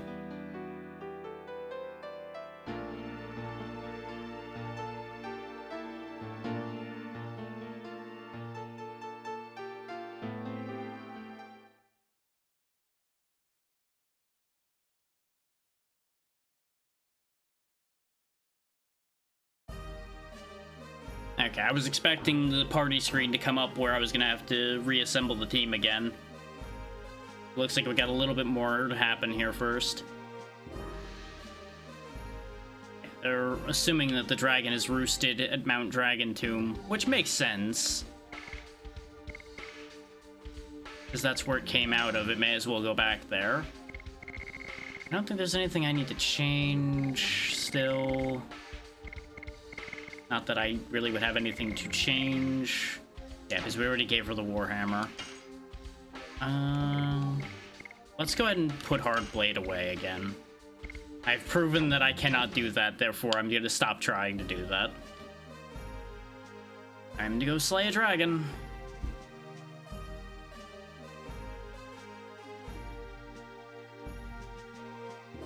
An especially powerful one, but it still will be taken care of one way or the other.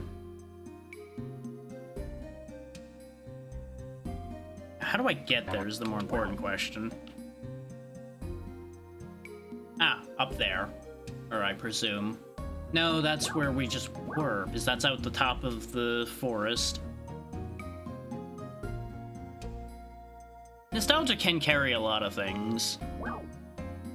Like, I've definitely gone through a fair few games, especially on the PS2, to use that as a perfect example, that did not age well.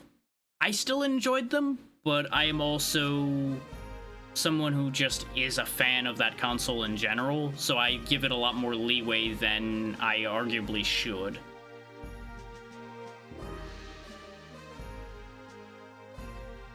But I feel like it tends to end up being the case that people will give their favorite console more leeway than any other. I don't know how we get to where that area is. Actually, I do know a few people that don't like the PS2, but they were also the same people that were either absolutely fixated on the GameCube or the original Xbox. Most of the ones that were really into the 360 were at least fine with the PS2 that I've known. But that's the thing, though. That's the kind of thing I'm talking about, is people will hyper-fixate on one console rather than accepting that they all have their merits. I feel like I almost have to be able to go out of town to the left there, based on the structure I see there to the left. I'm gonna go ahead and talk to people in town and see if they can actually point me towards where I'm going, because I feel like I shouldn't be just running back through the forest, because that doesn't make sense. We've already used that path to get to two separate locations, which are already covered on the map.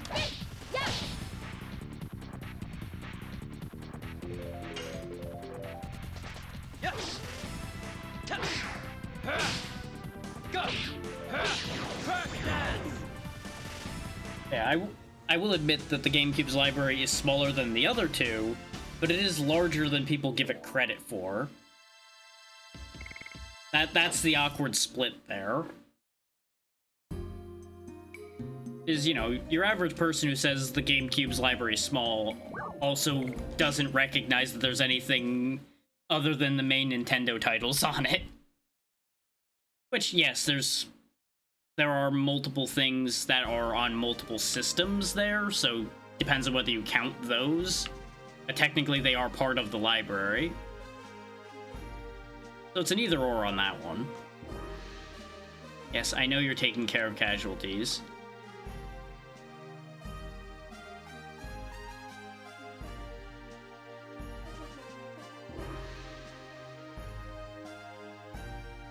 It's interesting that we keep running into Martel everywhere we go. None of you are gonna have anything useful to say, are you? I mean, I get that you're all very fixated on the fact your homes were destroyed, and that is understandable, but I need information.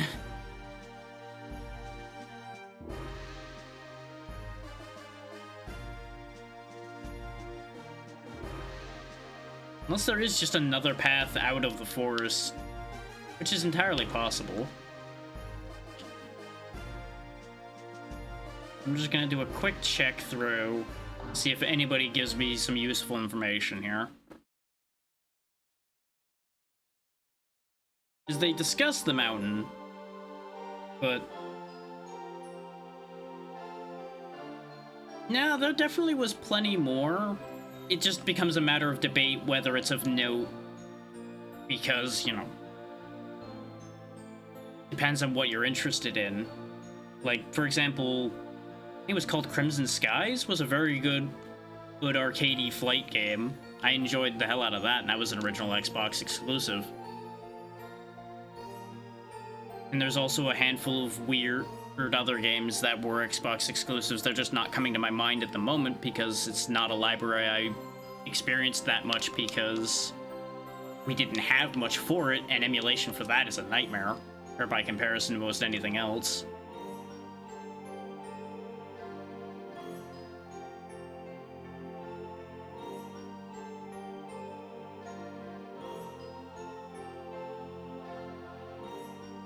And of course, none of you say, like, oh yeah, the mountain is to the east, or to the west, or anything useful like that. You just mention the mountain by name, like I'm supposed to know where it is.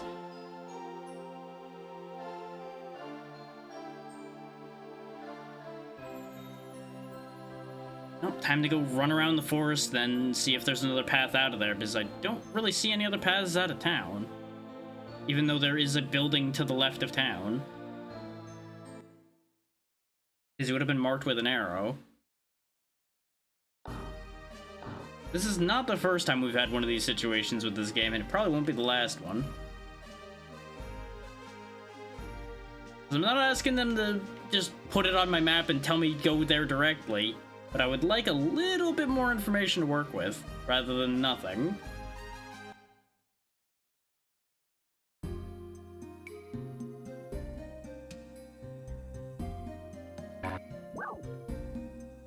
It's like, if we look at our known paths, I've been to that port town to the south. I've been to that town on the right. I do believe. And we've been up to the north because that's where we just came from and got teleported here.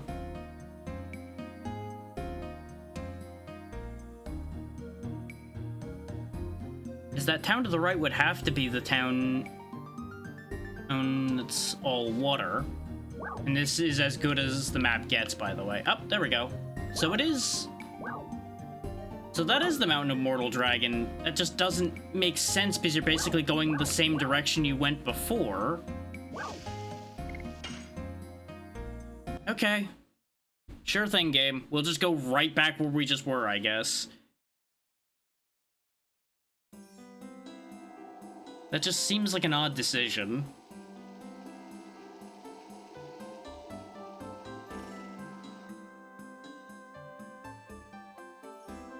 Unless maybe I need to get past this guy. Which he's probably gonna still say it's off limits, even though the world is burning right now. He's still gonna stand guard over the little box and path he's got there. Sure thing, take care, Shadow.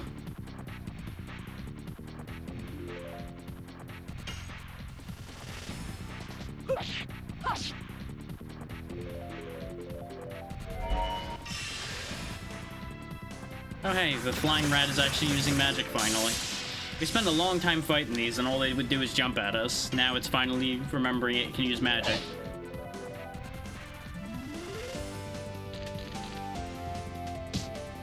More than likely I'll wrap up after we do the dragon fight, because I'm presuming it'll take me a good long while to get in there, get through the nest, and deal with the dragon.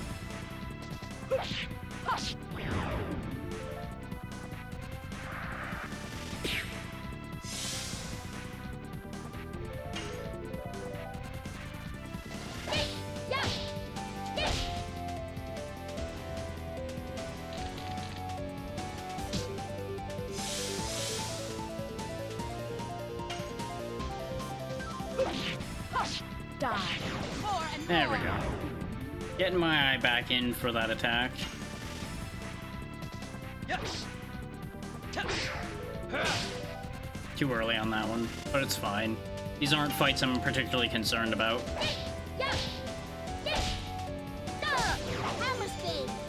we go. I do need to get more practice with hammer spin though, because that's the only one that can level at the moment.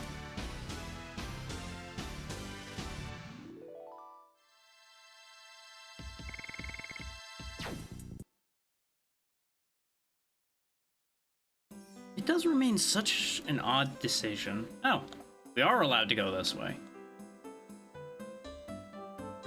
So this is the way I need to go.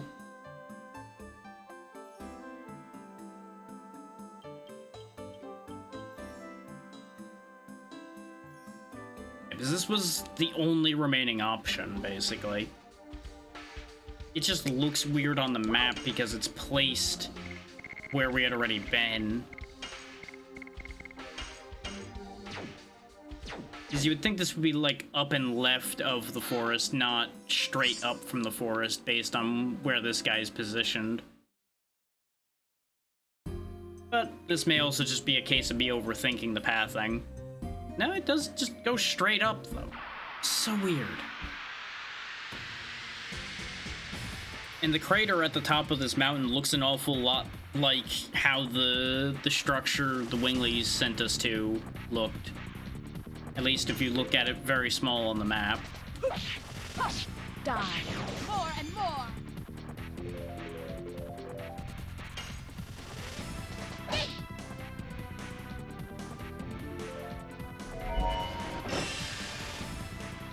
That's fine, you can go ahead and charm Rose. You're gonna die before anything happens from that anyway.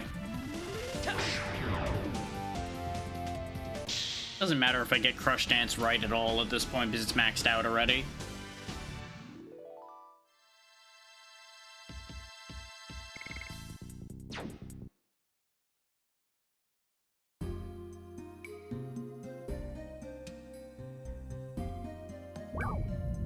Mountain of Mortal Dragon.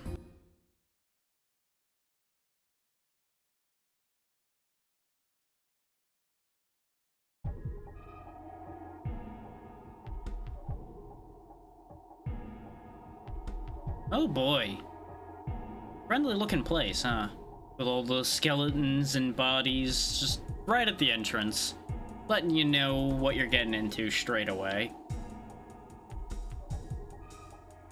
Just making a great showing of how wonderful a place this is gonna be.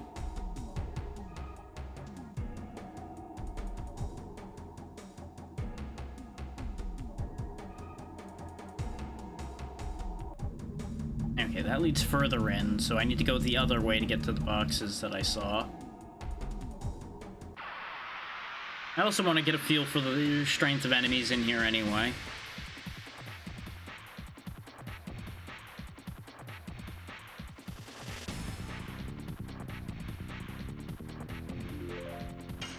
So we got Deadly Spider and Beastie Dragon. Alright.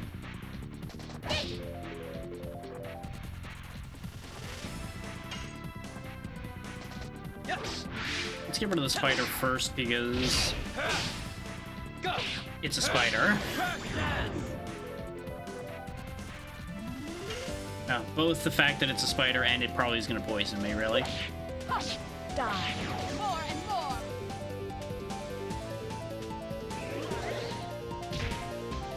Wow. Okay, the Beastie Dragon hits really hard. Understood. Hush. Die. More and more.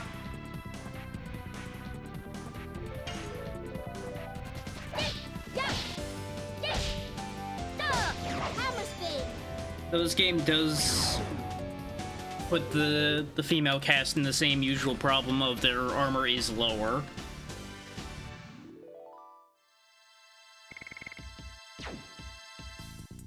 I don't really need a total vanishing. That just gets rid of the low-end enemies in a fight.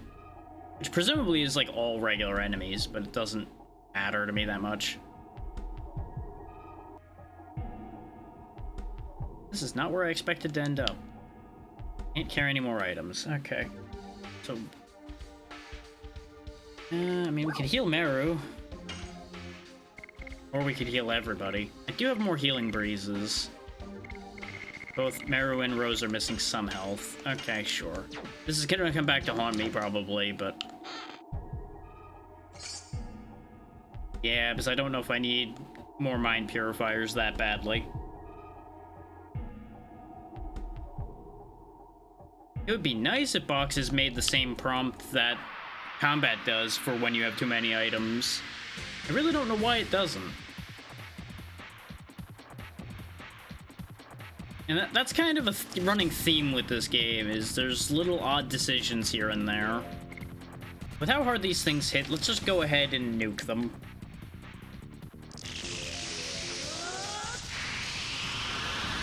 Just go all in with the Dragoon forms and just remove these things And this way, when they do hit us, is they'll probably live a little bit. They won't be able to do any real damage by comparison.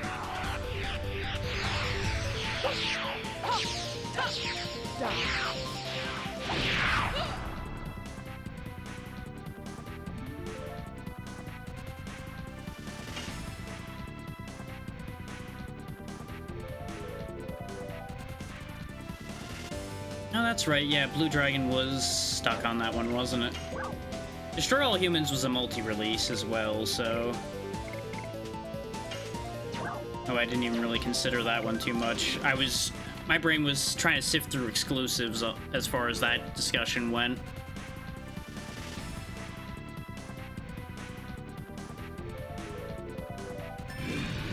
Of which I know there's definitely at least a couple other ones that I wasn't thinking of still. Just, like I said, at this point, brain's not up for remembering things like that off the top of the brain right now.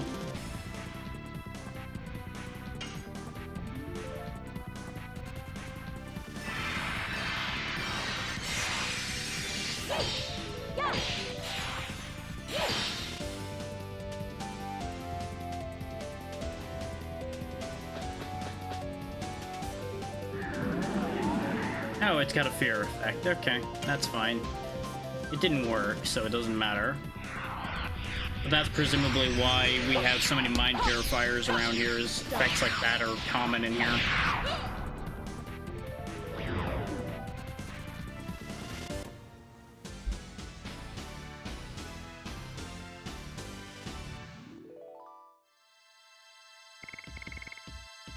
Destroy All Humans is an interesting series, though. I had a hard time going back to it when the re-release happened.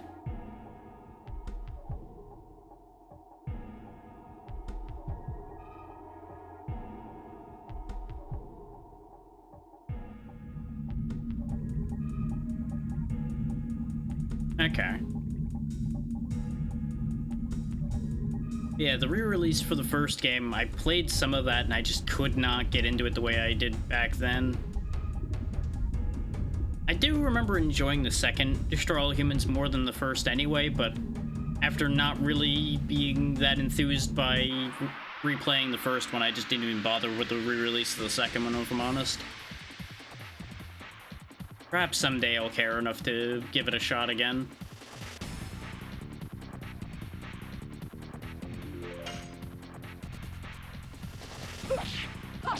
Die. More and more.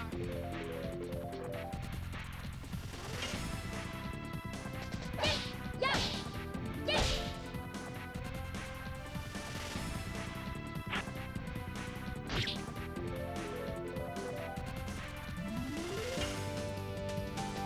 Yes.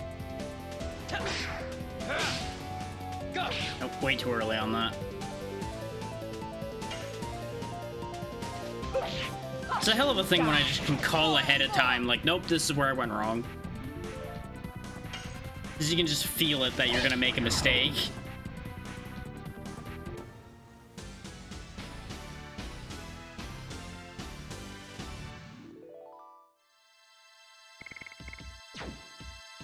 I agree.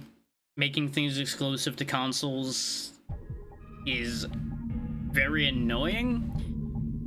The only excuse I can give it is sometimes it has the benefit of them being able to tune it very specifically to that very specific hardware, where they can push it a bit further in some ways. But that's not a good enough excuse anymore. His consoles really aren't different enough anymore for that to be a thing that anyone should be stressing to that degree.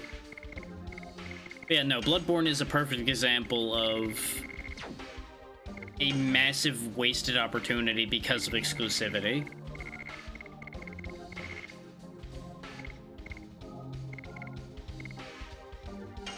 That game would be great to have on PC, for example. But no, never gonna happen.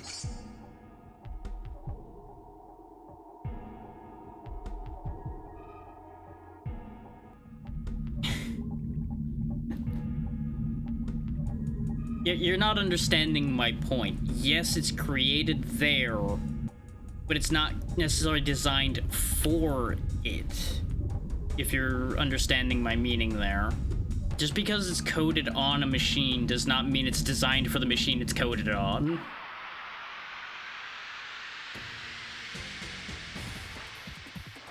And I know that sounds stupid, but that's how that works.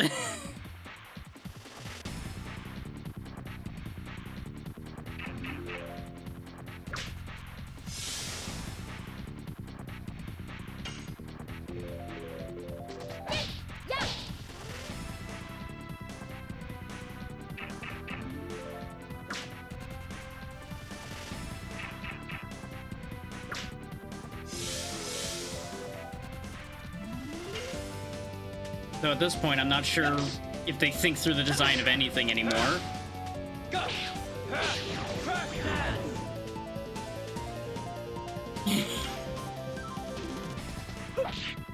Well, that's the thing. I, for one, don't actually know if they test it on the machine that it's coded on. As far as I'm aware, I would presume that they would actually test it on the hardware it's meant to run on, not test it on the machine it's coded on. How would it help if you test it on the machine it's made on, and then it doesn't work on the console that it was designed for? That doesn't really help anybody. We would actually have to talk to somebody who's in that field to really have a useful answer on that one. We can debate it all day, but neither of us know the actual answer there. Yes. So it's kind of a moot discussion to have in this forum here.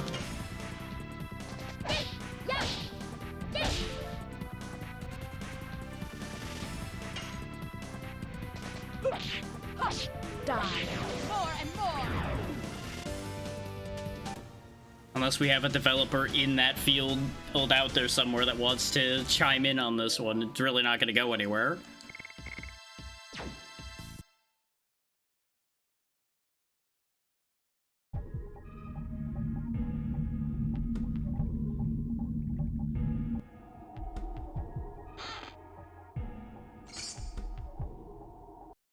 Gee, I wonder who this armor's for.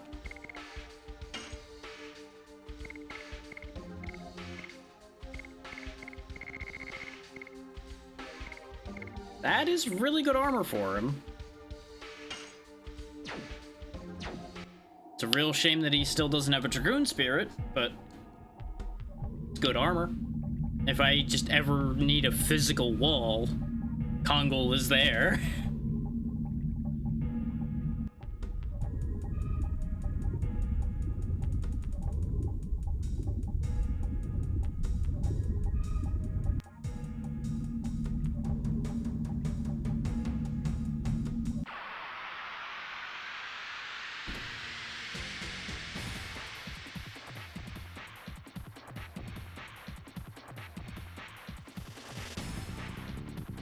How many of these things am I gonna have to chop through before we get where we're going?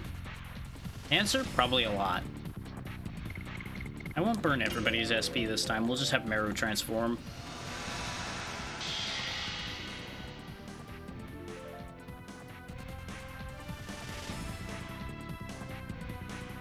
Welcome to how these things work. They're not meant to make sense.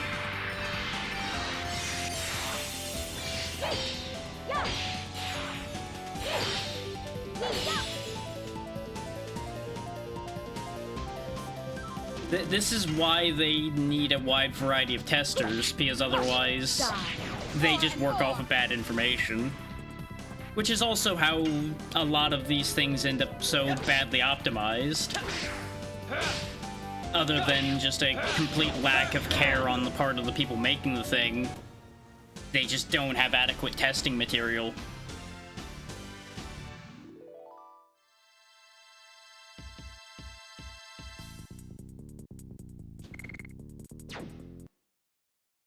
Say you test a game on only machines that have, like, a 9070. You now only have data on it working for a 9070 containing machine. And even then, it would only be valid information for a machine that has a 9070 and the same rest of the hardware that testing machine had.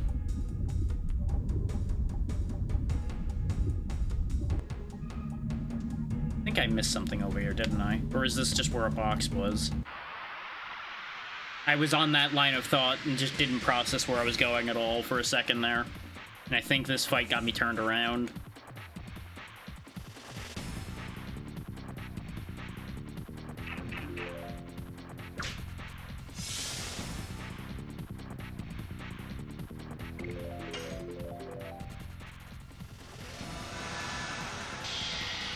Yeah, there comes a point where it may be worth having everybody step back and look at how the process of these things work and wonder, does it make any sense? Well, that's exactly what I mean. They may very well have hit a point where their process is no longer suitable.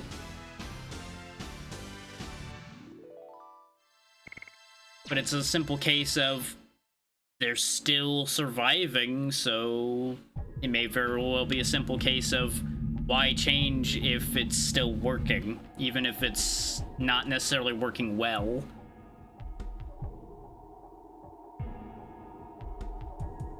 Because we all know that the human animal, as adaptable as it is, hates changing things that it doesn't have to.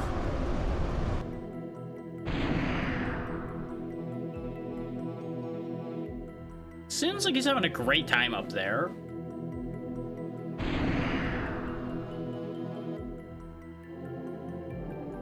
I have a feeling that that beam is going to come into play in the fight, and it's going to be bad for us.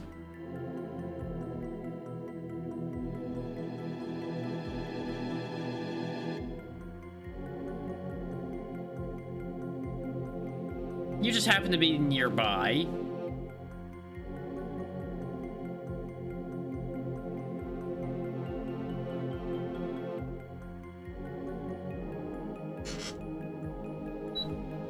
It's getting hot in here, so I'm gonna turn the fan on.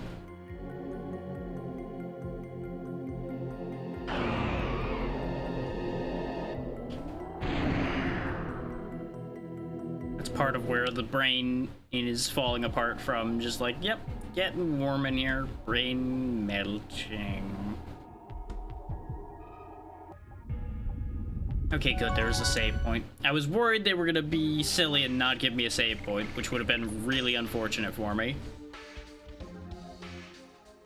Because I have a very bad feeling that I've mentioned multiple times at this point for this fight that Rose is not gonna handle this fight well.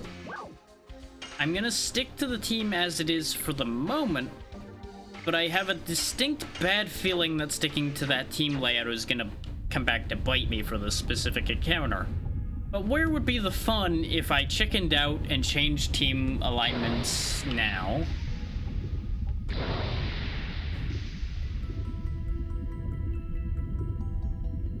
Somebody might be here fighting it. Might even be Lloyd.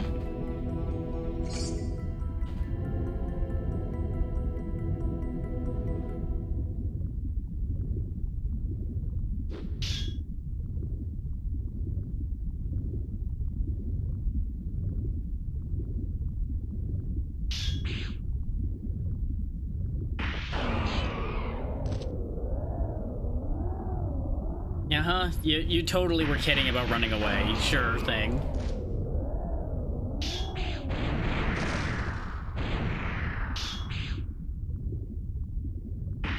Yeah, you know, before the fight's over? Yeah, of course it's Lloyd. He's having trouble even with the Dragon Buster.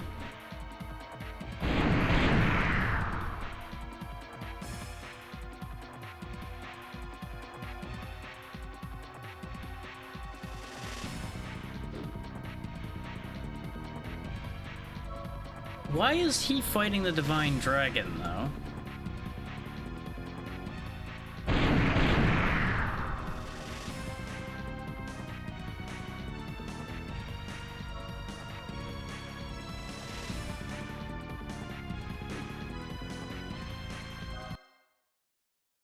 You know, that is a good point, though. We could stab Lloyd in the back perfectly right now.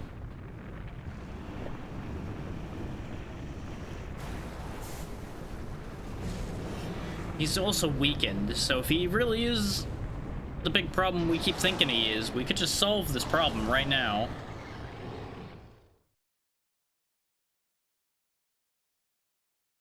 Just a quick stab to the back. And then we'd have the Dragon Buster as well.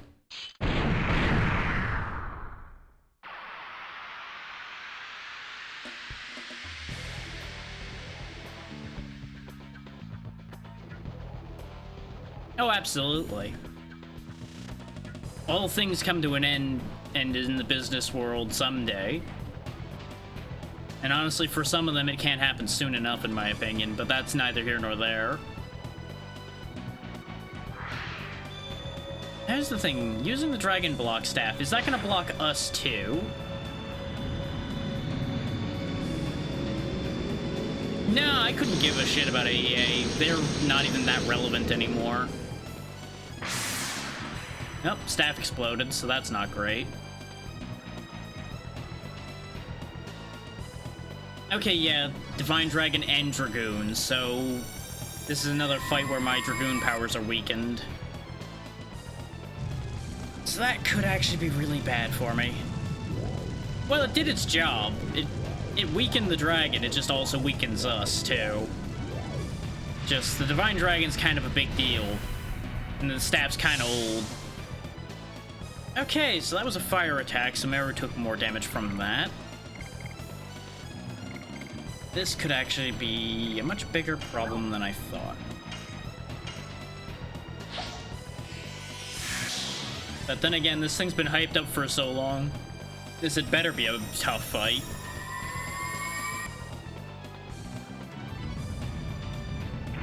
Yeah, maybe. To be honest, I don't know how strong this thing actually was beforehand. Just supposedly this thing is so powerful that it would have obliterated everything and everyone without it. And considering Lloyd basically was untouchable when we last fought him, and I mean that quite literally, he just auto-dodged everything we did, I'm inclined to think that this thing's at least on a pretty high league compared to us, so... But we have traveled like an entire continent since that fight with Lloyd, so... One would hope we got stronger since then. No. Dart, you just attack. That is your life. Stab the thing. Now, according to Lloyd, this thing was also almost dead when we threw the staff at it, so... One wonders at what the point was, to a certain degree. Nah, I'm not gonna waste the turns on that, since I'll be locked in. That's a terrible idea. It's almost certainly a similar case to the last fight the Dragon Block Staff was involved in. As much as I know that you love to see me lose, I'm not gonna shoot myself in the foot for your entertainment.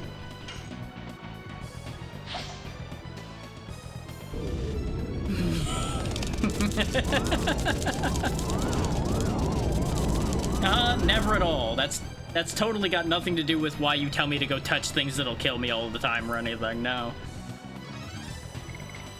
This thing, though, is actually weak to dark. We have proof of that. So if the Dragoon weakening wears off, Rose will actually come into play pretty strong here. Or I could risk transforming her anyway. And see if it works. She would be the only one I think would be worth trying that with, out of the options. Just because of the elemental weakness potential. Do I think it's worth doing right now, though, or do I risk waiting? Because we only had the 2 Dark Mists. I should have restocked on those before this fight. Because that was part of my plan, was throwing a pile of Dark Mists at him. And since I knew he would be weak to dark. No, but she'll be locked in for 4 turns. We'll wait. She had to run further than I thought, so that timing was a little more awkward than expected. Yep, that's gonna sting.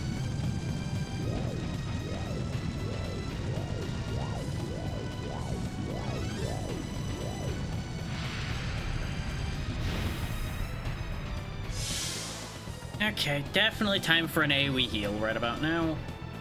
Not from Dart, though, because he will keep attacking. That is his purpose in life. Keep stabbing big, scary monster until monsters stop moving. Meru, you go ahead and throw the healing breeze around. So even with a breeze, I think she might still be close to death with the next flame. No, she'll weather it okay. Yeah, fuck it, we'll try. I still don't think it's a good idea, but this is the only one, and I think it would be worth it for.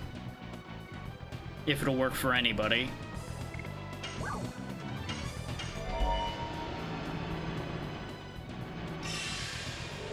Astral Drain. I'm still pretty confident this is not going to be anywhere near its full power. But even if it, say, was only going to do, like, 70, like it did to the other thing, it will get doubled by it being weak to dark, so it should at least be somewhat worthwhile. And even with a massively lowered defense benefit, she should still have more defense than she does in her normal form. Yeah, see, about 73. Even with weakness, only 73. This is why that was not a good idea. Wow, that did 970, huh?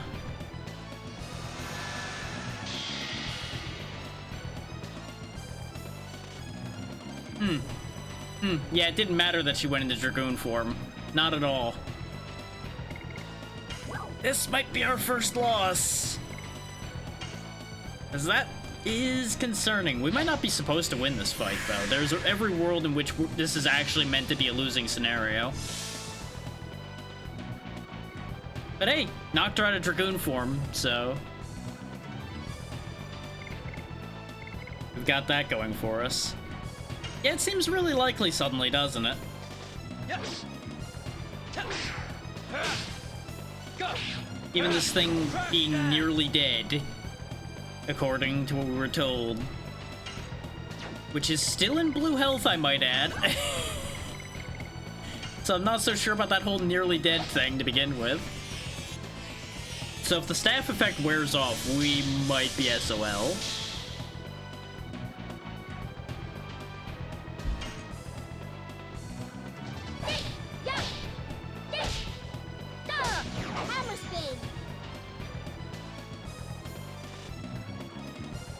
The thing is, without... Oh, Divine Cannon count, huh? So, it's at count 2, so I presume it's gonna count down to 0. And I'm probably gonna want to guard on that turn, that it counts down to 0, or bad things are going to happen.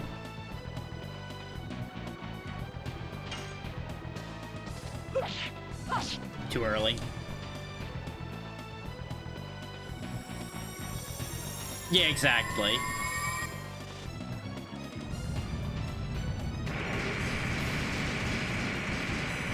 His 10% is probably magnitudes higher than what we've dealt with up till now. Which really is just such an upsetting concept, isn't it? But, you know, I suppose it's more or less the same concept as, oh hey, this is a god, and we're just gonna have you fight his pinky finger. Not the rest of them, though, just the pinky finger. Good luck.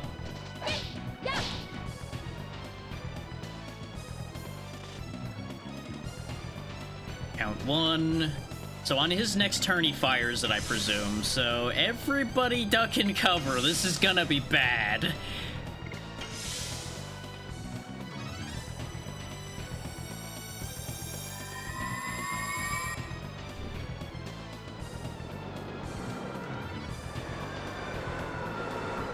He's just doing a regular spell. Oh, maybe that's not so regular a spell.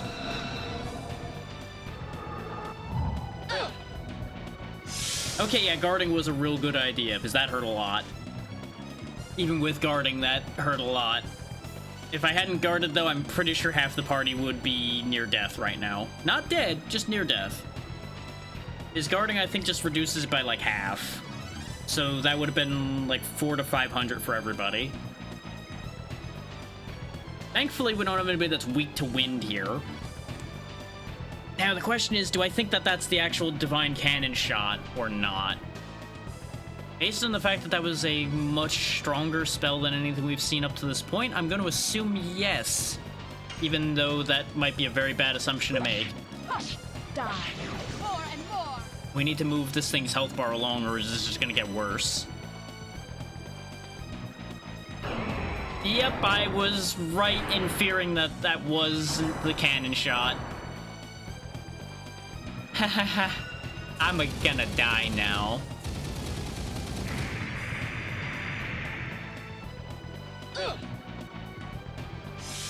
Oh, actually, that was nowhere near as bad as I thought. Oh no, he wasn't done yet. That's the actual cannon shot. Thankfully, Dart is still guarding because his turn didn't come up yet. He just did 3 attacks in a row. Oh, bye, Rose. Bye, Rose, definitely. Fuck her in particular, I guess. Goddamn.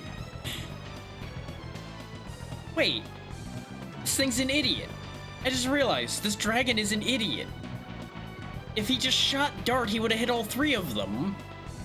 Is he shot Rose, which ended up hitting Dart as well. This thing is stupid. He could have hit all 3. Well, I knew that. Like, I had mentioned that from the word go repeatedly. This thing does light damage. She is dark. She will die. This is a known quantity because of how the elemental tree works in this game. I was not anticipating having my Dragoon abilities taken away a second time here, which I should have assumed because the staff was going to be involved. Which means I should have just brought Kongol for this, since he doesn't care about Dragoon power, or at all, because he doesn't even have a Dragoon spirit. And he would be able to just soak hits.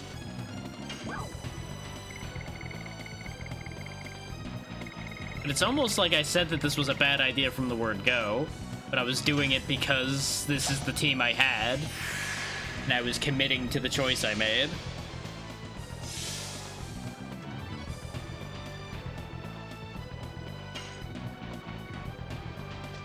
Yes. Go. Crash dance. That's the thing, though. I do and I don't. I would be able to get a lot more done without it, but I would also get done in a lot faster without it. It's a catch-22. Hush!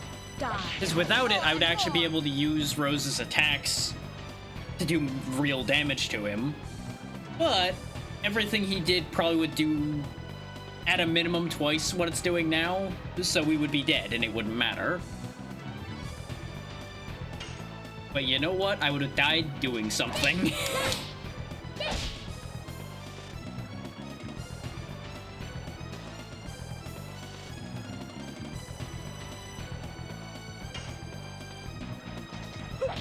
Hush! Die! More and more! It is in yellow health now, so we are making progress. Oh, this is gonna be bad. No, not as much as it did before. It's getting weaker. That's... huh. Interesting. It is getting weaker. Because the last time it did a swipe without us, is neither of the swipes have we guarded for. The last swipe did like 400 to just about everybody. This one did only, at most, near 300. Interesting. Very interesting.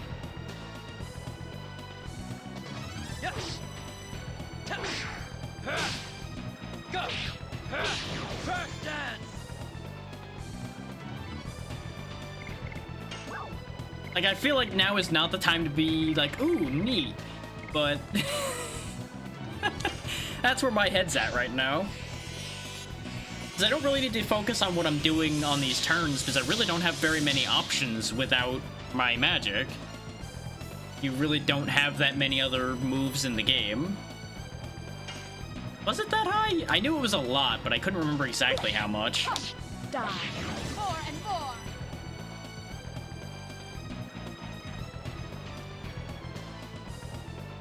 Oh hey, it didn't give me a warning about the count. Oh wait, no, this isn't the big beam. This is the other one. This is the one that did like 200-ish to everybody before. So I'm glad I healed. Yep. That's fine. Oh, you're gonna combine that with a swipe, though. Yikes. See, that's the thing that makes this fight problematic right now, is when he gets the multi-turns. And we're not even a slow party, by any means. Rose and Meru are some of the fastest characters we get. At least as far as stock speed goes. And yet, he's getting multiple turns on us now and then. I bring Meru back and then spend one healing breeze, everybody gets out of danger. But the beam is coming. So if I healing breeze first... Now, Dart at the very least has to guard. Because if Dart goes down, this is over. And if he happens to shoot in the middle like I was joking about, it's also over. Or regardless of whether I bring Meru back. So I'm just gonna take the risk on both of them guarding because he's about to be out of time for the beam. So I don't really have much other choice. So the beam's probably just gonna obliterate Rose anyway. Oh, you're really just going all in, huh? I wish I got as many turns as this guy did.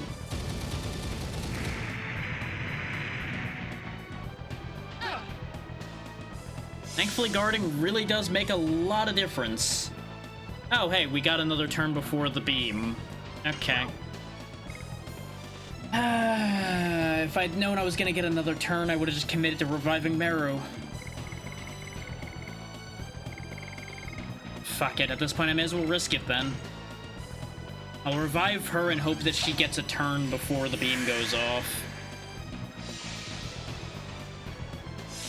His dart is still guarding. Yeah, there we go. Count 0, as expected.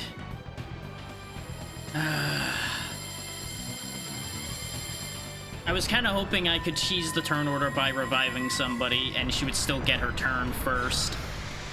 Yep, and he fired center. Because of course he did.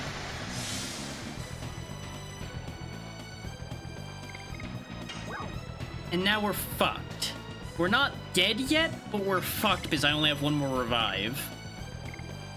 So no matter how we look at this, we're in trouble.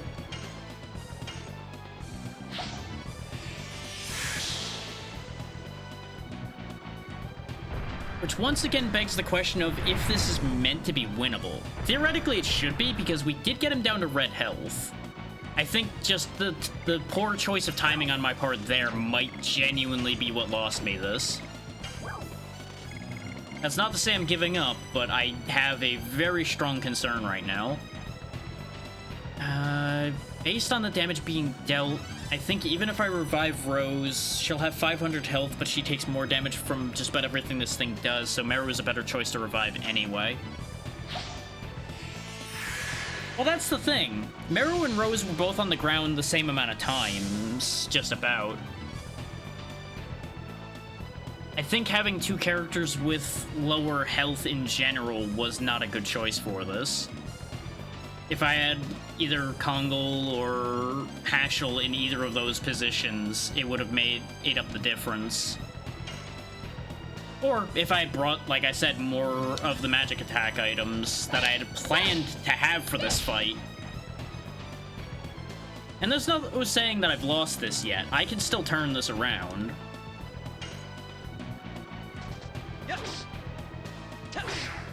We're just guaranteed to have at least one person not get the experience for this fight. And that's the thing I'm actually the most upset about. It's almost like I said Rose was going to be a weak point for this fight or something.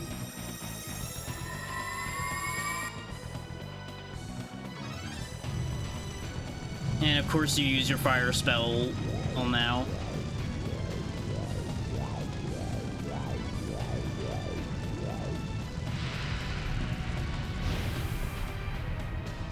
Yep, down she goes again. Because that's the thing, he has an answer to both of them. But there's a problem. There's an extra problem here. If, for example, I brought Kongal instead, he is technically Earth Element. I think even before he has a divine... a Dragoon Spirit. So the Wind spell that thing cast would obliterate him. Hashel is Lightning Element. He'd be weak to the stone spells this thing uses. He would also die. Albert would similarly... Actually, no. No, I think Hashel would be fine. Albert would be the one weak to the stone spells. Because he's wind. I keep thinking wind and lightning are the same, but they're not.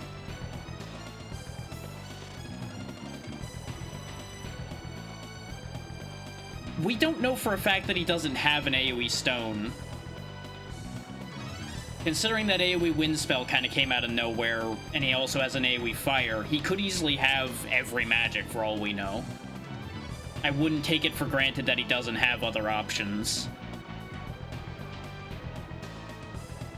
The only thing I would be safe saying right now that he doesn't have is an ice spell, because he would have absolutely used it by now to obliterate Dart. Yeah, I'm leaving it open as an option, is the only point I'm making there. And even with it being a single target, there's no guarantee it wouldn't happen to land on the right target. Which is a gamble I wouldn't be the biggest fan of taking. Yes. Go. Crash dance. It would have been very funny if the fight ended there. If that was the kill, I would have died laughing.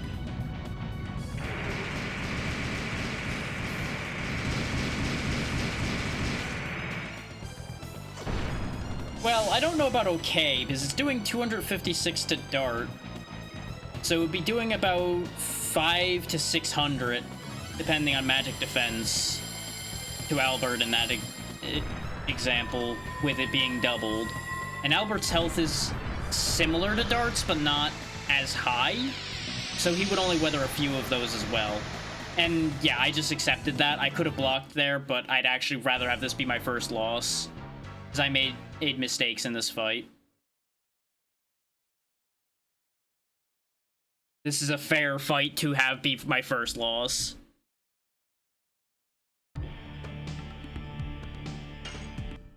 And 3 discs into the game, having that be my first death, pretty happy with that. Getting through the game deathless would have been cool, but 49 hours of gameplay, never dying, highly unlikely. Now I have a choice to make. Do I continue to be stubborn because we got close to winning that? I could try to be funny and try to actually push through it with what I have, rather than changing.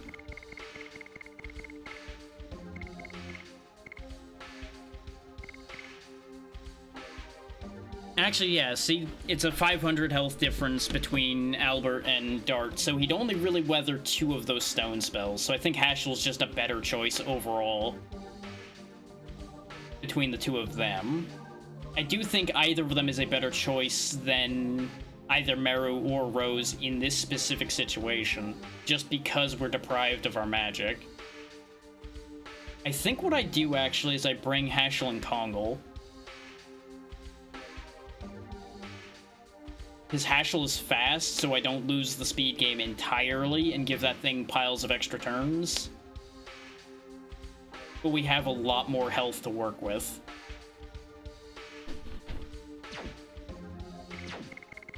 And just as a matter of how this fight works, I think I do have to make this choice. The other play would be... If I were to do that fight again with the team I had, the main thing I would have... There's two things that would have changed that fight to be a win in that last encounter. Not counting the revive mistake, because we talked about that already. I would have to have had Meru use both Dark Mists, because she did more damage with the Dark Mist. By quite a lot. She actually did like 900 with it. And I would have had to have not wasted a turn using Rose's Dragoon form. That turn was a complete waste. I think that would have turned that fight into a victory for us. But we'll try this, because this should be a much safer setup for this. Let me just do a quick gear check, because I know I equipped Hashel. I don't remember how well equipped Kongol is. I know he has the Giganto armor, but is there something good I can give him for an accessory instead of just more defense? Actually, the Silver Stone. The Silver Stone could actually be a huge game changer here. That might actually have removed Rose's weakness. Because if it cuts light damage by half, it would put it back to the same amount of damage everybody else would be taking. But I'm going to put it on Kongol in this case, because it should protect him from the beam. Because the beam is pretty safe to say light damage. Based on the sheer difference between what damage Rose took from it and everybody else.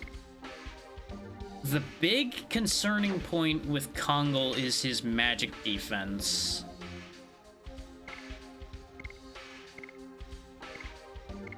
His magic defense is the lowest of the entire party. And this thing is 90% magic attacks.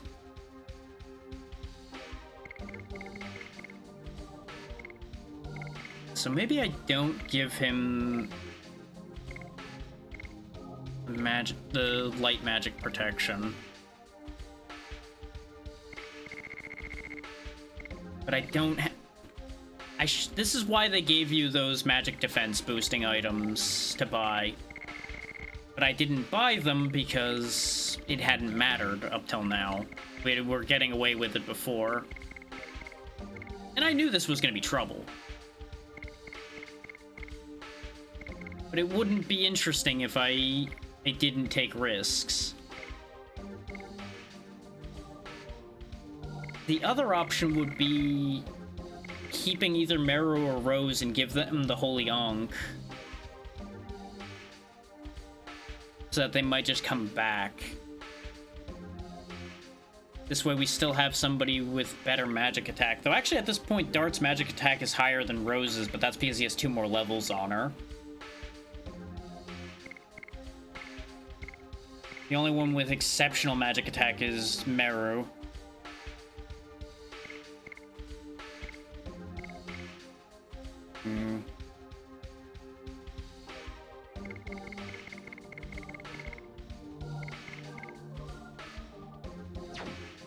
No, I think we just give it a go with this. And I just swap you back to Flurry of Sticks for now, because I can manage to land that. Oh, you have a new move. Now is not the time to learn your new move. Let's do this.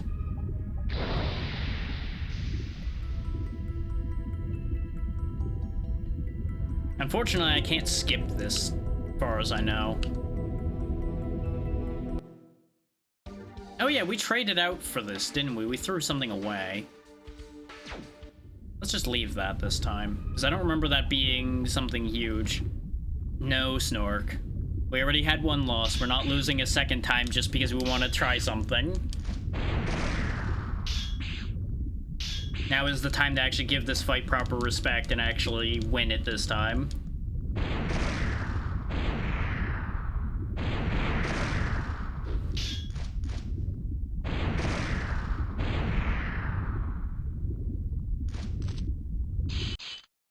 You can think what you will.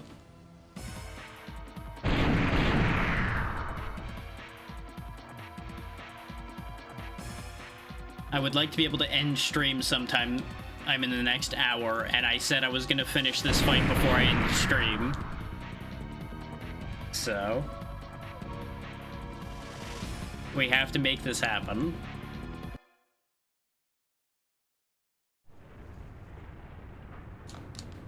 And I can't even skip this scene either.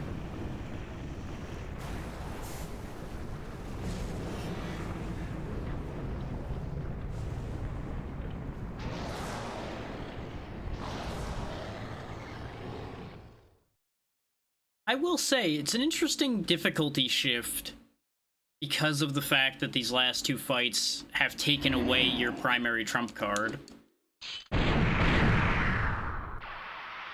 And I can't even say that I was reliant on Dragoon form, aside from it being my main means of healing.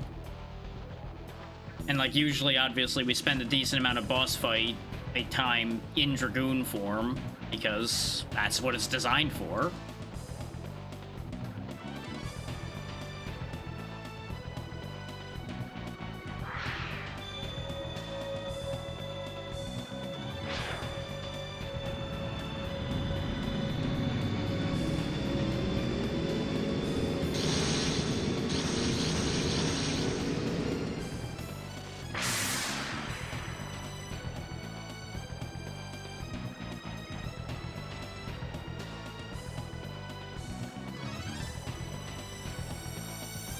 I do think it's a little unfortunate that we didn't figure out a way to only affect our opponent with the Dragon Block staff, but it also would be a little unfair.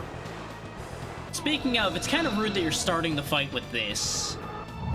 It's like he knows what our weaknesses are. Take note of how much damage that did to Kongol. Remember that thing I said I was afraid of with this? Yeah. Yeah, it's almost like I predicted this exact outcome again. The AI is smart. It will act on what your weaknesses are. So I'm betting he's going to keep using that wind spell, just like he used the fire spell a lot when we had Meru out here.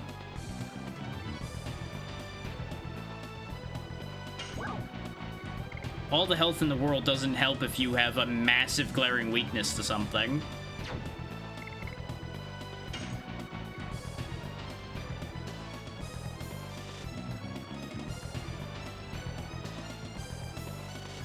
Uh-huh. Pursuit!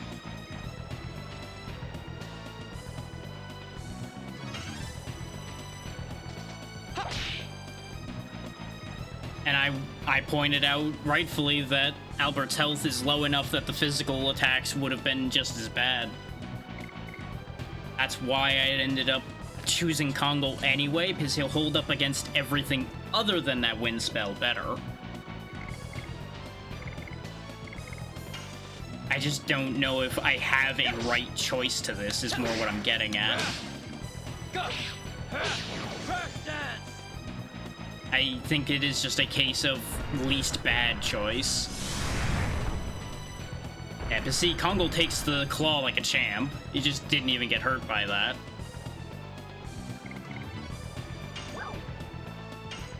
Biggest fear I have with this team is our speed is overall lower than it was on the previous setup. Hashel makes up for it by being fast, but he's not, you know, he's gonna be the only one that's fast here.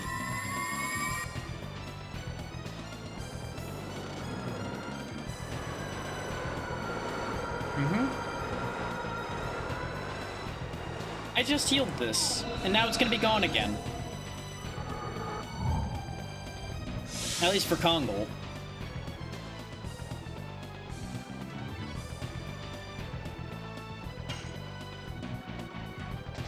Yes! Go! And even removing the fact that he doesn't have AoE Earth from the equation, we cannot guarantee that his AI is not designed to target the people that are weak to something. He was randomly targeting with the Earth because nobody was weak to Earth. For all we know, he could easily consistently target with that single target Earth, whoever is weakest to it.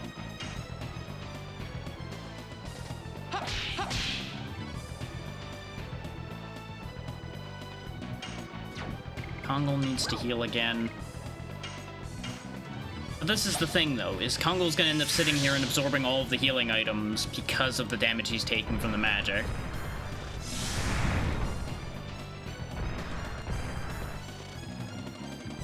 Hey there, Solus. Yeah, big Dirk problems. You missed it, but this has actually been our first loss. I lost this fight the first time because I brought Meru and Rose to this, and they got obliterated. We almost won. He was in red health. But he got like 3 turns in a row a couple times, and I just got fucked. And then I made like 1 or 2 mistakes that just lost that fight entirely. It was close.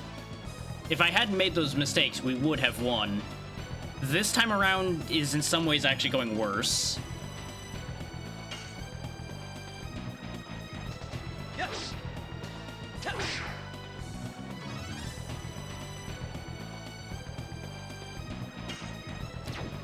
I just think this thing shouldn't be getting 3 turns in a row.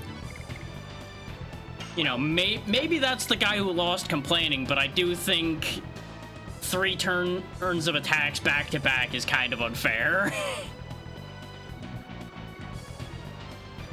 Honestly, the cannon itself wasn't that bad. It was kind of neat looking, and if I hadn't just not blocked and accepted it on the last test hit, I probably would have kept weathering it just fine. Yeah, no, I'm assuming it gets worse as far as that goes, because that seems to be the direction this game's going. And I can say heartily that I don't approve. If you can't make your fights balanced and interesting, Snork, you've had your fun for the moment, but you're gonna take a break.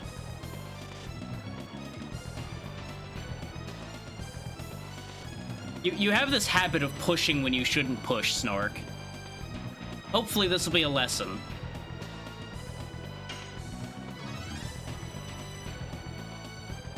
Oh, absolutely, there are cases that are worse. But that doesn't mean it's okay. If you can't make your fight design work without giving your boss monsters repeat turns in a row, maybe they should have rethought that a bit.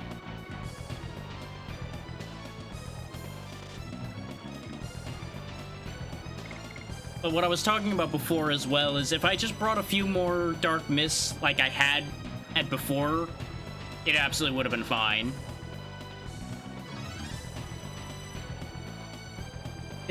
What my original plan was is I was just going to bury him in Dark Mist because I made the logical assumption that he'd be light based, which proved correct. It did like 900 damage with a single Dark Mist from Meru. And we probably could have just powered right through him with that. Are they? He was taking ridiculous damage from Dark.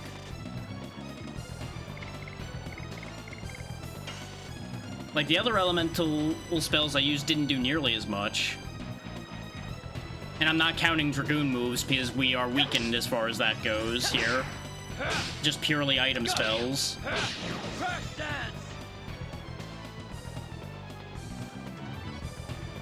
Interesting.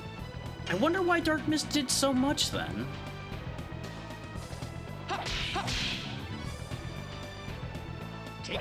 Meru did, like I said. Meru's magic attack is, of course, very high, but she also used the other spell that I'd used. No, she was just base... She just threw it raw, and it did like 900.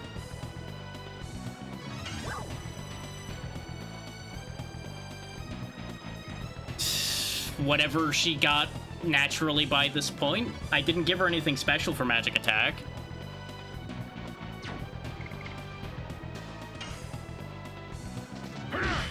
Yeah, forgive me if I seem a bit sharp. I'm just agitated because I've been getting prodded about this fight the whole time, more or less.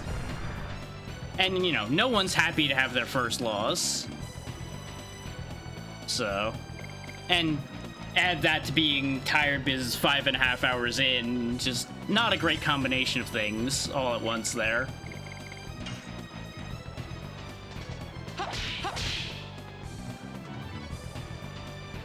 Because I don't mind getting punished for my team composition, but I do still think that the 3-turn thing really ain't great. Especially when you have a timer effect in play, I feel like it's a bad fake-out in design to have a timer in play and then give the monster 2 attacks before the timer ends. when it already announced that the timer was at 0. When it announces 0, you would think the beam would happen immediately after, but that's not what happened. And that's where the, like, what is this design question kind of comes in from.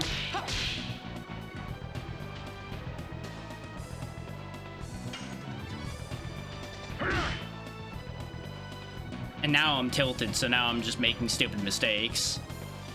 Which is just gonna make this whole situation worse, which is just oh so fun for everyone involved, I'm sure. Now, the unfortunate state of this team is that Dart actually has the highest magic attack, so let's see how well Dark Mist does this time. Absolutely. And that makes sense. But as far as I could tell, there was nothing I did that triggered that, because I did nothing different between the turns. Like, there being mechanics that are clear to the player, sure, by all means. But the moment your mechanics are obtuse enough that the player can't fathom what's... See?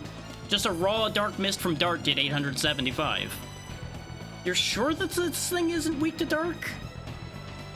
Because that still seems like a lot.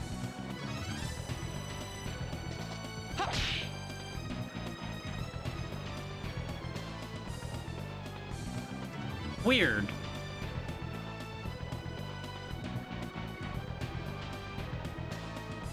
Absolutely.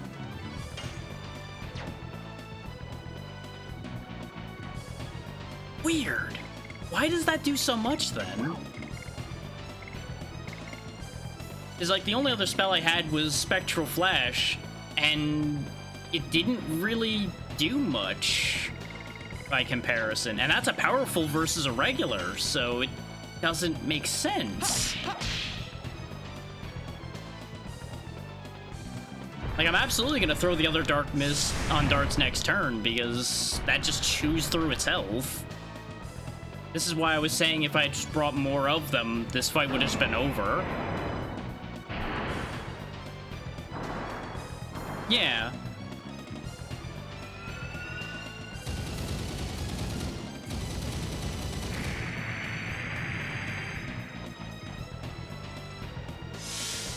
Wow, Kongal did not take that very well. That must actually be magic of some kind, then. Even though that looks more physical than magic. But I might actually need to guard right now, because isn't the count low right now? I actually missed when the count popped up because I was trying to address something else. Okay, thank you. Because I literally just happened to blink at the wrong time and miss what the count said. Okay, then I don't need to worry about that actively. But yeah, Dart's magic attack is only like 85. So... it doing that much is wild. Because that's not even that much lower than what Meru's was with like 40 more magic attack than him.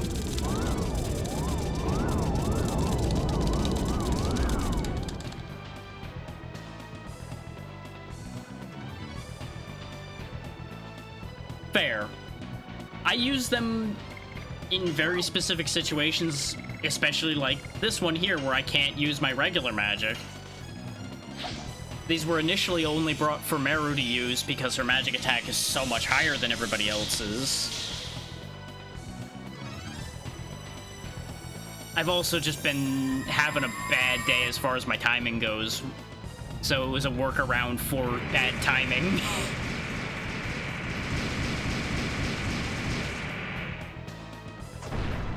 Thank you for targeting the guy that would take the least.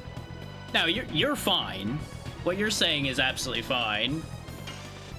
It's when people are saying unhelpful things like just do better or things like that, that's where I draw the line. You're actually giving me useful information based on experience. And we're both mutually confused by the fact that he takes ridiculous damage from Dark Mist. Yes. Go. Crash dance. Yeah, exactly. You could easily replace the League of Legends randos with Dark Souls players, and it would be the same. And I know I did the timing wrong here, and I might each hit to the beam.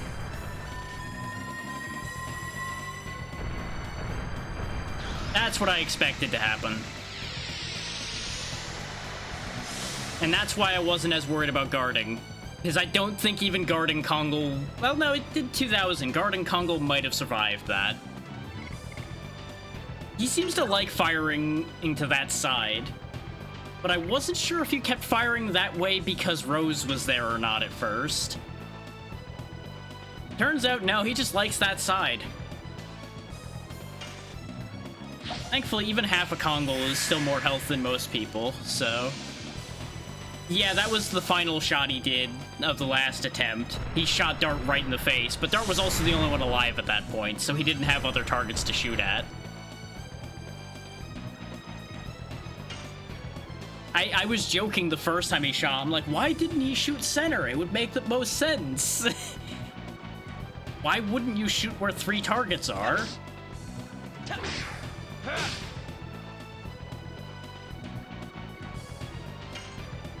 You know, I didn't even look at the fact that I could hit the cannon. That's on me.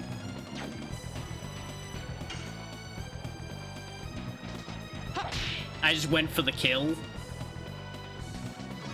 Oh hey, what do you know, we won this time, and I didn't even have to try nearly as hard as I did for the last round. Yeah, no, that's fair. And honestly, it was right there in front of me. I don't count that as spoiling because I literally could have just pressed the button and found that. I am kind of mad that that was that much easier. But I also got much luckier in terms of what he did. Yeah, Lloyd the Glory Thief. Though he did do a lot of the work before we got here.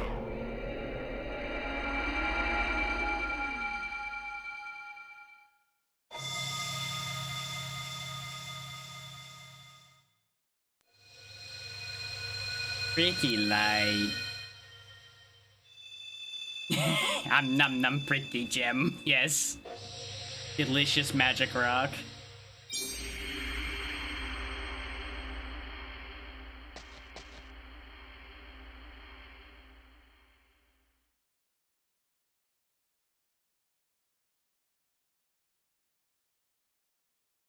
That seems like a bad thing for him to have. Real shame that we're not going to be able to stop him from taking it.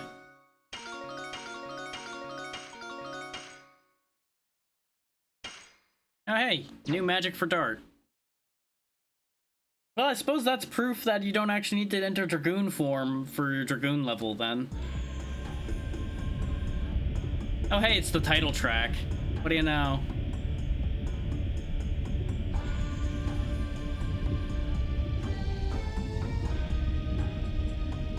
I figured, but it never seemed to, like, have a 100% parity in how they were leveling, so I couldn't tell with certainty.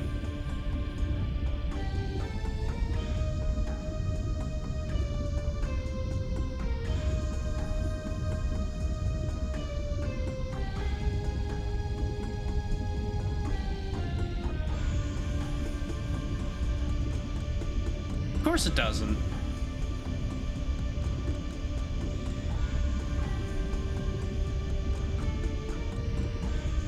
Because he basically stole it.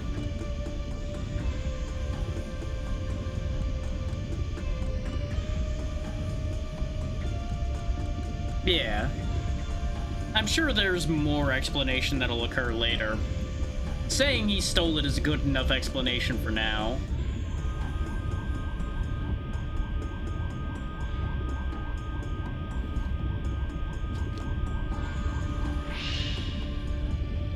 Or perhaps some interaction with the Dragon Buster. So I wouldn't figure the Dragon Buster and a Dragoon Soul would play nice together either.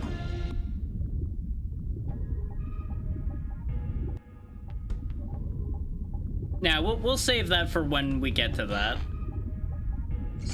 Because I assume you mean it's heavily implied later.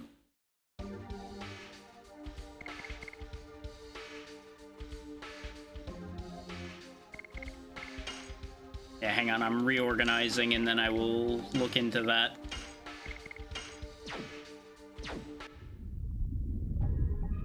Secret chest on screen, you say? And you mean on the screen that I'm on now? Because I'll allow this one because I'm assuming this is a case of you would have no way to know this. Okay. So there's a hidden path to it, or is it invisible? Oh, there it is. I just kind of started mashing the button because I'm like, okay, it's probably behind something. Okay. So the same way you find Stardust, you just walk around and mash your face into the walls and hope you find a thing.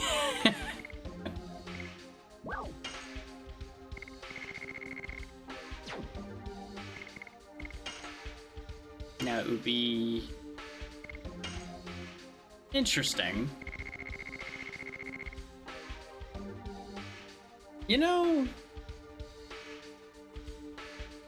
I would have originally said that this would have been very useful in that fight, but the revelation that there were multiple parts to the dragon kind of moots that out a little bit. I was worried that it was because he outsped me by that much that he got multiple turns. And I obviously had nothing AoE I could use because I couldn't use my Dragoon abilities thanks to the Dragon Block staff making them irrelevant. Yeah, exactly. I just assumed he was Big Dragon, because all the other dragons were single full part enemies and they were similar size. Thank you. I'm still disappointed that I couldn't get it right the first time, but I had mentioned repeatedly that it probably wasn't gonna go well with that team composition. Yes. Go. Crash dance. Yeah. And like I was telling people when it happened, I'm happy enough having that be the first death of the playthrough. 3 discs in and only dying once is not bad.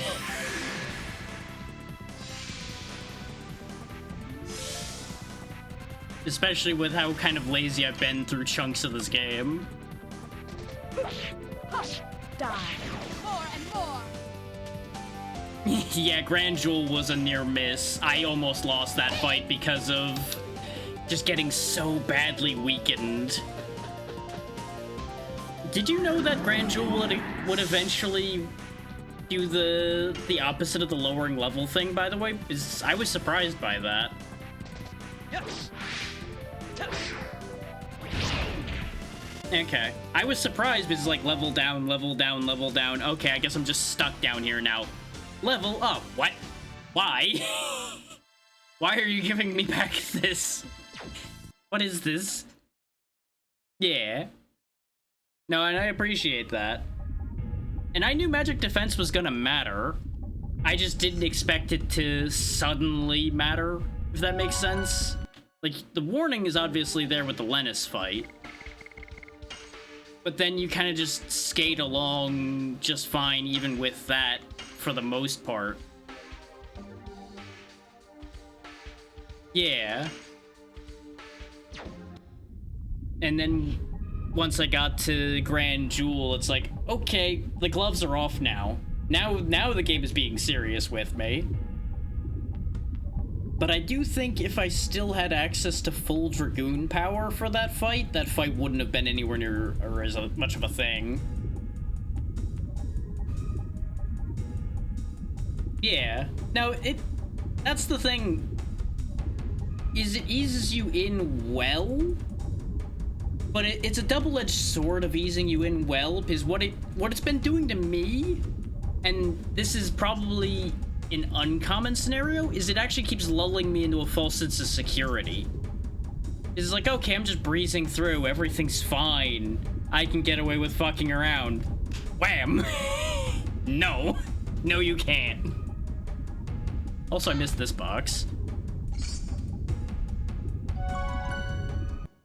We'll go ahead and save again. I do not play a ton of RPGs. Especially I don't end up finishing very many of them because they're just too goddamn long. And most of them, in for me specifically, their stories and gameplay don't hold up through the length of them. I have complete respect for those that enjoy that and can ride through that. Also, I realized I labeled this episode wrong. Now, I enjoy Star Ocean. Star Ocean 2 was one of the other ones that I actually enjoyed early in life, but I also never finished that either. But Star Ocean 2 is also on the list to get to eventually.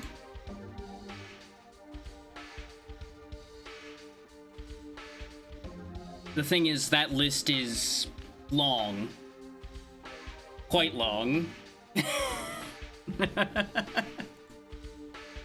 Like, I don't think it would be a matter of I would do the whole Star Ocean series. It would probably only be 2. Because that's the one that I know even a bit of. Like, the list as it stands, just as the immediate choices. I keep fencing back and forth with myself about Beyond the Beyond. Because I played that growing up, and it was at least interesting. I don't know if I'm that excited about that one, but I kind of want to do it because it's an oddball. And then there's Breath of Fire 3 and 4, at least as far as PS1 games go, though I probably would end up doing most of the Breath of Fires, but that's also going to be a long road. And there's actually more reason to the Breath of Fire ones, though, because I feel bad having the only Breath of Fire I finished on the channel being Dragon Quarter.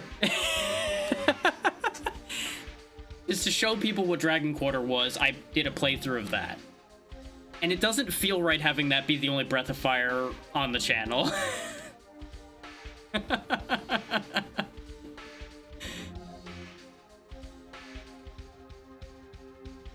But they run into the same problem of they're quite long. The first 2 aren't so long, and then it gets up into the like 30 to 40 territory afterwards. If not longer. I don't actually remember how long the other ones are.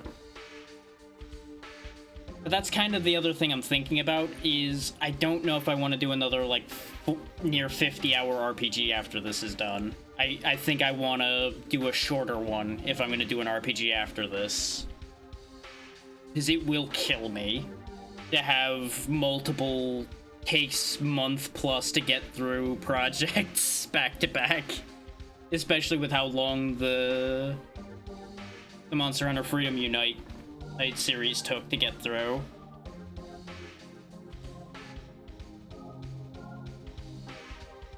Xenosaga, I've heard, can be rough to get through in multiple senses. I never heard, like, definitive reasons for it, just people always told me it was rough to get through.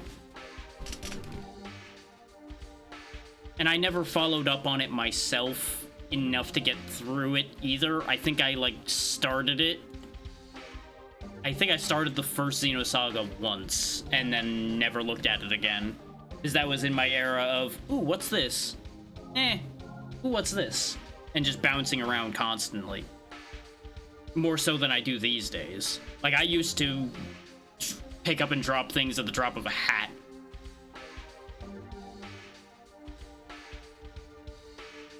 Now, especially with streaming, I at least try to get through things. There's a few things I've dropped because either the ending of them started just being god-awful, or I just couldn't convince myself to play through the whole thing. But that's been rare, and I'm happy to say that that's been fairly rare.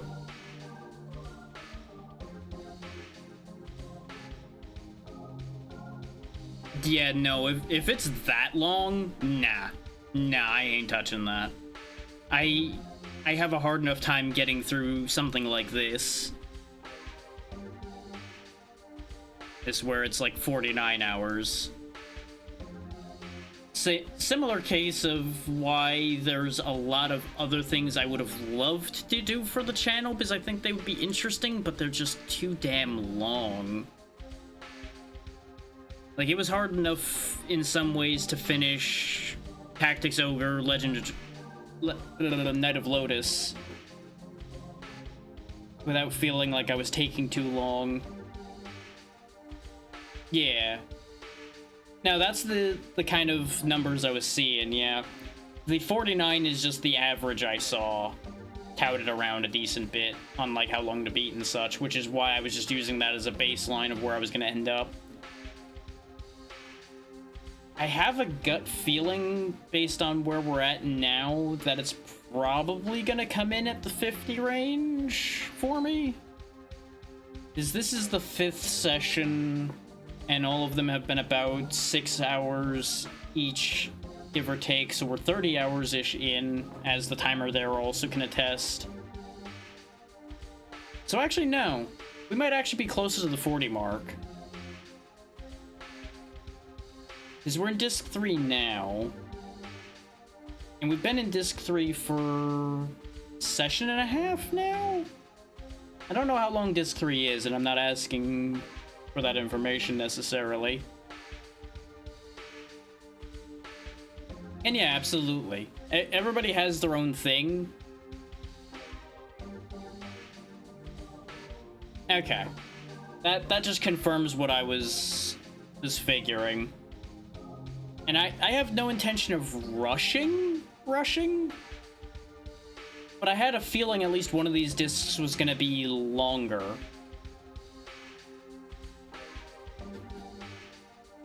Yeah.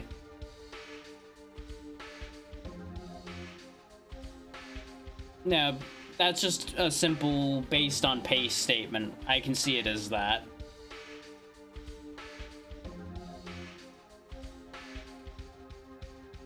Yeah, I'm doing my best to ride along with what they're putting here. There's definitely been multiple times where I'm just like, but why though? Why?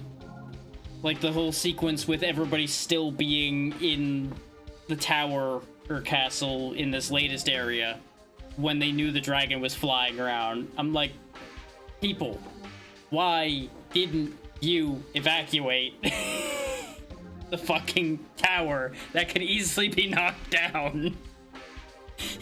Why are you like this?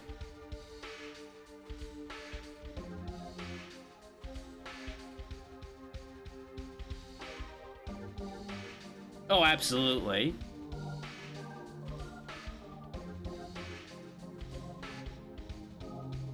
It's just such a big, obvious target. Just like, come on now. We all just collectively dropped on your heads? If so, you know, you do you, but god damn it. And the thing is, it's things like that kind of actually are what take me out of... I don't want to say RPGs in particular, but RPGs are very guilty of idiot NPC syndrome. That's also true. But they have somewhat more of the hand wave of, oh yeah, the whole area is surrounded by monsters. But I'm not even asking these people to evacuate town. Just get out of the fragile tower that could easily fall down if something hit it wrong. Just be down at ground level with the rest of the people. Obviously, evacuating the town as a whole is a disaster. Yeah, you know, the one that's gone now. The one that's in pieces over there. Which is exactly the problem.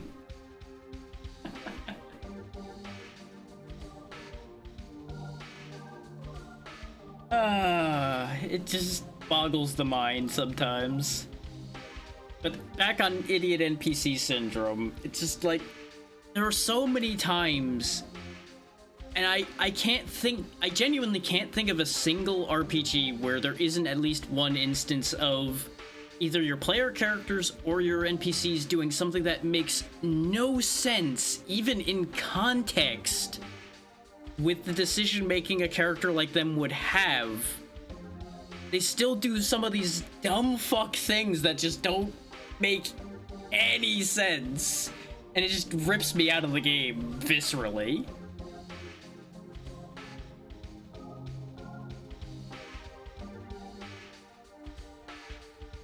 And absolutely, thank you for being here, Solus, even though you obviously caught it late. I appreciate you finding the time to be here for these when you can. Same goes for anybody that stuck around for this, even when I was starting to get a little agitated. Which, that is something I still need to work on.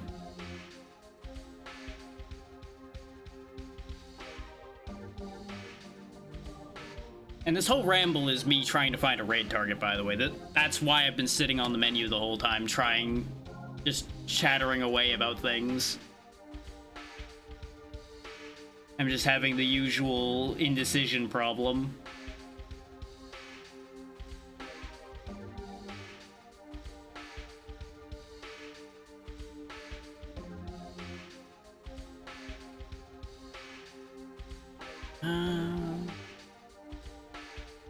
No, because I don't know where they're at in that game, and I don't want spoilers for that, so we're not going there. If somebody else is playing Mandragora, and I'm like, yeah! Then I thought about, wait, no. They might be further in the game than I am.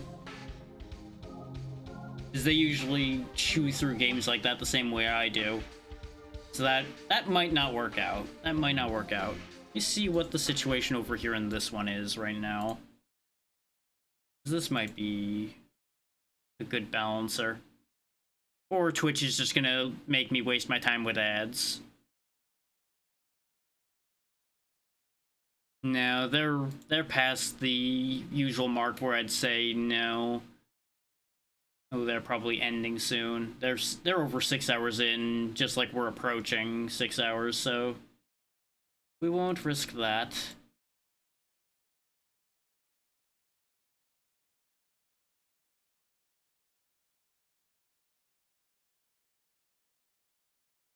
No. I'm being picky, 'cause I'm always being picky.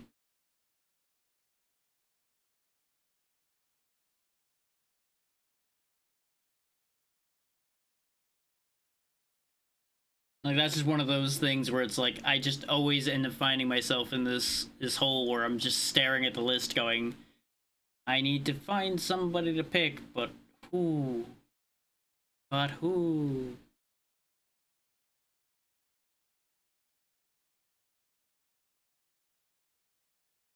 Just saw... Wait, where did you go? Somebody was doing something special. And I lost them.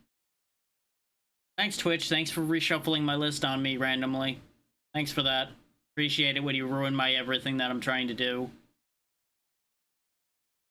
You love it when that happens, don't you? Yeah, you know what? This might be fairly chill. Yeah, they're only just starting for the most part, so sure, we'll do that.